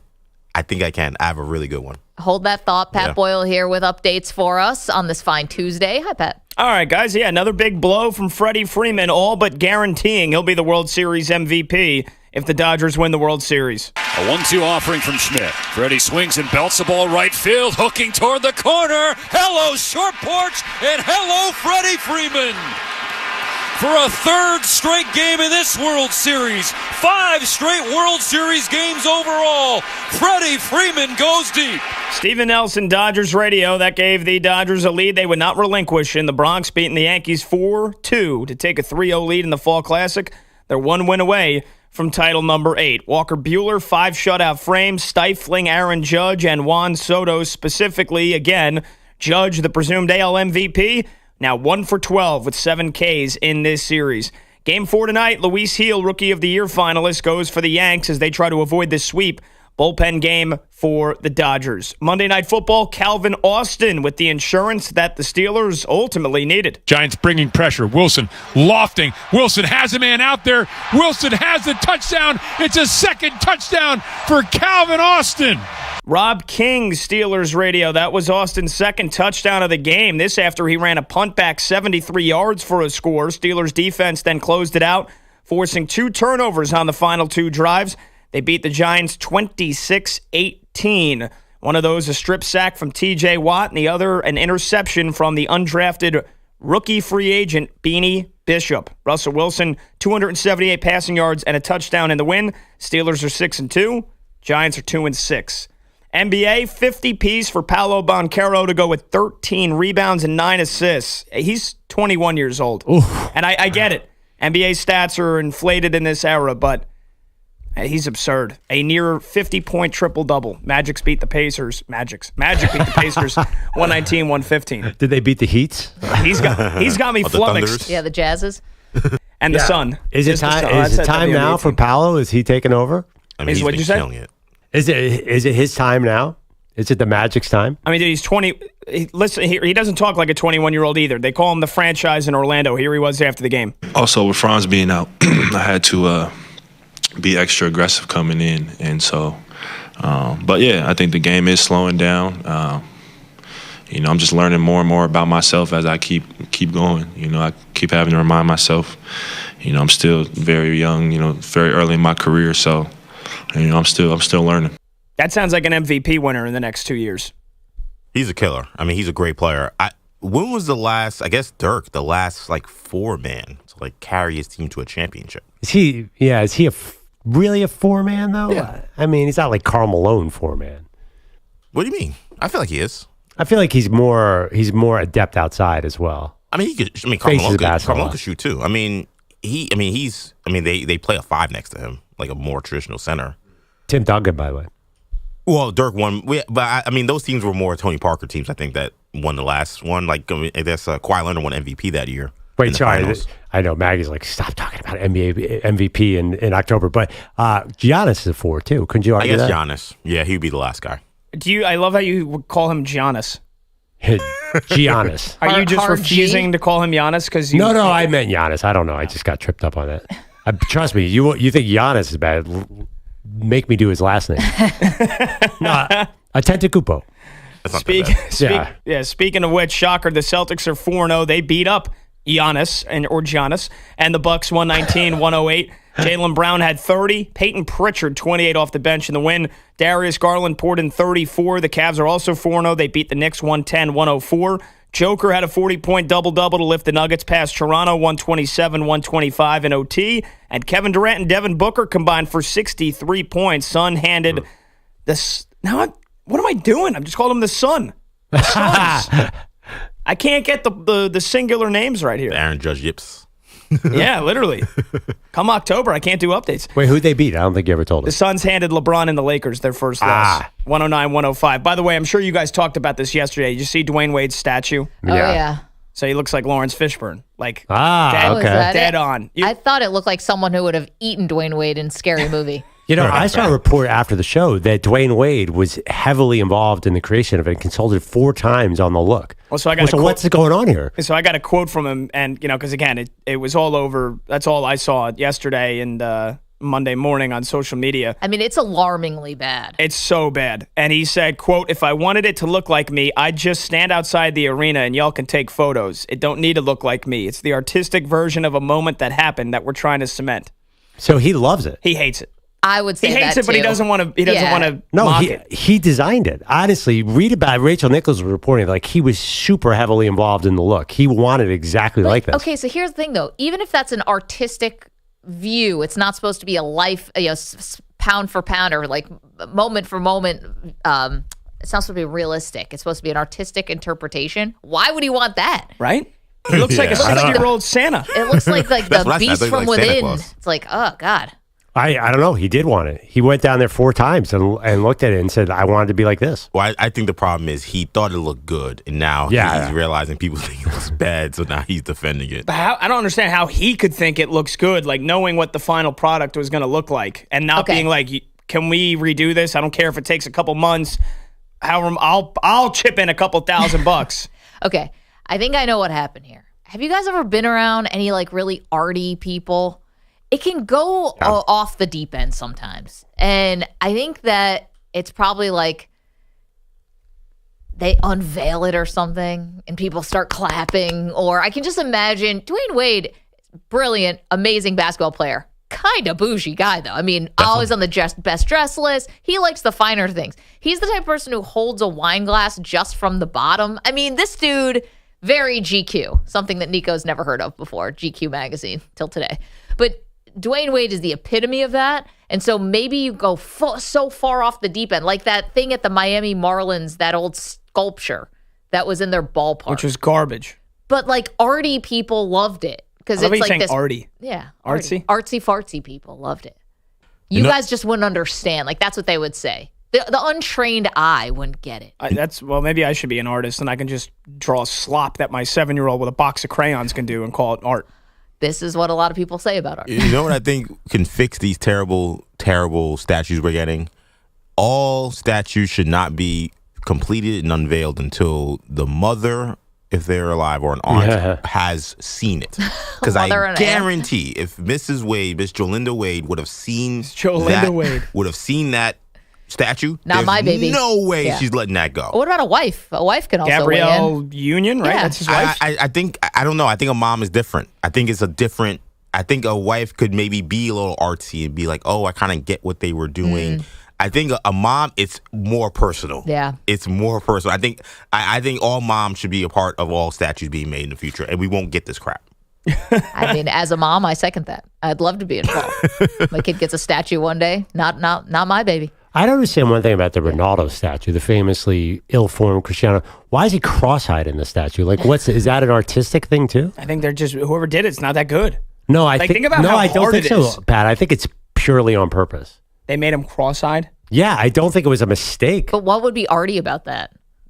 They're trying to capture him in a real moment and not some faux heroic moment. I'm sorry, in a real moment, I don't know if I ever go cross-eyed. No, I don't know. Maybe there was a fly in front of his face. I have no idea. So that's the real moment? No, I think that there's an artistic component in both these statues that we don't understand, or at least we don't understand the artist's intentions. Oh, no, maybe we just give some of these artists too much credit, and some of them could be like. No, there's a lot of bad football coaches. I'm sure there's a lot of bad statue making artists. You read the story on Dwayne Wade. Do you realize how many hours and how many times Wade was part of this? Yeah. Do you know how many hours they spend a week devising game plans in the National Football League, and then they have the New York Giants who can't score 20 points? It's not bad. I'm sure they devised hours of the statue making, and then they screwed it up. Well, let me ask you this: obviously, in the world of art, being the most accurate to reality is not how you judge art. Well, Michelangelo worked out well for him. That is not why. It's not like anybody can recreate a photo in art. The point is to do something with it and like play with the light or something. I know. I mean, you got to put a little spin on it, right? You can't just be realistic. But you've been to the Louvre. all that stuff is super realistic. You've been to Athens. You've been to all these places that are super realistic, and everyone loves them. And it's like these things stand the test of time. Picasso's the most famous artist of all time, and there's nothing realistic about it. Have you ever seen his early work? It's all super realistic. I was at the Louvre this summer, and nothing looks like what that Cristiano Ronaldo statue looks like. You know what you're doing? You're adding to the softification of America right now. Somebody who screwed up a statue that should have been made, that probably isn't that hard to make it look somewhat like Dwayne Wade. You're giving a participation trophy out right now. But you guys are like, oh my God, that is the most realistic painting I've ever seen. I mean, put that person in the Louvre. Of course not. That's not what art is. Art is an interpretation of reality. And this is what that statue is. I'm backing the sculptor. It's a bad interpretation. It looks nothing like him. I don't care what the artistic vision was. It looks nothing like him. That person should be lambasted. He's trying to capture a moment in time. That's what Dwayne Wade said. And in no moment did Dwayne Wade ever look like that. Said I did. That Wade was down with this. And Dwayne Wade, you mentioned, he's down at Art Basel in Miami. He's an art dude. I could tell. But emphasis on the fartsy, because I don't think they got the artsy part right. No, this is making me irrationally angry. Yeah, I was going to say how you're defending this. The Ronaldo statue is way worse, by the way, because Dwayne Wade is a very handsome guy. Ronaldo might be like one of the most handsome people alive, and they made the statue. Maybe that's an artistic point. They wanted to say, oh, you're not, You're immortal. Exactly. Your teeth are fake and so's your face. Have you guys ever seen the bad Olympic photos? Do you guys know that story at all? No. So the most famous photographer in the world was commissioned to do, I think, the 2004 U.S. Olympic team. And he put out intentionally crappy photos of them. Like the lighting was wrong. And it's considered like a major work of art. Like it's like an incredible commentary on everything. It's stunning. There's so he a was book going for like an art verite type of thing. Like there's hyper reality. He made everyone look terrible. Like intentionally terrible. Like he took very good looking Olympians and made them look ugly. And that was like an incredible statement. The Olympians loved it. They're like, this is the coolest thing I've ever seen. So there's something to the art there. I'm not saying I agree, but it's not just that it was inaccurate. Well, that's the case. Then why is the jersey so good? I feel like the rest of his uniform is very accurate and very on point. It's just Wade? Yeah, it's just his face and his build that's off, and especially the face. Doesn't he kind of have to say that he likes it? Like, that's what I'm saying. He's not going to be like, oh, thank you for the statue. It sucks. I'm sure behind closed doors, he's probably freaking out. They got to redo that statue. There's no way that stands. No way. I will personally go to Miami and take it down. I will pull that statue down. You're not even a Heat fan. I actually hate the Heat, so I should be happy that they screwed up Dwayne Wade's statue. This is a good long show bet. Do you think they change it? And if they change it, do you think they tell us about it, or do they subtly change it? It's going to be like the Commanders with Sean Taylor. It's going to be like 4 years from now. They're going to be like, oh, by the way, we changed the statue. Okay, bye. That's exactly what's going to happen. I wish they had just given Sean Taylor a statue. That would have been a lot easier. That is the worst statue That's the artsy we've interpretation. Ever seen. Yeah, you want to talk about the worst statues? That's the worst one.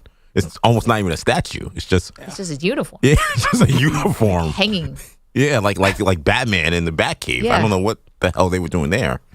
Really quickly, Dan Snyder. We got NFL injury news 2 hours ago. If you missed it, Odyssey app. Really quickly, I'll give you the Cliff Notes version of this. Week 10 college football, massive one, headlined by undefeated number 3 Penn State hosting 4th-ranked Ohio State. Nittany Lions QB Drew Aller could be a game-time decision. That per head coach James Franklin. The Big Ten is investigating the fight between Michigan and Michigan State when their game ended on Saturday, and UCF fired their defense coordinator Ted Roof. All right. Thank you, Pat. Yeah, we're keeping an eye on that Drew Aller injury. Obviously, he had to leave the game last week against Wisconsin. Backup quarterback did a fine job, but this is the big game of the year for Penn State. 855-212-4227. All right, coming up, we have more on the World Series and the Dodgers on the brink of a sweep. We also check in with our favorite college football coach next. You're in a 5-minute break.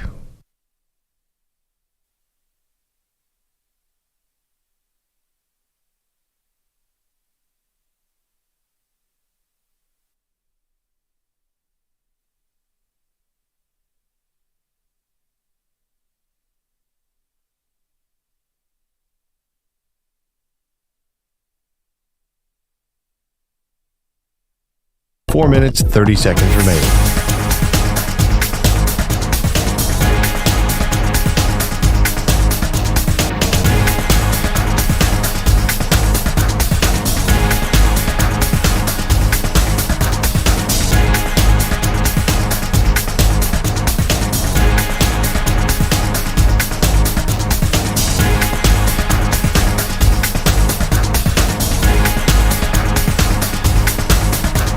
4 minutes remaining.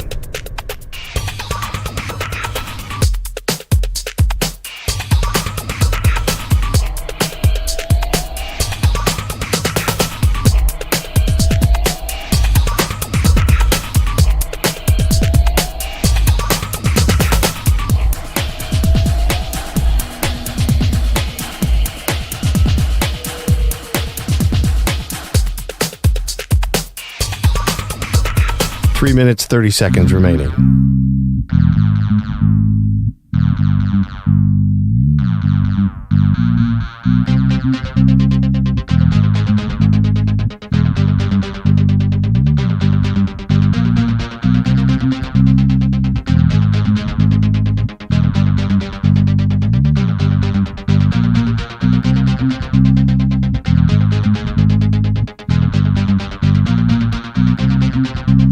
Three minutes remaining.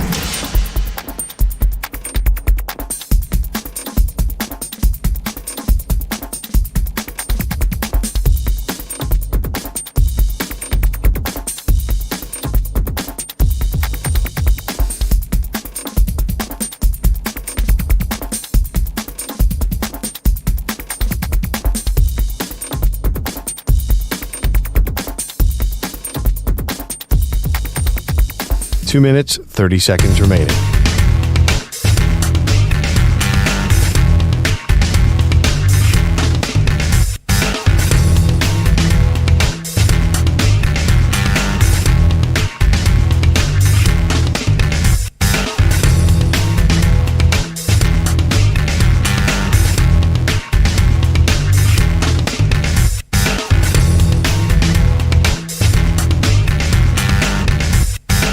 Two minutes remaining.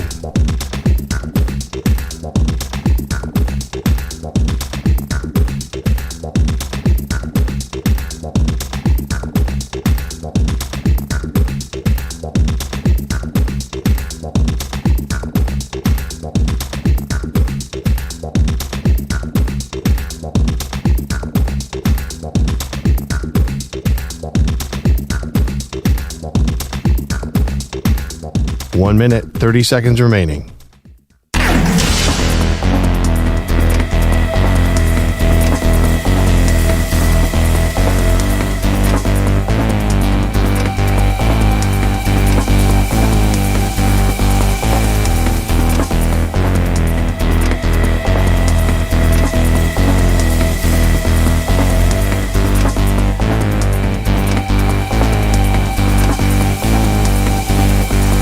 One minute remaining.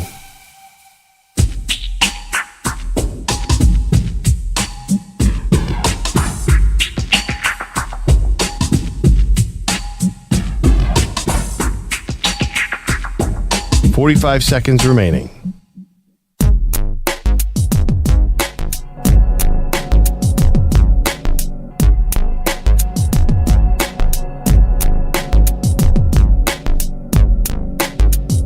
Thirty seconds remaining.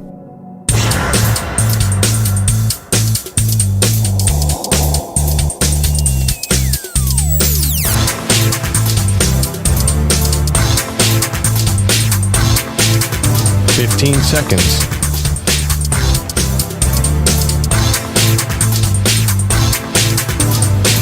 Break ends in 5 seconds.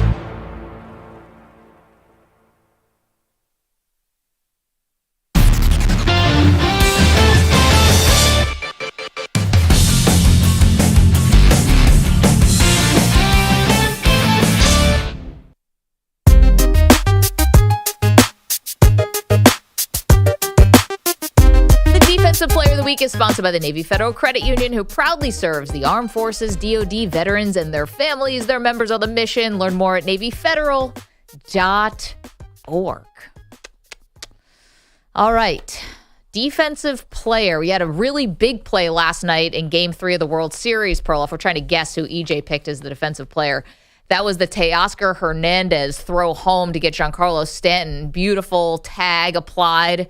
I don't know if that's going to be it, though, because Stanton really isn't much of a threat. Yeah. We also have TJ Watt with a strip sack last night, and TJ Watt's always good. But maybe EJ went to the weekend for a big defensive performance. I mean, TJ Watt really would fit the bill. It wasn't just that strip sack. That was amazing. Even the play before, he caught Daniel Jones like by the toe. Jones would have been gone for at least a first down. But let's not forget his partner in crime, Alex Highsmith, too. Maybe you give it a combo defensive player of the week. You can do something and go like a Miami Hurricane. Mookie had a big catch yesterday, too. God, this is hard. Oh, Mookie did have that good shoestring catch. All right, so the defensive player this week is TJ Watt, who had 2 sacks last night, including the strip sack while the Giants were driving. That basically kind of sealed the game. Giants got the ball back, but that was a key play in the game.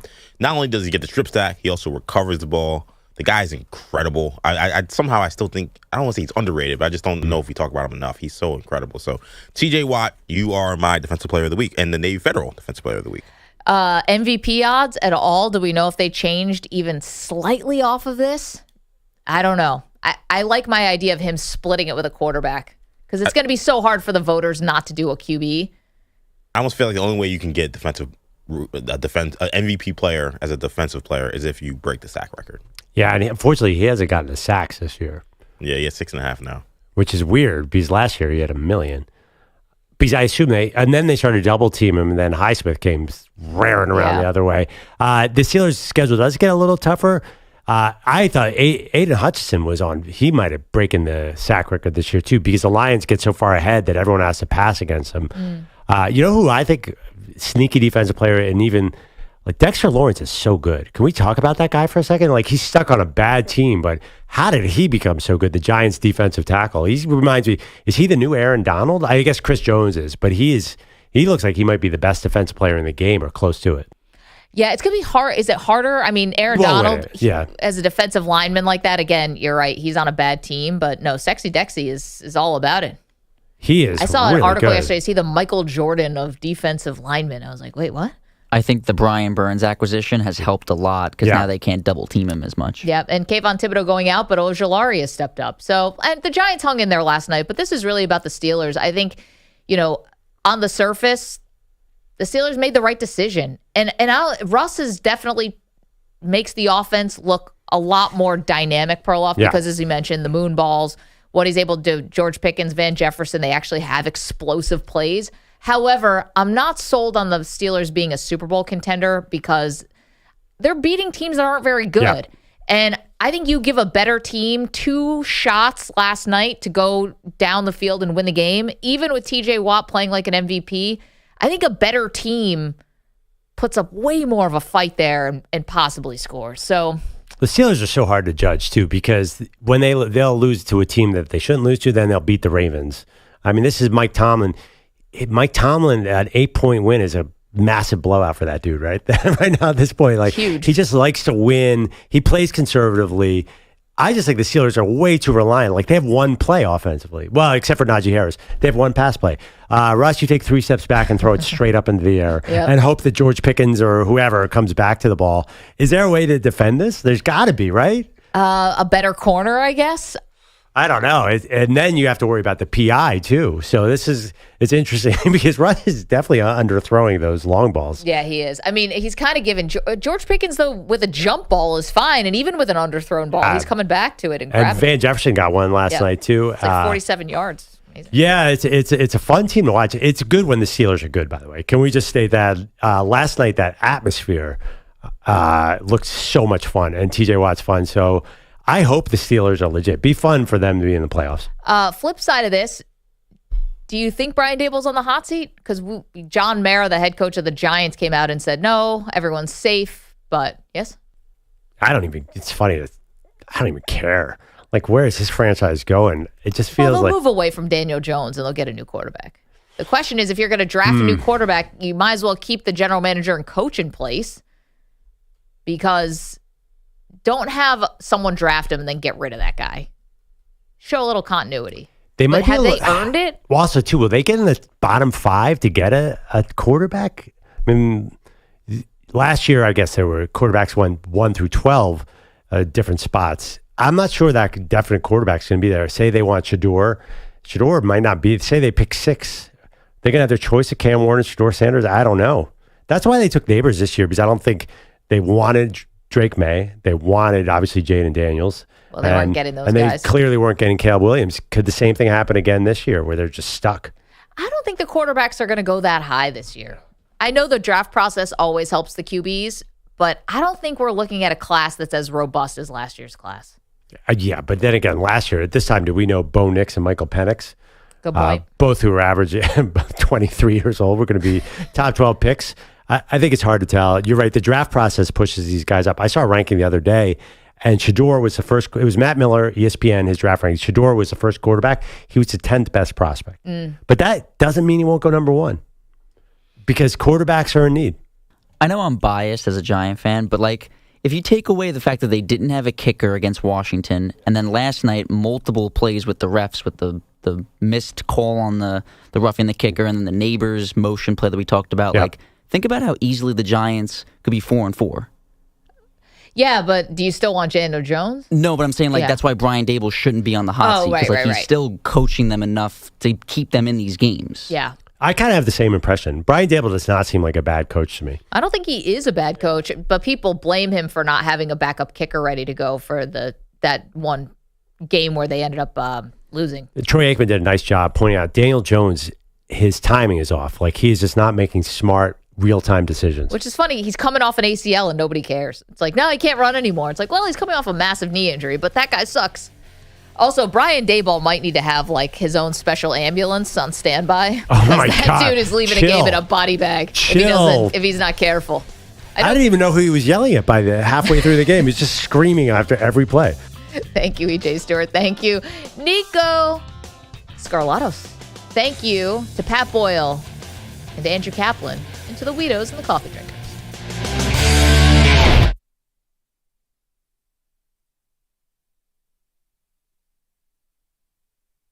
You're in a 5-minute break.